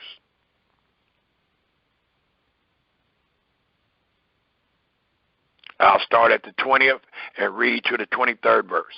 And it reads, but when his heart was lifted up and his mind hardened in pride, he was disposed from his kingly throne. And that's how Israel was, getting his crown of dignity and honor and majesty and kingdomship taken off his head because you forsook the one that gave it, the one that ordained thee. It reads, and he was driven from the sons of men, and his heart was made like the beasts, and his dwelling was with the wild asses. They fed him with grass like oxen, talking about Nebuchadnezzar, and his body was wet with the dew of heaven, till he knew that the Most High, Elohim, that the Most High God ruled in the kingdom of man, and that he appointed over it whomsoever he will. And thy, his son, O Belshazzar, this is the son of Nebuchadnezzar, has not humbled thy heart, though thou knowest all this. You know what Yahweh did to your father, and you won't humble your heart. Instead, you drinking and doing all type of things with the things that was taken out of the house of Jerusalem, out of the temple of Yahweh. They celebrating, they helling up their gods and everything. So, in doing all that, they never sacrificed Yahweh. They never remember what happened to their father, Nebuchadnezzar. Thus it reads in the 22nd verse, and thy, his son, O Nebuchadnezzar, has thy not humbled thy heart, though thou knowest all this, but has lifted up thyself against the master of heaven, and they have brought the vessels of the house before thee, and thy masters, thy wives, and thy concubines have drunk wine in them. They are celebrating, drinking, talking foolishly in the cups that was found in the house of our temple. And thou hast praised the gods of silver and gold, of brass, iron, wood, and stone. Look how many categories of gods it is based on man's own imagination. You got one that's going to be known and made out of silver. You got another one that's going to be made out of gold. You got another one that's going to be made out of brass. You got another one that's going to be made out of iron. You got another one that's going to be made out of wood. And you got another one that's going to be made out of stone. That is 6 different gods made out of different material, thought about, talked about all different ways, which see not, nor hear, nor know. And the God in whose hand thy breath is, the one that creates, and whose are all thy ways, has thy not glorified. And note the distinction that Yahweh makes between all the other gods. They don't breathe. They can't help you. They ain't the one that gave you breath. So it's easy to distinguish the true and living Elohim from the imposters. It's easy. And we have chose to do so by showing the world what Yahweh has said and done. That's how we proven who is the true and living Elohim. And he is even showing those same things with other people. They are coming to the realization that he is the only God by what he has said and done. And I hope we are wise enough to pick it up this day. Because they was. And these are heathens. This ain't even the people. This ain't even Israel. The 6th chapter tells us, Israel, if we take a look at that, and let's pick up at the 22nd verse. Daniel, the 6th chapter, we're picking up at the 22nd verse. And it reads, my Elohim have sent his angel, the same angels that our brother Yamin read about for us in Psalms 91, the same angels. And it tells us, my Elohim has sent his angel and have shut the lion's mouth, that they had not hurt they have not hurt me. For as much as before him innocence was found in me, and also before thee, O king, have I done no hurt. Then was the king exceedingly glad for him, and commanded that they should take Daniel up out of the den. So Daniel was taken up out of the den, and no manner of hurt was found on him, because he believed in his Elohim. And these lions were starving. These lions been waiting on a meal, and they put a man in there that trusted Yahweh, and all the lions lost their appetite. They became pussycats because these people trusted and feared in the true and living Elohim. It tells us, and the king commanded, and they brought those men which had accused Daniel, and they cast them into the den of the lions. Them their children, and don't forget your brother said the Almighty brought the angel down there. It took away the lion's appetite.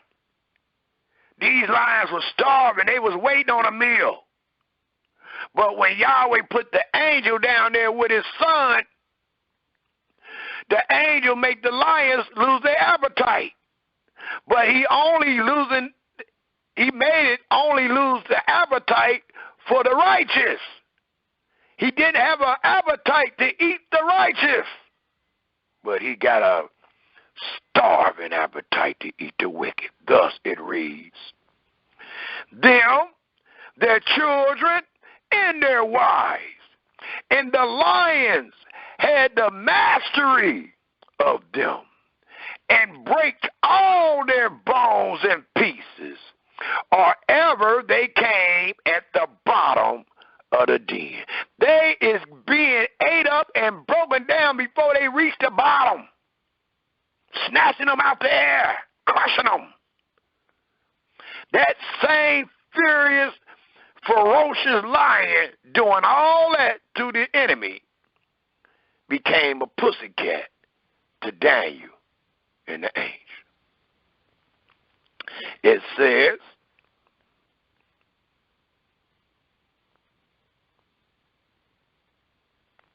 in the 25th verse, then King Darius. And this is Darius now. So now we're dealing with the Persians. And note, we said we're going to show this according to time and place.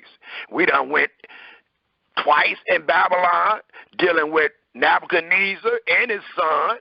Now we dealing under a whole nother rule, which is the Persians. This is the Persians. And look what the Persians said according to the 25th verse. Then King Darius wrote unto all people, nations, and languages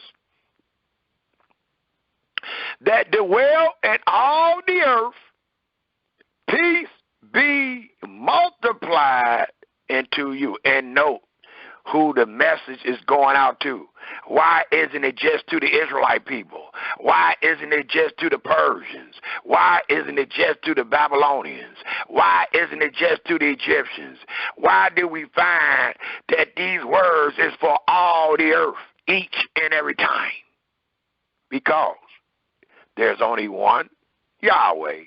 He is thy God, and he is the God of the whole heaven and earth. That's why. The 26th verse reads, I make a decree that in every dominion of my kingdom, and he had over 126 provinces, it says, I make a decree that in every dominion of my kingdom, men tremble and fear before the God of Daniel. Why?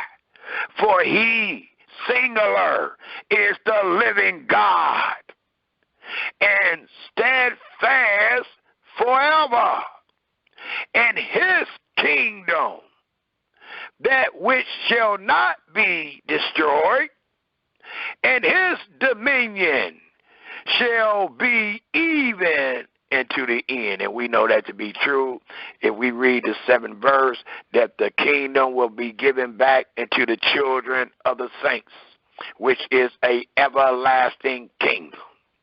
Thus again, in the 27th verse, he delivered and rescued, and he worked signs and wonders in heaven and in earth, who have delivered Daniel from the power of the lions. So this Daniel prospered and reigned in the reign of Darius and in the reign of Cyrus the Persians. So in two different reigns, I showed the imagination of man. And in both reigns, the imagination of man was only right in his own eyes. The imagination of man was only evil. So the conclusion shows that Yahweh is the Elohim of the whole earth. And in that correction, the rulers made sure they made a decree that the whole world was to know that Daniel Elohim is the true and living Elohim. This Daniel Elohim is none other than the Hebrew Elohim. This Hebrew Elohim is none other than the Elohim that formed the heaven and earth and everything therein is. The same Elohim that said, I know not any. And his children, the sons of Elohim, is supposed to confess the exact same thing. There is none other than Yahweh alone. Period. There is only one creator that is to be called God, the creator of the heaven and earth.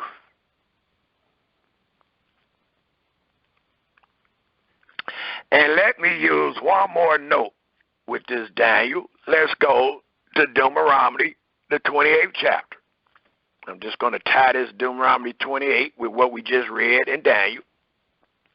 Let's go to Deuteronomy 28, because we got the end to the beginning, y'all. We got the beginning to the end, and the Almighty said, I have made known the end to the beginning. So it's right here. We can tie every one of these words together. Ain't nothing going to be alien nor foreign. Now one of these words as we tie together. Deuteronomy 28. To nail the point that Yahweh is the only Elohim. Everything else is the imagination of man. Well, the Almighty told us to serve him, that he was the true and living Elohim, that we were not to make any image or any graven of anything for you to see nothing. We find those instructions in the first 3 or 4 verses of the covenant of the law. And we find that the Almighty said if we did not, that the Almighty will punish us. Well, let's see what a punishment denote, and let's see what's in the punishment. And could the punishment be based on our own imagination? Could we be being punished for the thought of our own imagination? Is that possible? Let's see. Deuteronomy, the 28th chapter, it tells us in the 36th and the 37th verse, if we read there first. And it reads in the 36th verse, and please take note of all that it says. Yahweh shall bring thee and thy king, which thou shalt set over thee, into a nation, which neither thy nor thy fathers have known. And there, please take note, Israel, and there, take note of the instructions and make sure you know this instruction denotes a punishment. It says, and there shall thou serve other gods, wood and stone. So the Almighty telling you what it's going to be. He let you know it ain't real, but you're going to go and serve that same imagination that you had in my land that I told you to get rid of. You want to keep it? All right, I'm going to send you to the nations, and I'm going to have you serving what they serve. You don't want the true and living Elohim? You want to forsake the living waters? Well, I'm about to give you to some cisterns that are broken. And when you there, you will serve the imaginations of your own heart, which you done made with your own hands, that denote wood and stone. It also tells us in the same chapter, if we take a look at the 63rd verse and the 64th verse, and it reads, and please take note Yahweh mean what he say, and he say what he mean. And none of his words will return unto him void. He said, just like I rejoiced over you to bless you, and you remember that, don't you? Y'all love to talk about how you was blessed, right? Well, now I need you to remember this. And you should be talking about this until I come and get you. It reads, and it shall come to pass that as Yahweh rejoice over you to do you good and to multiply you, so Yahweh will rejoice over you to destroy you and to bring you to naught, and ye shall be plucked from off the land whither thou goes to possess it. To do what, Yahweh? Please tell us. It reads, and Yahweh shall scatter thee among all people, from the one end of the earth even into the other. And what is we going to do there? It reads, and there thou shalt serve other gods, which neither thou nor thy fathers have known. What are they? What will they be? Will it be you? It says no, even wood and stone. So even your Creator allows us to know what man hath made. He allowed us to know what man hath imagined. And he hath punished the children of Israel for inquiring in that imagination. That's the only way you made and came up with what you came up. So the punishment was for you to go in the land, not keep the Sabbath, but serve that. The punishment was not for you to go in the enemy's land and keep the Sabbath.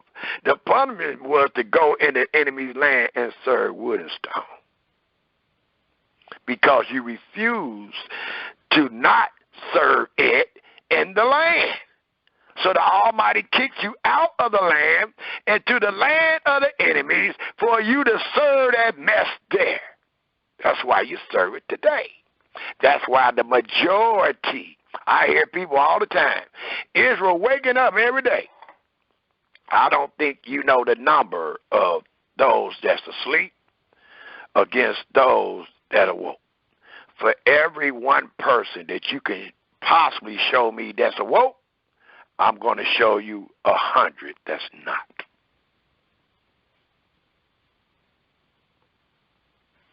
The Almighty going to wake us up. And when he wake us up, the nation going to be woke. That way the nation of Israel as a whole, the nation that's scattered on the four corners of the earth is going to be woke. And then the other nations of the earth will wake up to that same light. Right now, we ain't working with nothing but a few sparks here and there. And most of those sparks is based on one's own imagination.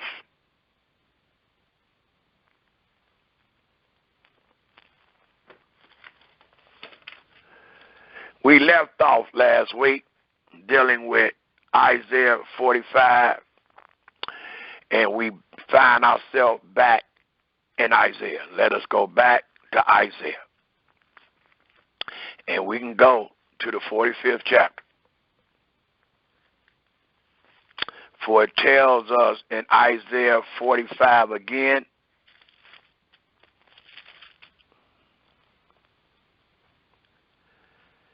and I would just like to pick up at the 20th verse and read to the 21st verse. Or the 25th verse, should I have said. And it reads again. Assemble yourselves and draw. Assemble yourselves and come. Draw near together, ye that are escaped of the nations. They have no knowledge that set up the wood of their graven image and pray unto a God that cannot save. But the man and the woman going to say, but it's still a God. You wrong, brother. It's still a God. It is not a God. It is called a God based on your imagination and based on what you have set up for a God, to take the place of a God, the similarity or the likeness of a God. It is not a God, even though you find this word G-O-D. If you look it up, it will not denote the Creator. So it is not a God. It is a fraction of your imagination. And the transliteration has it in the lowercase G-O-D. And it lets you know that it's the same one that has been talked about throughout our Holy Scriptures that cannot save, that came by way of man's own imagination. The 21st verse reads, "Tell ye and bring them near. Yea, let them take counsel together," not the gods, because they can't, but the people that believe in the gods. "Tell ye and bring them near. Yea, let them take counsel together. Who have declared this from ancient time?" And you got to answer this question to know, believe, and understand that Yahweh is the only Elohim. Who have told it from that time? Have not I, Yahweh? Absolutely. And there is no God, and it's capital, not no G-O-S's. It ain't no little G-O-D's. It is capital G-O-D. And Yahweh is using the singular, and there is no God else besides me. A just God and a Savior, there is none beside me. And this right here, for those that fear Yahweh, this should be way more than enough. I don't even need a part 1, nor a part 2 for those that fear him. For those that's going to confirm every word, I don't need all these chapters. I need all these chapters for the blind. I need all these chapters and verses for those that have in their imagination that it's possibly could be another God. That's what I need all these verses for. But those that fear Yahweh and have vowed to depart from me, well, I don't need all these verses. They read that verse and they well understood what that meant. That verse right there got us trembling. We don't need another verse unless I don't believe, know, or understand. So it tells us there is no God else besides me, singular, a just Elohim, and a Savior, singular. There is none, N-O-N-E, none besides me. Look into us. It don't say that. It don't say look into us, even though Genesis 1:26 said let us.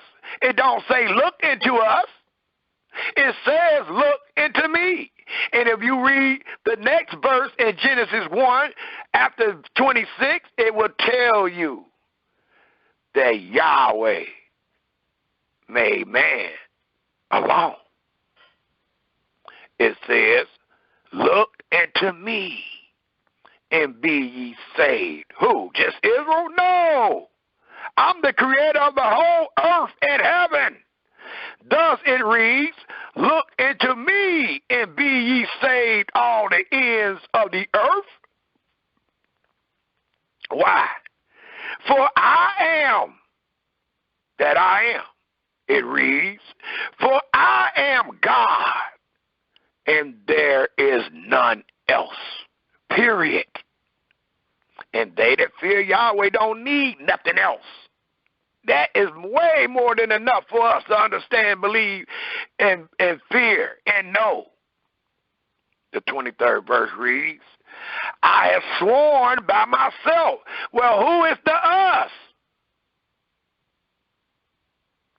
I know you sworn by yourself, but my brothers and sisters keep asking me, well, who is the us?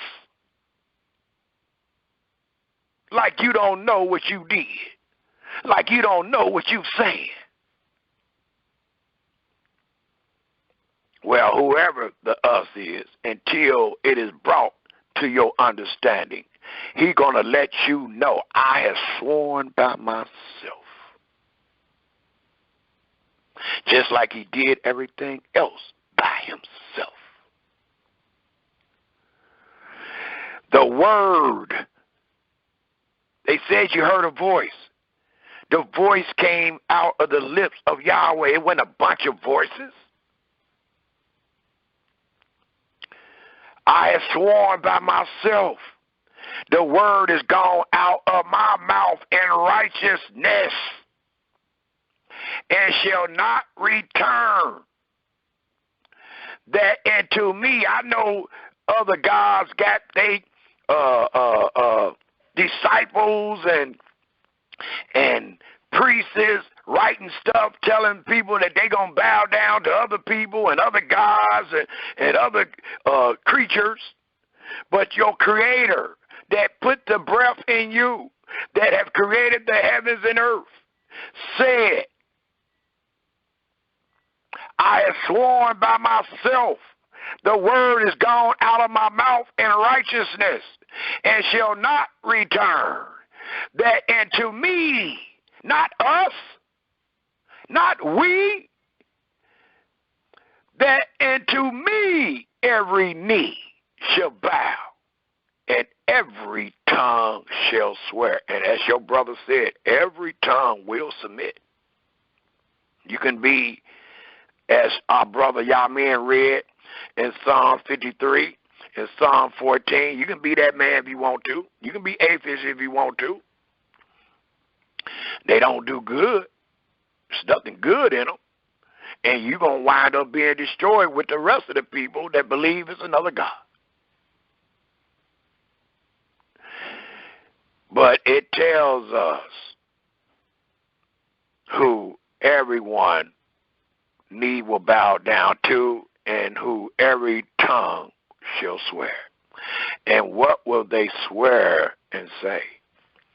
Surely shall one say, and Yahweh have our righteousness and strength, even to Him, not them, but even to Him shall men come, and all that are angry or sinned against Him shall be ashamed.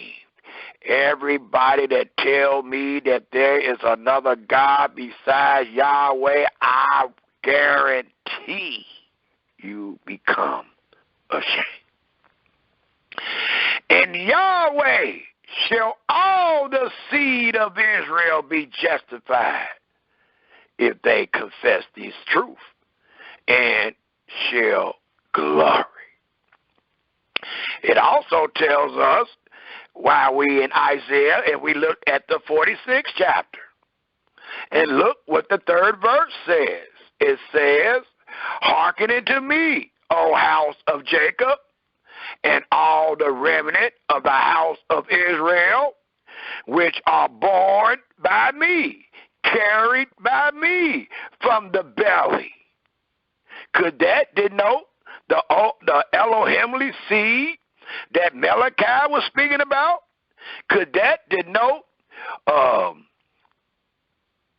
those babies being made a little lower than Elohim himself?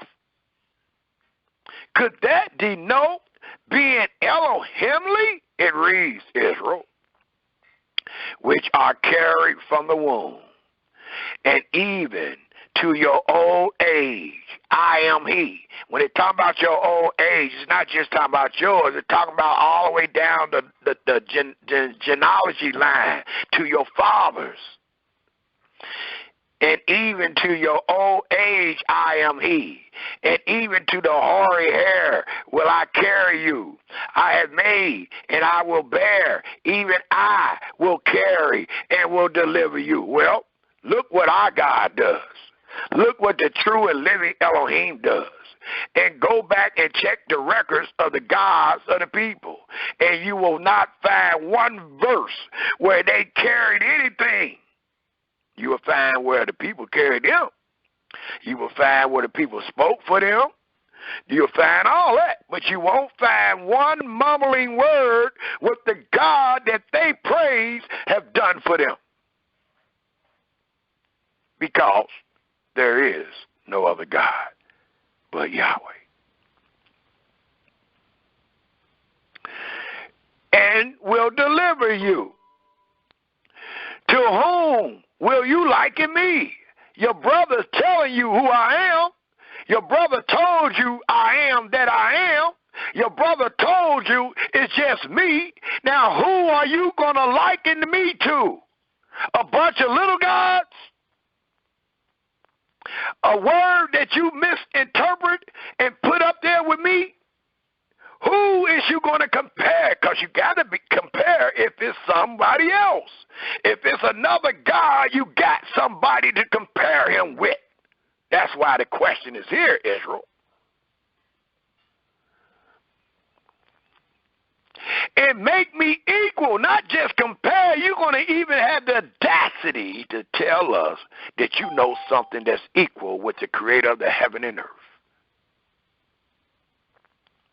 And I ain't going to keep picking on no Christianity, because our creator is not just against Christianity. Our creator is against all forms of idolatry. So I'm not snared in Christianity where I'm going to keep bringing up what somebody said in the New Testament or what our brothers and sisters thinking. The creator is against all idolatry. Monotheism is against any form of idolatry.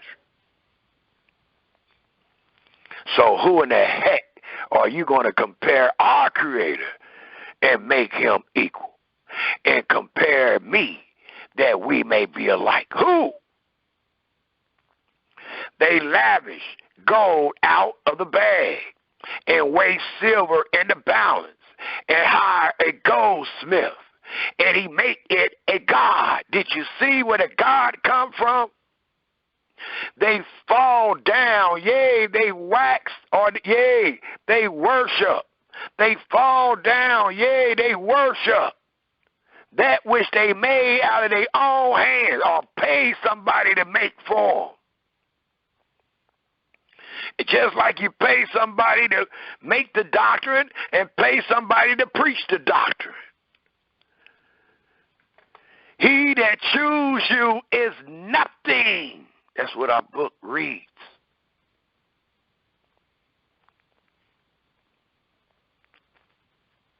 It tells us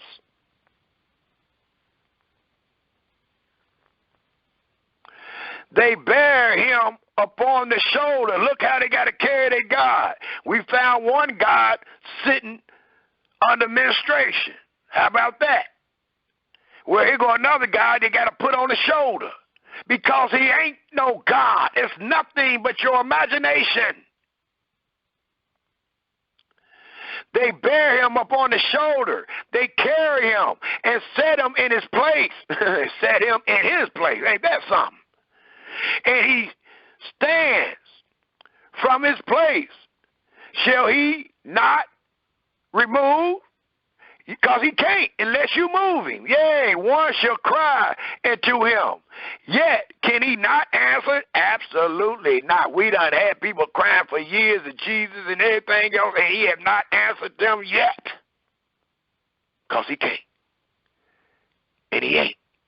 Because he's only formed by your imagination. The only words that he can speak is the words you done put in his mouth. Your doctrines, your testaments. One shall cry unto him, yet can he not answer, nor save him out of his trouble. Come on, y'all. And many of us know how to go by the right way. We in trouble all the time. We need lawyers for ourselves and our children all the time because we find ourselves in trouble. Well, when you go search that lawyer that's going to save your baby out of that trouble, I hope y'all are checking their potentials. I hope you look and say, let me see your resume. Let me see what you done before I make you my God. Let me see what you done said and done before I make you my Savior. Let me see what you said and done before I make you my lawyer. And we don't. We just buying lawyers. We just hiring lawyers to put us in jail. We winding up with public defenders going to jail. When all you got to do is look at the resume of your Creator and find out how many times he done won, how many cases he done won, and you will find that he is the best lawyer in the world. That's who you need to be with. Instead, we won't even search, and we will say he is my Savior, and he ain't did nothing yet. Just like you search these lawyers out, search your God out, because he is the only one going to be able to save you. Make these jokers that speak for other gods show their resume. Show us what they have said and done, why we should fear them or why we should choose them. If not, the scriptures say this the truth and stay on this God and nobody else. Thus, it reads in the 8th verse, remember this and show yourself men. You're not being no man, nor are you showing these men or women that you're a man when you will believe in another God. That is not showing yourself a man. You want to know a real man? Ask him, do he know his God? And if he tell you, yeah, I know who God is. It's Yahweh, the creator of the heaven and earth. That's a real man. Let's read this again. It says, remember this and show yourself men, little boys. All you little boys out here talking about Yahweh is someone else and he got a bunch of little gods. The Almighty look at you as a little boy. But if you want to be a man, witness the truth and tell the world who Yahweh is, and tell the world he cannot be compared or like to nothing, for there is no one other than him. And you ain't seen nothing. You just heard a voice. So you can never compare him. And if you want to be a man, you want to show these ladies out here you're a real man, well, make sure you let them know that God is Yahweh and there's none else. That's a man. It tells us, bring it again to mind, O ye transgressors. Remember the former things of old. For I am God, and there is none else. I am God, and there is none else like me. Declaring the end from the beginning, and from ancient times the things that are not yet done, saying, my counsel shall stand, and I will do all my pleasures. It also tells us, if we take a look at the 48th chapter of Isaiah, the 48th chapter of Isaiah,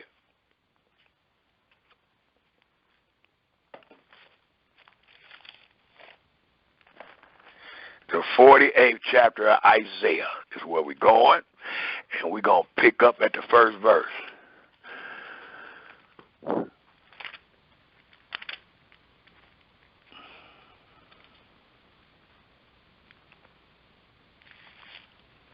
And it tells us in the 48th chapter of Isaiah, if we all look at the first verse,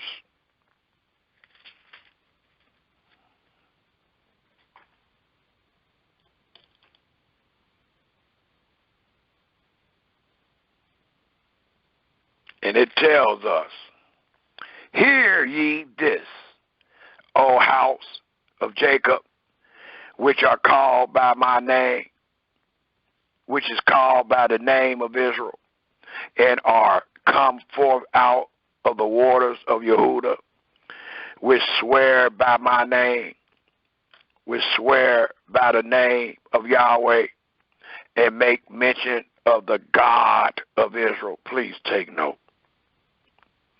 Not that make mention of the new text, not make mention of the Quran, but they which swear by my name, and make mention of the God, the Elohim of Israel.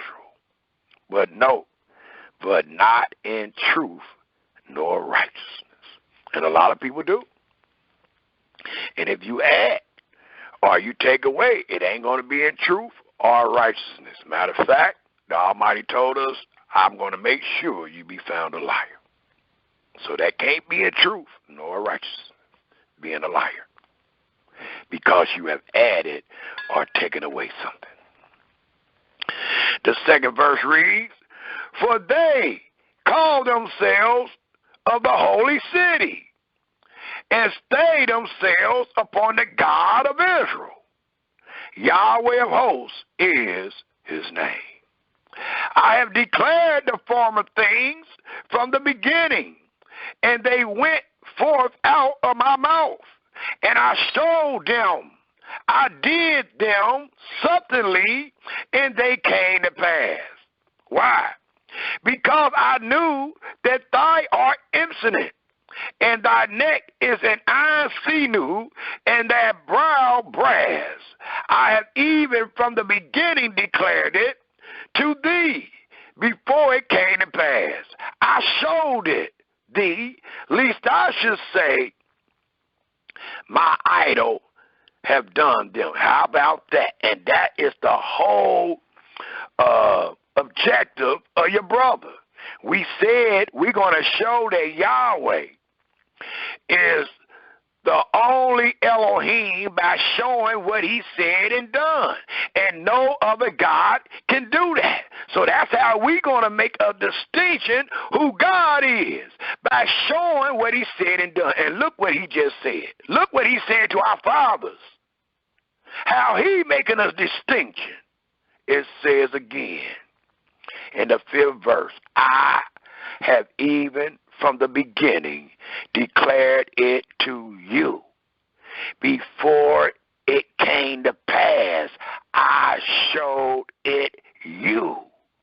Why? Lest thou should say, my idol have done this. So when you try to say your God did it, or when you try to say another God did it, the Almighty already got it checked. That's why he's telling our fathers, why he's telling them now, that way now or later on in retrospect, you will never be able to come up and say, yo, God did it, because the Creator that did it already showed us and told us. That's how easy it is to prove that it ain't no other God, by showing you what God said and did. That's how easy it is. And he did that with our fathers, and I'm doing it right now. It continued to tell us in the 6th verse, thou hast heard, see all this, and will not ye declare it? I am, but I don't think all of us is, y'all. But I will. I have shown thee new things from this time, even hidden things, and thou did not know them. They are created now, and not from the beginning, even before the day when thou heardest them not, lest I should say, behold, I knew them. No, you didn't. Yea, thy heardest not. Yea, thy knowest not. But I do notice that 7th verse is real strong, because we have brothers and sisters all the time talking about David. The Almighty said David. You see the name right there, don't you? You see the verse. You think the Almighty lied? You think the Almighty don't know what he's saying? Oh, y'all right, but the Almighty wrong. They say the Sabbath is forever. But you got brothers and sisters showing them that the Sabbath was given up under the covenant of the law. And if the Sabbath was forever, so is the judgment. And I'm saying these things denoting what we just read in the 7th verse, because I see this all the time. When you teach your brother what Yahweh said, even though they've been going for years against what you just taught. Once they learn it, guess what they say? I already knew it. This ain't for just you. I've been knew this. And you the same man that been on the social media for a year talking about David, and it mean David. You see David, that's what it mean. Now you done came back. After the Almighty have allowed you to have some knowledge of the Holy, you done came back and said, I always knew this. Y'all ain't got no control over this. Brother, we got you over a year talking about David. Ain't that what it says in the verse? Ain't that the name? Is Yahweh lying? Now you have changed all that talk and telling the world it's not going to be David. It's David's seed. And that same as saying, I already knew it. No, you didn't. And the Almighty is accusing our fathers of the same thing that our brothers and sisters do today. Let me read that one more time in case you missed it. It says in the 7th verse, they are created now and not from the beginning, even before the day when thou heardest them not, least, unless thou shouldst say, behold, I knew them. And that's how our brothers and sisters talk once you teach them. They'll tell you, I already knew this. I've been knew this. You ain't taught me nothing. And that's what the Almighty said that our fathers would say. That's why he hurried up and told them before it happened. The 8th verse reads, yea, thy heardest not, yea, thy knewest not, yea, from that time that thy ear was not open.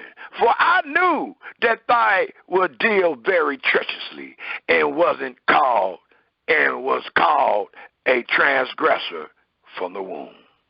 For my name's sake will I defer my anger, and for my praise will I refrain for thee, that I cut thee not off. It also tells us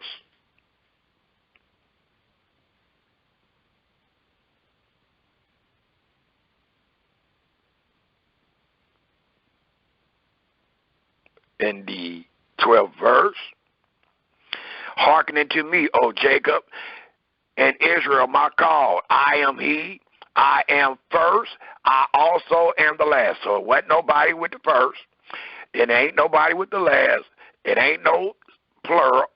It said I am he, I am first, and I am the last.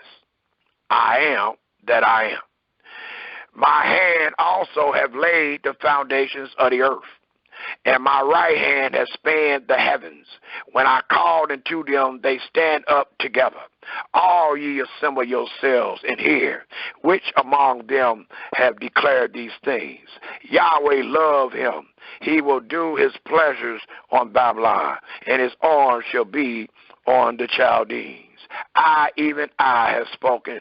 Yea, I have called him. I have brought him, and he shall make his way prosperous. And this person he's talking about is none other than Cyrus, that will make the decree to let Israel free. Come ye now unto me. Hear ye this. I have not spoken in secret from the beginning, from the time that it was. There am I, not we. And now Yahweh, or Master Elohim, and his spirit have sent me. And again, his spirit and Elohim sent Cyrus. And then it continued, thus said Yahweh, thy Redeemer, the Holy One of Israel. I am Yahweh thy God, which teach thee to profit, which lead thee by the way that thou should go. Oh, that thou hadst hearkened to my commandments, then had thy peace been as a river, and thy righteousness as the waves of the sea. Thy seed also had been as the sand, and the offsprings of thy bowels like the gravel thereof. His name should not have been cut off, nor destroyed from before me. Talk about his son, and Yahweh talking to his son. It also tells us if we take a look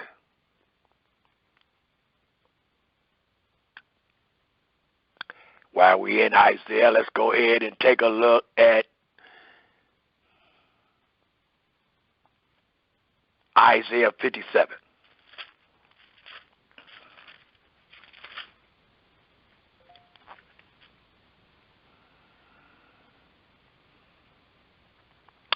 And it tells us in Isaiah 57, I need to read this, so bear with me, pick up, read a little faster due to time restraints. What is that? Yeah, we're going to go about another 15 minutes. It says, the righteous perish, and no man lay it to heart. A merciful man and merciful men are taken away. None consider that the righteous is taken away from the evil to come. He shall enter into peace. They shall rest in their beds, each one walking in his uprightness. But draw near hider, ye sons of the sorcerers, the seed of idolaters, adulterers, and the whore, against whom do ye sport yourselves? Against whom make ye a wide mouth and draw out the tongue? Or are ye not children of transgression, a seed of evildoers, or a seed of falsehood, inflaming yourselves with idols under every green tree, slaying the children in the valleys under the cliffs of the rocks, among the smooth stones of the streams is thy portion. They are thy lot. Even to them hast thou poured a drink offering. Thou hast offered a meat offering. Should I receive comfort in thee? In these? Upon a lofty and high mountain hast thou set thy bed, even tighter when it's thy up to offer sacrifices. This is a chapter condemning Israel idolatry. Behold, the doors also and the posts hast thou set up thy remembrance, for thou hast discovered thyself to another than me, and art gone up. Thou hast enlarged thy bed, and made thee a covenant with them. Thou lovest their bed, where thou sawest it. That's why he called you a whore. And thou wentest to the king with ornaments, and did increase thy perfumes, and did send thy messengers far off, and did debase thyself even into hell. Thou art weary in the greatness of thy ways, yet says thou not, there is no hope. Thou hast found the life of thy hand, therefore thou was not grieved. And of whom hast thou been afraid or feared, that thou hast lied and hast not remembered me, nor laid it to thy heart?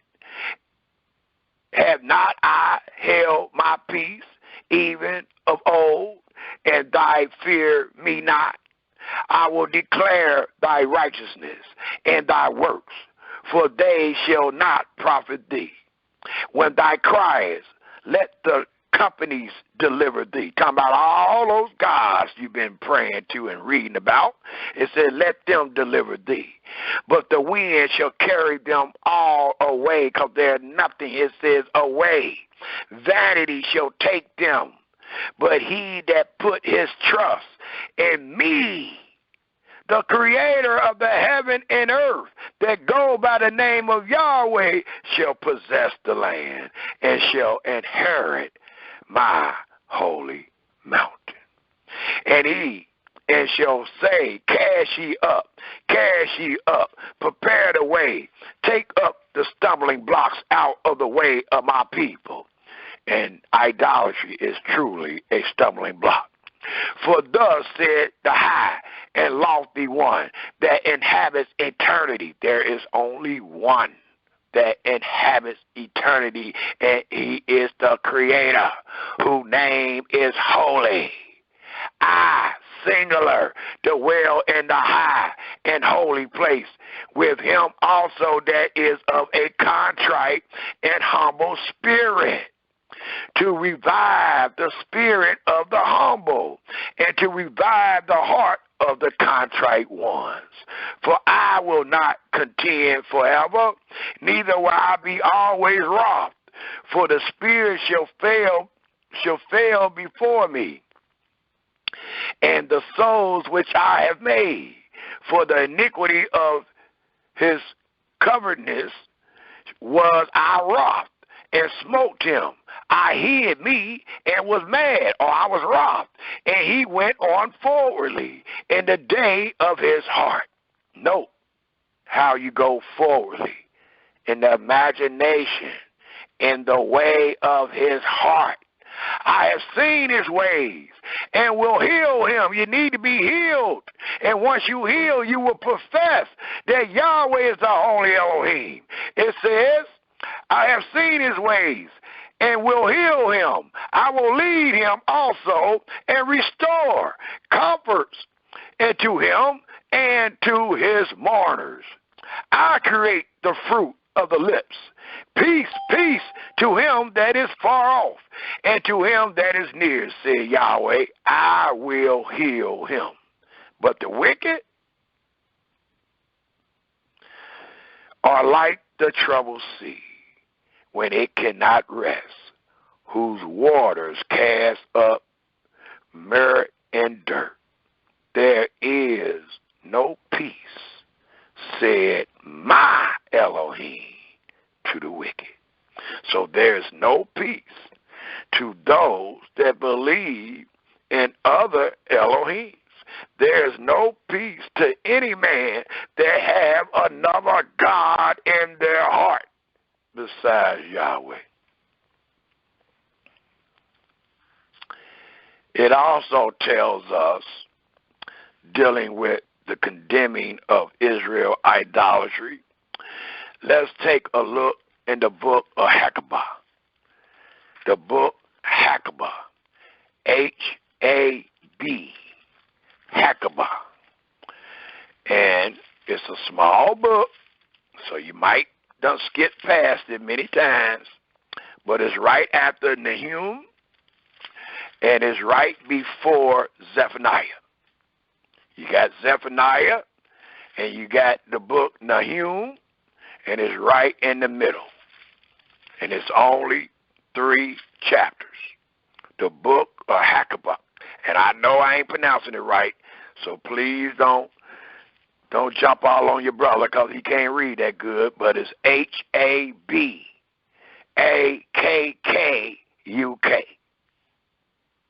And it's right after the book of Nahum and right before the book of Zephaniah. And it says something in here so beautiful that I want you to see. And we can find this truth in the 2nd chapter, starting at the 18th verse.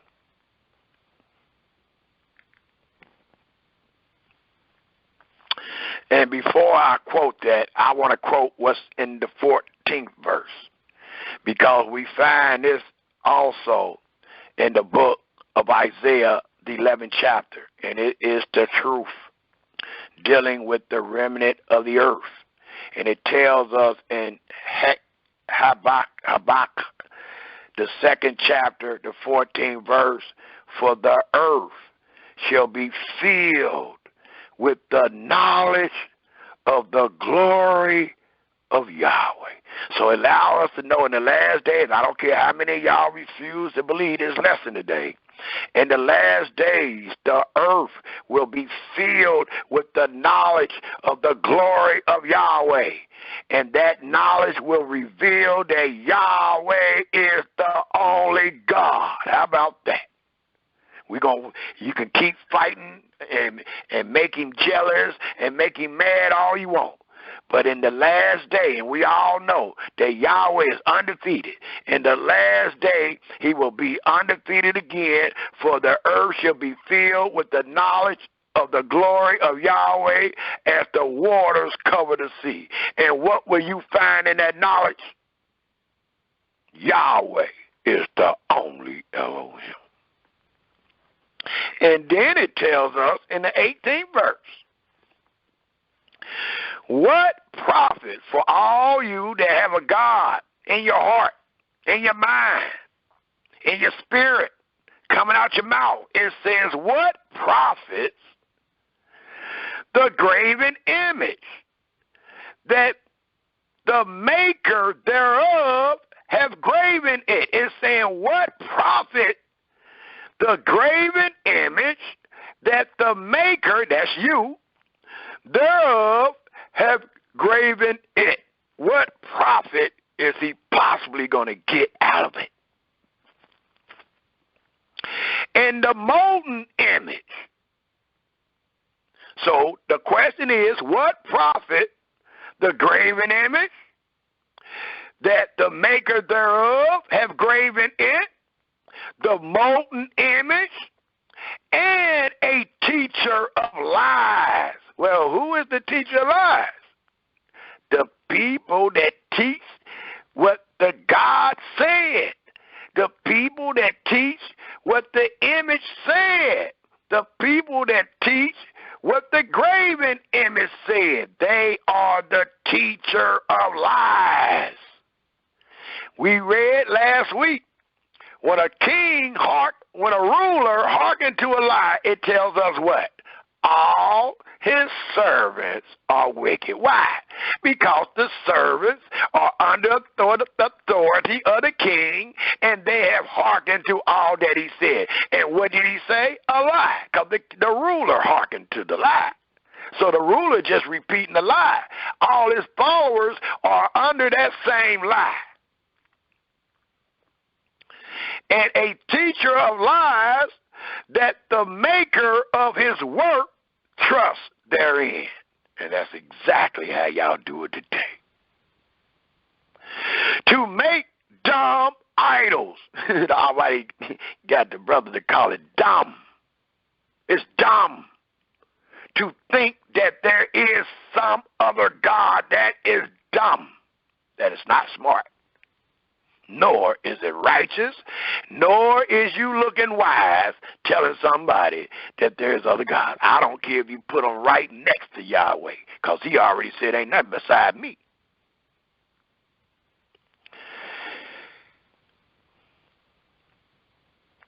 Woe unto him that says to the wood, awake. The word woe denotes damned.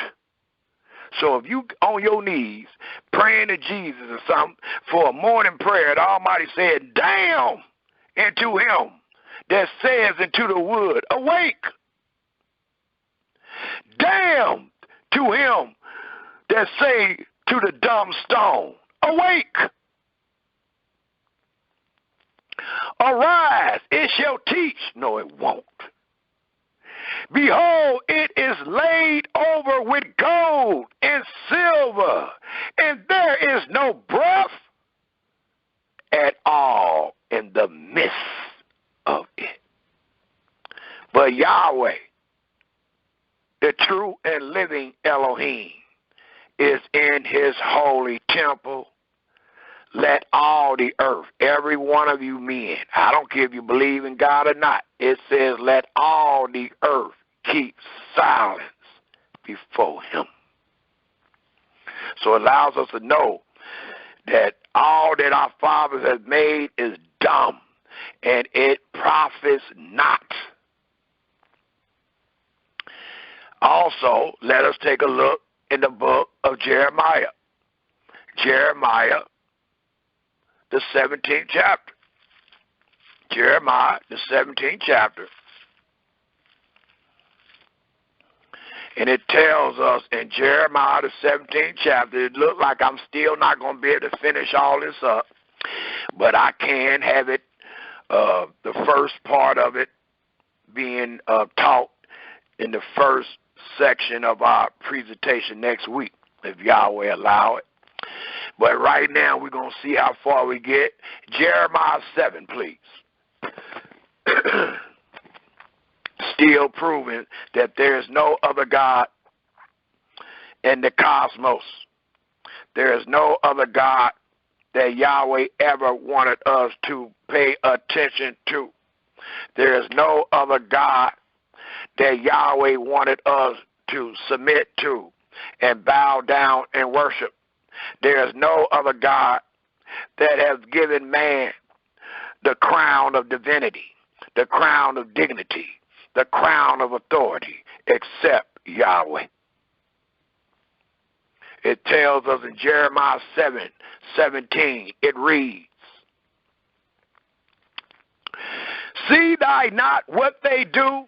I'm going to tell on you. I'm telling. Today your brother being a snitch. It says, "See thy not what they do in the cities of Yehuda and in the streets of Jerusalem?"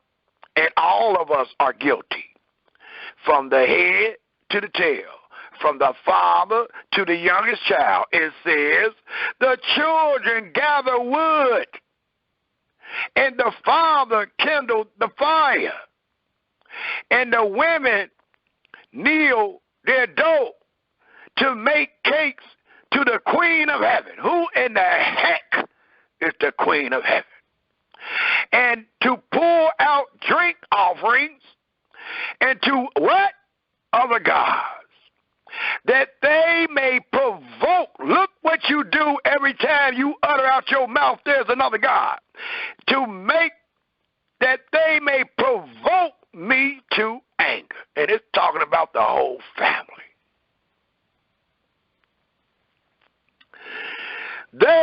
Do they provoke me to anger? Said Yahweh. Do they not provoke themselves? And that's exactly what you're doing. You are provoking yourself to confusion of their own faces. "Therefore, thus said Yahweh Elohim, behold, my anger and my fury shall be poured out upon this place, upon man, upon beast, upon the trees of the field, upon the fruit of the ground, and it shall burn and shall not be quenched.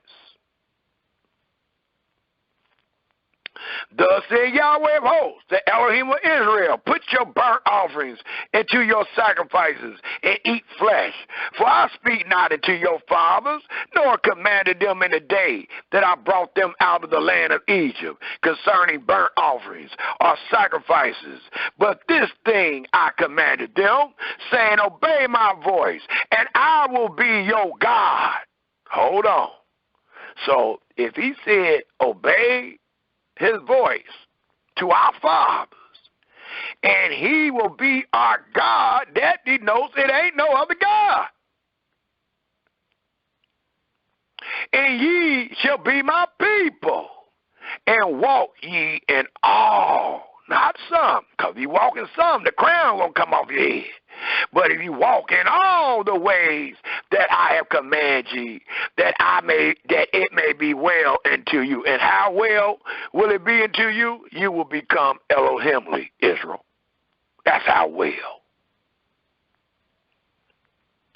"But they hearken not, nor incline their ear, but walked in the counsels and in the in the imagination of their evil heart, and went backwards and not forward. Since the day that your fathers came forth out of the land of Egypt, and to this day, I have even sent into you all my servants, the prophets, daily rising up early and sending them. Yet they hearken not unto me, nor incline their ear, but hearken their necks. They did worse than their fathers. Therefore thou shalt speak all these words unto them, but they will not hearken to thee. They gonna still say as other gods. Thou shalt also call unto them, but they will not answer thee. You invited them all to be on the show today, to bring forth your reasonings. But thou shalt say unto them, this is a nation that obey not the voice of Yahweh their God, nor receive correction. Truth is perished and is cut off from their mouths. And saying that, look what it says in the 44th chapter of Jeremiah. The 44th chapter of Jeremiah.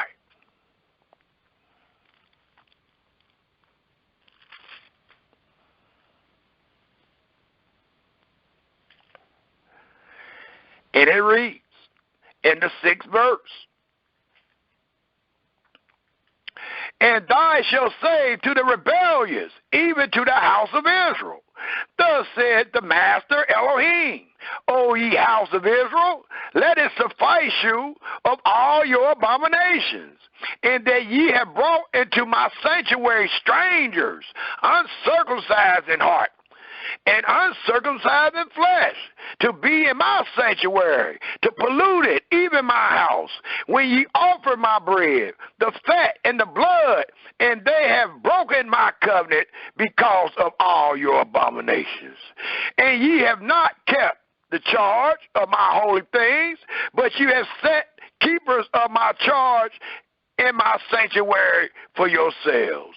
Thus said Yahweh Elohim, no stranger uncircumcised in heart, nor uncircumcised in flesh shall enter into my sanctuary of any stranger that is among the children of Israel. And the Levites that are gone away far from me, when Israel went astray, which went astray away from me after their idols, they shall even bear their iniquity. Yet they shall be ministers in my sanctuary, having charge at the gates of the house, and ministering to the house.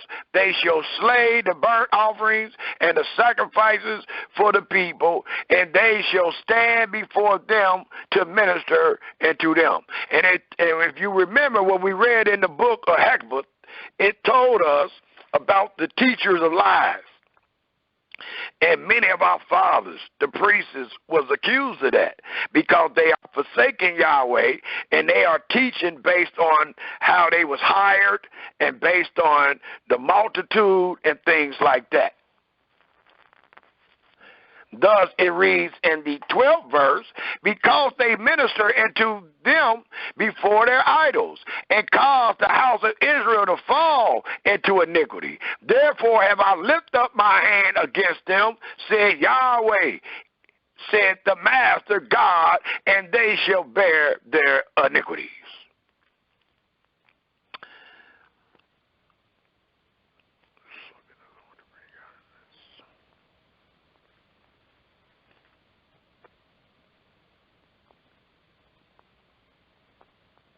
And it also lets us know, it was talking about how those that was serving the wrong thing, and how they was ministering and making our fathers go astray, where they still going to do their job, but they got demoted.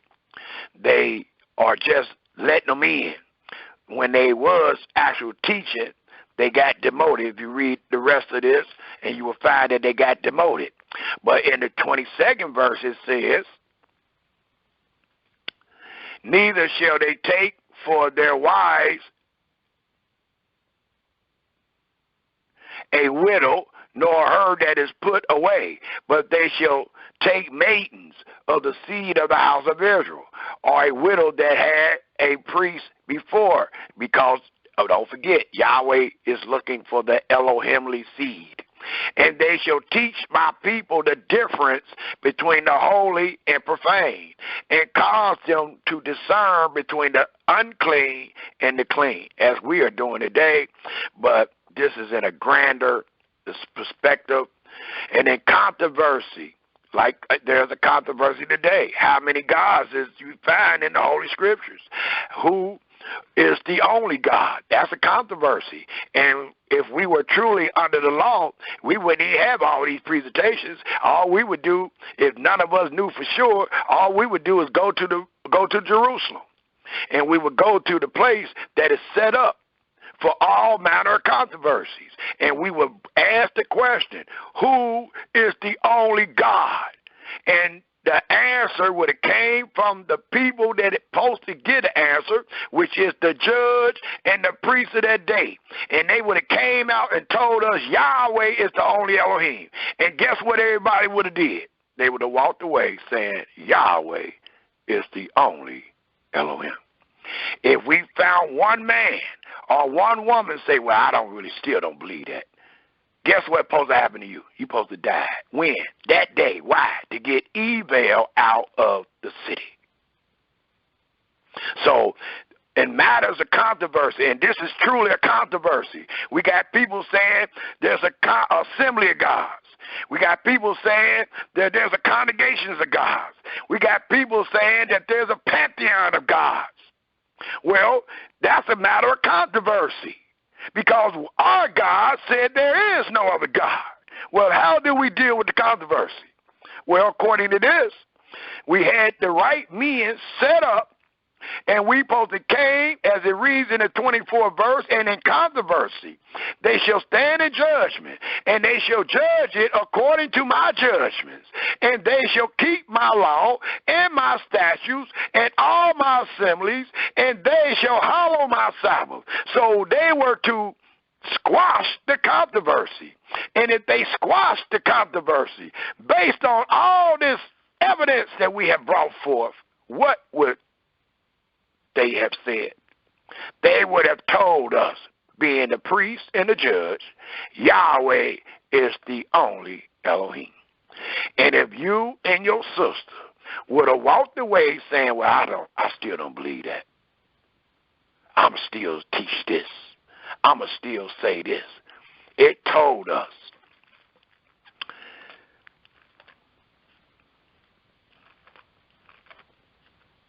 I don't want to put nothing in your mouth because I don't want to be found a liar. It told us, according to the sentence of the law, which they shall teach thee, and according to the judgment, which they shall tell thee, thou shalt do. Thou shalt not decline from the sentence which they shall show thee to the right hand or to the left. So if the judge and the priest came out and said Yahweh is the only Elohim, as you found throughout your scriptures, and you said, I still don't believe that, they might be making a mistake. I think I got the answer better than what they got. Well, the 12th verse says this what will happen to you. And the man that do presumptuously and will not hearken unto the priest that stand to minister there before Yahweh thy God, or unto the judge, even that man or woman shall die, and thou shalt put away evil from Israel. And how many people agree to this? It reads, and all the people shall hear and fear and do no more presumptuously. So again, when I took you to Ezekiel 44, it allows us to know that things was going to change, and it allows us to know that the office will still be set back up to deal with all manner of controversy. And we have presented this matter of controversy. And the answer would have came from the priest and the judge that Yahweh is the only Elohim. And the people supposed to walk away from that office repeating, knowing, believing, and understanding those same things. If they talked it or done presumptuously from the sentence, they was to die.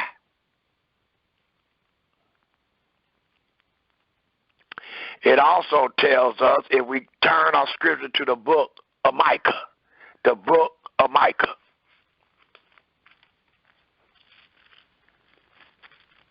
And it tells us in the book of Micah,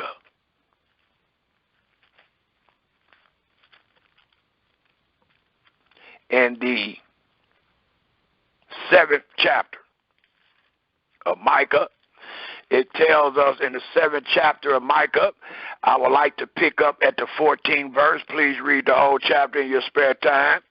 It tells us in the 14th verse, feed thy people with thy rod, the flock of thy heritage, which dwell solitarily in the wood, in the midst of Carmel. Let them feed in Bashan, in Gilead, as in the days of old, according to the days of thy coming out of the land of Egypt, will I show unto him marvelous things. The nations shall see and be confounded at all their might. They shall lay their hands upon their mouths. Their ears shall be deaf. They shall lick the dust like a serpent. They shall move out of the holes like worms of the earth. They shall be afraid of Yahweh our God, and shall fear because of thee. Who is a God like unto thee, that pardons iniquity, and pass by the transgression of the remnant of his heritage? He retained not his anger forever, because he delight in his mercy. There is no other creator like that, y'all. He will turn again. He will have compassion upon you.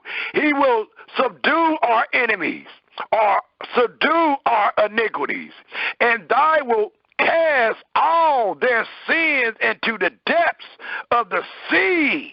There will never be one that will do this. And they told us who did it.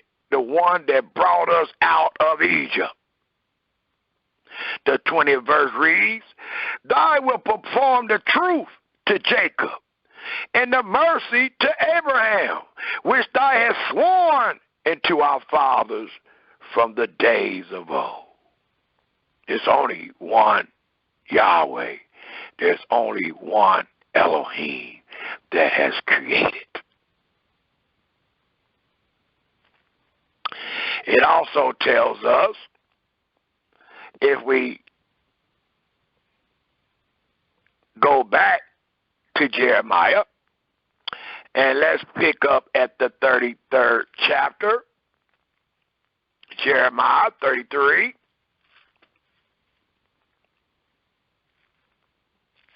And it tells us in Jeremiah 33,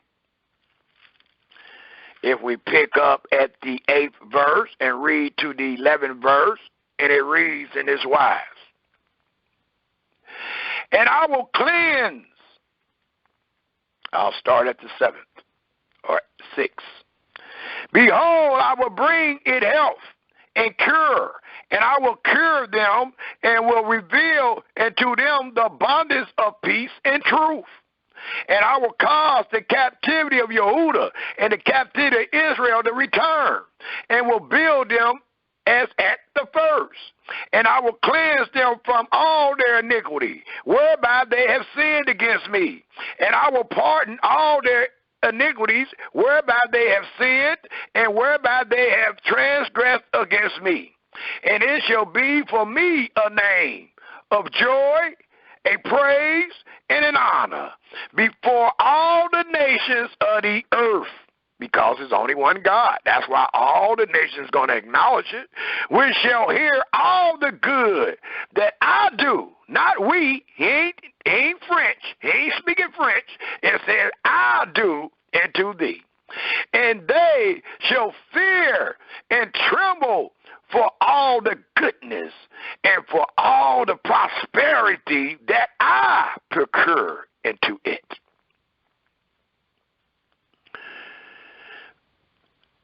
Thus said Yahweh, again there shall be heard in this place, which ye say shall be desolate without men and without beasts, even in the cities of Yehudah and in the streets of Jerusalem, that are desolate without men and without inhabitants and without beasts, the voice of joy and the voice of gladness, the voice of the bridegroom and the voice of the bride, the voice of them that shall say, Hallelujah, praise Yahweh of hosts, for Yahweh is good, for his mercy endures forever, and of them that shall bring the sacrifices of praise into the house of Yahweh. For I will cause to return the captivity of the land, as at the first, said Yahweh.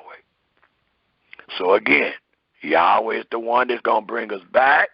Yahweh is the one that has scattered us. He's the one that's going to gather us. And it allows us to know that Yahweh is the creator of the heaven and earth. Also in the book of Zechariah, we're going to Zechariah, and then we're going to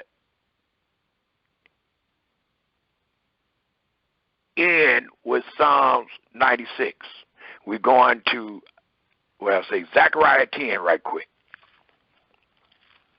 I might can give the other chapter and verses that I got here during the Q&A based on your comments and questions. Right now, Zechariah 10. And it tells us in Zechariah 10,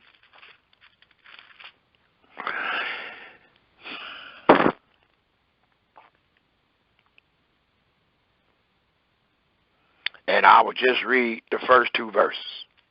Zechariah 10, the first two verses, and then we'll go straight to Psalms 96 in closing. Zechariah 10, 1 and 2 reads, As ye of Yahweh rain in the time of the latter rain. Don't be asking no rain, God. Don't be asking no sun, God. Ask Yahweh for rain, because it is he that hath created the heavens.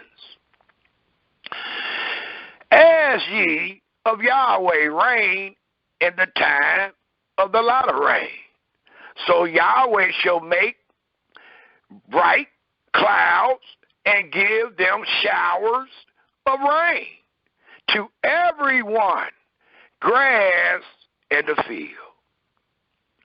For the idols have spoken vanity. And don't forget who's speaking for the idols. And ain't nobody heard the idols say nothing. They talking about the people that speak for the idol. It can be your testaments. It can be your doctrine. It can be a letter that your brother and sister said, the idol said, whatever. The man speaks for it. So it says, to everyone, the second verse, for the idols have spoken vanity, and the diviners, those are your people, your brothers and sisters, have seen a lie, and have told false dreams. They comfort in vain. Therefore, they went their way as a flock. They were troubled. Why? Because there was no shepherd. There was no shepherd to tell them that Yahweh is the only Elohim. There was no shepherd to make sure they stayed on the old path. And don't forget, the Almighty said, Yahweh's pastor, or Yahweh pastors have sheep, or Yahweh, the sheep of Yahweh's pastor is men. So I'm bringing you back full circle. This whole book is about Yahweh and man. And in the hours that we had to present this presentation, we showed and started off to letting us know that the creator of the heaven and earth is the shepherd of man, and the men or the sheep that's in that pasture is men, not angels, not little gods, but men, the same men that this whole book is about. Let us turn our scriptures to Psalms 96 in closing. Psalms 96 in closing. And it tells us in Psalms 96, real quick, these beautiful words. And this is a psalm to denote to the world that God is the true king of the cosmos. It reads, Oh, sing unto Yahweh a new song. Sing unto Yahweh, who? Just Israel? No, all the earth. Sing unto Yahweh. Bless his name. Show forth his salvation from day to day. And there is no way in the world you can sing unto Yahweh. Bless his name. Show forth his salvation from day to day, saying that there is another God beside him, that there's a family of gods up in heaven, that there's a assembly of gods. You will never be given him.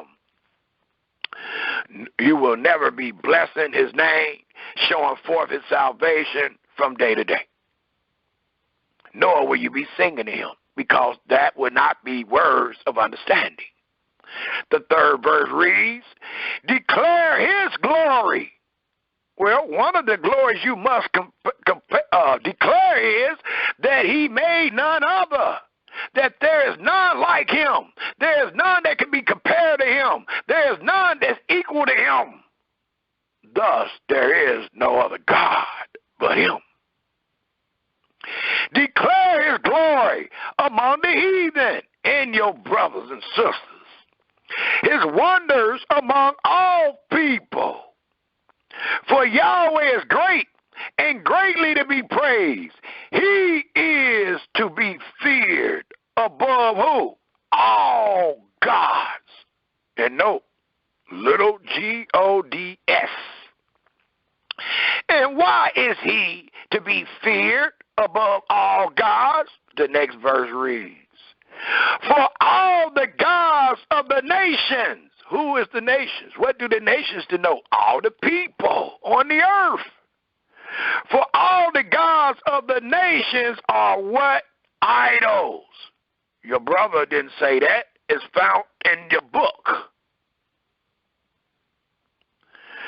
For all the gods of the nations are idols, but Yahweh made the heavens, and none of those idols have ever claimed to be the maker, the creator of the heaven and earth and everything therein is. There is only one God, and he is the true God that has brought that forth.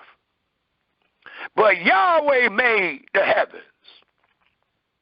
Honor and majesty, the same thing he put on man and call him God. It reads, honor and majesty are before him. Strength and beauty are in his sanctuary. Give unto Yahweh, O ye kindreds of the people, our cousins and uncles, and that's what a kindred is. Give unto him. You know, many of our kindreds don't believe this. Many of our kindreds have given glory to a stick, to a stone. Well, today, in this presentation, we are asking what Yahweh has said, give unto Yahweh, O ye kindreds of the people, give unto Yahweh glory and strength. And the only way you can do that is to witness what he has said. And he has said, there is no other God. I know not any. The 8th verse reads, give unto Yahweh the glory due into his name. And that glory is he is the only creator, the only God. Bring an offering and come into his courts. O worship Yahweh alone in the beauty of holiness. Fear before him all the earth, not just Israel, all the earth. Say among the heathen that Yahweh reign. The world also shall be established, that it shall not be moved. So don't be worried about going to heaven. Don't be worried about being a respected person, thinking you're going to heaven, because Yahweh said the earth would not be removed. Yahweh said the earth was made to be inhabited forever. And the saints, the children of the saints, will receive the kingdom on earth. So don't get mixed up with the story where you're going to sell yourself and sell yourself for a false hope about somebody supposed to be in heaven. that's going to denote the little God, that's going to do all that the big God, what Yahweh have said. That is foolishness. Thus it reads, let the heavens rejoice, let the earth be glad, let the sea roar, the fullness thereof. Let the field be joyful, and all that is therein. Why? Because Yahweh created it all. Then shall all the trees of the wood rejoice before Yahweh, for he comes, Israel, to judge the earth. He shall judge the world. Why is he judging the earth? Why is he judging the world if there's other gods? The answer is because there is no other God but Yah, and he created the world. Thus it reads, he shall judge the world with righteousness and the people with his truth. Hallelujah, hallelujah, and shalom, Israel. That will be the end of the presentation, which was called Yahweh is the only Elohim. We will open up for comments and questions, 2 minutes per comment. Please allow us to know who's speaking and where you're from. Shalom, Israel.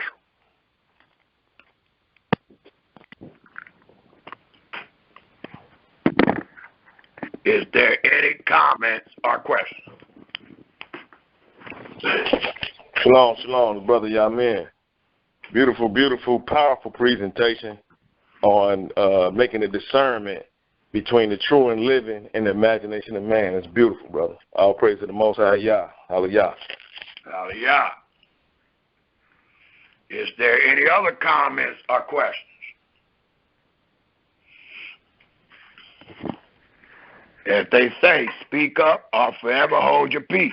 I had more comments after the presentation than I did. Well, I ain't going to say that because we did have some comments and questions.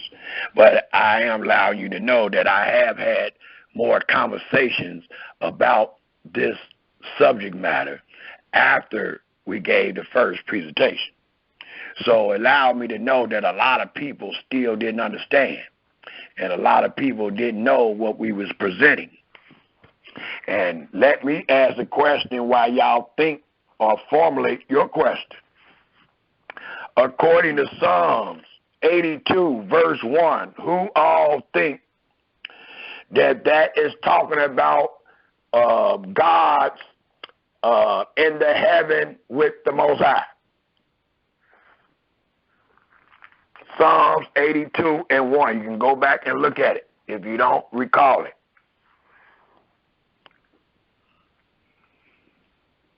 Do anybody see that as being God's as it is written and not the sons of Elohim?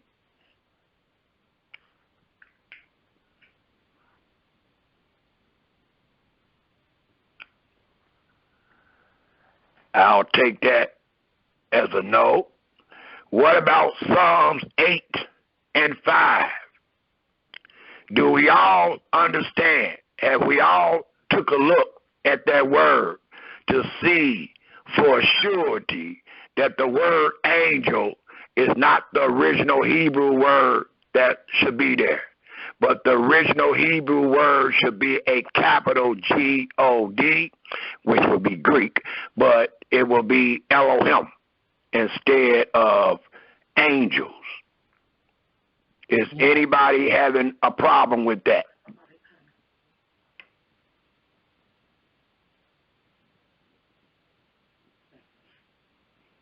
Is there any comments or questions?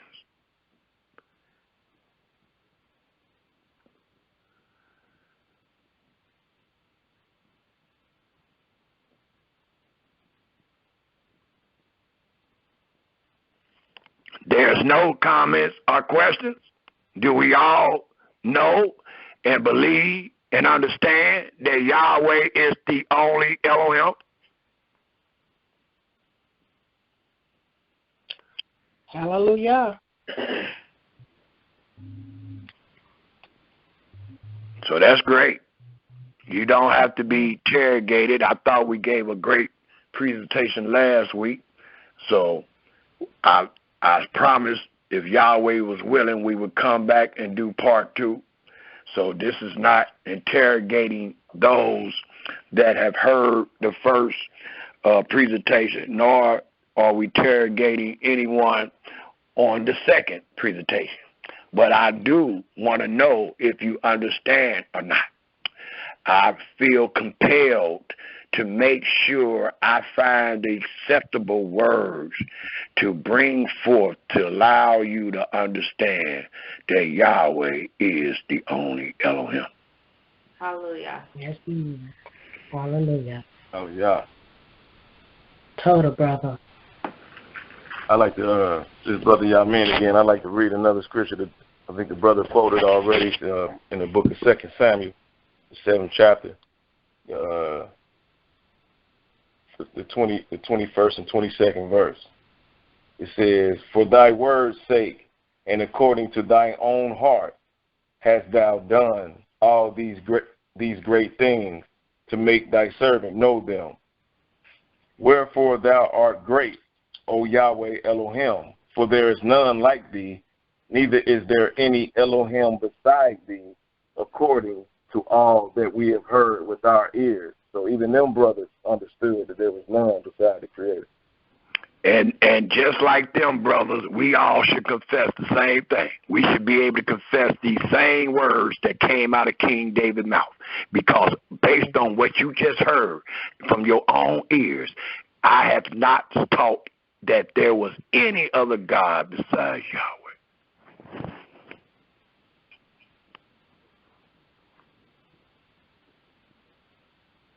And you have heard them out of your own ears. We have prayed that Yahweh allow us to open up our ears that we may hear. And we heard. And we didn't hear about nobody else. We used 8 hours of teaching this out of 2 weeks. And we can teach this every day. Every week I can give a class on there is no one other than Yahweh. Why? Because we got a book full of that knowledge. That's how easy it is to teach this lesson every week, because we got a book full of that knowledge. It is called the knowledge of the holy.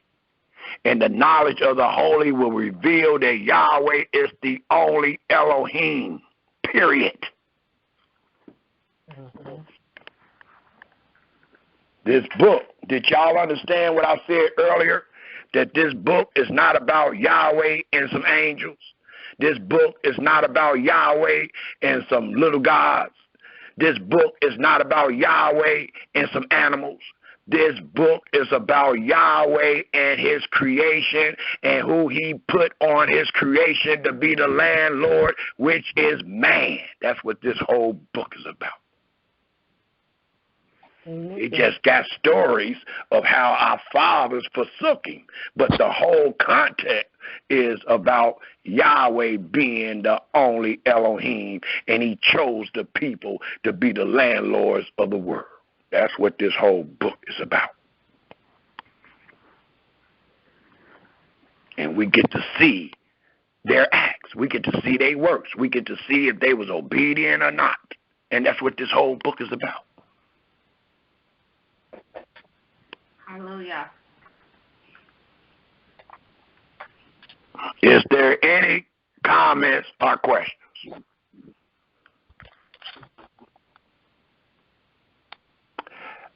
Is Brother Kane still on the line?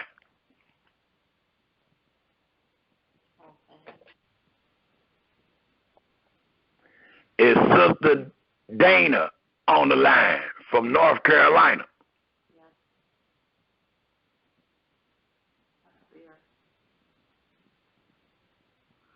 I was asking, was our brother and sister on the line, because they made a comment at the beginning about Genesis 1:26, and Brother Cain asked about Psalms 14. I just wanted to know, was that cleared up for you, or did I need to speak on it a little more? Shalom, I'm still here. I believe that there's one God. I just don't understand what the us was. That's all. I don't understand that part. Okay, so you're saying that you believe that it's only one God. How many gods do you believe created the people? Yahweh. I just don't understand what what that part means. I don't get it. Why he said let us. Okay, and I understand that, and you might want to do a little more studying on the us based on how. See, because I haven't got around to it yet, and I've been saying this for almost 5-6 years. The Bible is composed, and the composer, they using sources. You have a J source, which denote Yahwistic. You have a E source, which denotes Elohimly. You have a P source that denotes priestly. Man, I'm digging deep in my memory. But what I'm trying to tell y'all is that the Bible is composed of sources. And that's why in your Bible you can find, for an example, man shall not die for the sin of another man. And then you can find in that same scripture of truth where a man will die, or where a son will die for the sin of his father. And a lot of people say, oh, I got you. Here go a contradiction. This chapter say you don't. This chapter say you will. That's not a contradiction. That's a source. That source that thought source is based under Elohimly. The other thought source was under priestly. So you got what was said and believed under the priestly source, and then you got what is believed and received under the Elohimly source, or the Deuteronomic source, or like I said, it's about 5 sources, and I'm going to do a class on that. But the reason I don't and haven't is because so much of that material is found in other books. It's not something that I can just pull straight up out of the Holy Scriptures without using these other books to show me where these sources is. But I promise one day I am going to teach on the sources of how the Bible is compelled. So in dealing with those sources, we might can find out why it says in Genesis 1:26 us. That's the reason in searching the sources. Same way with us finding out that in Psalms 8, in the 5th verse, it got angel, but that is not the original word. Right. So we can talk right now. We say, well, I don't understand it say angel, and then we find out it don't even mean angel. So that's why we got to search the sources, and we must do word study. It's fun to me. I've been doing it for years. Word study is fun. Mm-hmm. Know what these words mean, and you'll be surprised. Like you'll see the same word, like fringe. That's a good one. That's found in Numbers the 15th chapter. Well, I can show you another word, fringe, and it don't even have the same law or nothing dealing with which we find in Numbers, but it's the same word. 2 different meanings, applied 2 different ways, but it's the same word. That's why it's so important to do word study. Your brother going to do it for you, but I advise you to do it for yourself. It's more fun finding that truth. And I will try to come up with something else, sister, to try to explain that us. But in all actuality, the Bible explains it. It don't explain why it's there, but it definitely explains what us is. It explained that us didn't do nothing. If you keep reading, right. We don't supposed to stop at the 26th verse and throw our hands up. We're supposed to keep reading, and the rest of those verses will explain itself according to its context. It wasn't us. It was me. And I did it all by myself. I said, ain't nobody been by me. I said, I'm the only Savior. I'm the only creator. I can't say I'm the only creator if us created. That would be a lie. That would be a lie to say I'm the only creator but us created. And the closest thing that I have been able to use far as that would even denote us is wisdom. Because according to Proverbs 8, wisdom is personified as a woman. And the Almighty said he used that woman, if you want to say it in that sense, since it being personified. He used that woman in all that he created. So maybe that is the us. Because it tells us that he used wisdom in all his creation. And when you read Proverbs 8, you will find that wisdom is personified as a woman. So again, maybe that is the us. And I said maybe, because don't forget what we read in Ecclesiastes, the 3rd chapter, the 14th verse. And I would love to read it again, because I know it done forgot. It done slipped off a lot of y'all minds already. And what is read, I know that whatsoever God does, it shall be forever. Nothing can be put to it, nor anything taken from it. And Elohim does it. Why? That men should fear before him. And then it reads, yes, and man does it to fear before him. And what I meant was the 11th verse. Sorry about that. The 11th verse. He has made everything beautiful in his time, even at the beginning, where it says, let us. It tells us he has made everything beautiful in his time. Also, he has set the work or the world in their heart. So the world is in our heart today. So when we looking at certain words here, we just don't understand what in the heck do that mean? Why is it even there? It says, so that no man can find out the work that Elohim makes from the beginning. And we talking about the beginning of man to the end. So a lot of these things might not never be answered, sister. But, in its particular, it might not never be answered. But in the whole, it's answered. It's answered. That us, as I just stated, it could be noted as the personified woman as wisdom. Wisdom being personified as a woman. He said in that chapter that I use wisdom from the beginning. So if I use the wisdom, I said, let there be light. Wisdom was right there. I said, I'm going to name the light day. And I'm going to name the darkness night. Wisdom right there. I said, let there be a firmament in the air, in the sky. Wisdom right there. I said, let us make man. Wisdom right there. Wisdom ain't never left. And then the next verse say, I made it. Right. But good question, good concern, and we got day after day, long the Almighty allow us to wake up to see if we can actually find that and nail that all the way down where the transparency of that is shown to anyone.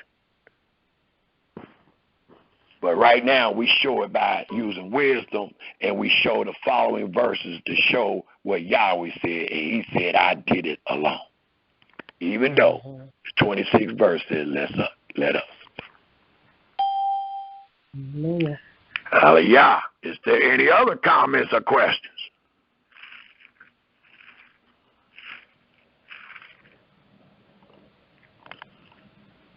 How about that Psalms 8, verse 5, about that angel? Is that interesting or not?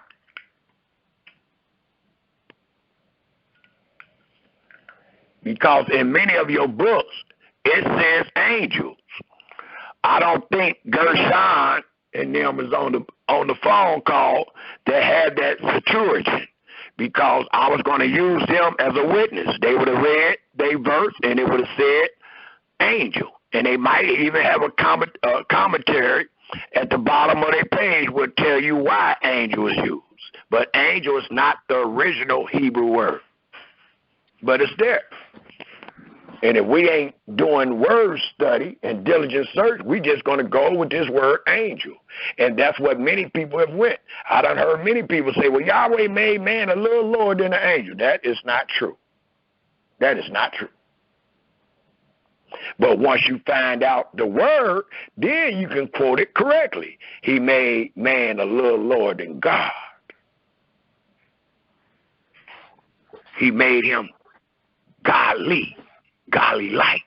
He made him in the image and likeness after God. That's Elohimly-like. And then he put the spirit upon him to be Elohimly-like, and that spirit represents the instructions that was given. All he had to do is follow the instruction. He would have been Elohimly-like until the day he died. Not just him, his seed too. It don't change. The only way it can change if you go against the order. And that's what the Almighty said about our fathers. They went against the order. They started dealing with Cain's daughters or the daughters of men. And the crown had to get cast off their head. It got cast to the ground. And that crown denoted authority, dignity, divinity, holy.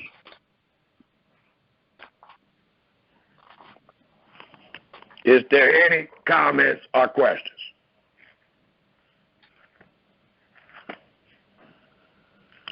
If there isn't any other comment or questions, I would just like to say hallelujah to the Creator and thank the listening audience once again for lending the ear that ye may hear to fear Yahweh and to depart from evil and to declare that Yahweh is the only Elohim. I would like to close on that note by reading Psalms 145 for us all. Psalms 145 in closing. And it reads, I'll take that back. We will extol thee, our Elohim, our King, O King, and we will bless thy name forever and ever. Every day will we bless thee, and we will praise thy name forever and ever. Great is Yahweh, and greatly to be praised, and his greatness is unsearchable. And there it is. It's unsearchable. Some things you will never understand. It reads, but that will not stop you from knowing that Yahweh is the only God. I bet you that. One generation shall praise thy works to another, and that's how you don't never forget. Because the truth is going to continue on from generation after generation. That's why we are able to prove today that Yahweh is the only Elohim. One generation shall praise thy works to another, and shall declare thy mighty acts. We will speak of the glorious honor of thy majesty, and of thy wondrous works. And men shall speak of the might of thy terrible acts, and we will declare thy greatness. They shall abundantly utter the memory of thy great goodness, and shall sing of thy righteousness. Yahweh is gracious and full of compassion, slow to anger, and of great mercy. Yahweh is good to all, and his tender mercies are over all his works. All thy works shall praise thee, as we are, because we are part of his work, O Yahweh, and thy saints shall bless thee. They shall speak of thy glory, of thy kingdom, and talk of thy powers, to make known to the sons of men his mighty acts, and the glorious majesty of his kingdom. Thy kingdom, Yahweh, is an everlasting kingdom, and thy dominion endures throughout all generations. Yahweh uphold all that fall. Nope. And how do we uphold them that fall? By his angels. Yahweh uphold all that fall and rises up all those that be bowed down. The eyes of all, it says, the eyes of all wait upon thee, and thou givest them their meat in due season. Thou open thy hand and satisfy the desire of every living thing. Yahweh is righteous in all his ways and holy in all his works. Yahweh is nigh unto all them that call upon him, to all that call upon him in truth. He will fulfill the desire of them that fear him. So keep fearing him and depart from evil. He also will hear their cry and will save them. Yahweh preserve all them that love him, but all the wicked shall he destroy. Our mouths shall speak the praise of Yahweh, and let all flesh bless his holy name. How long? Forever and ever. Hallelujah, hallelujah, and shalom, Israel. Shalom, family. Hallelujah. Powerful, brother. Hallelujah. Shalom.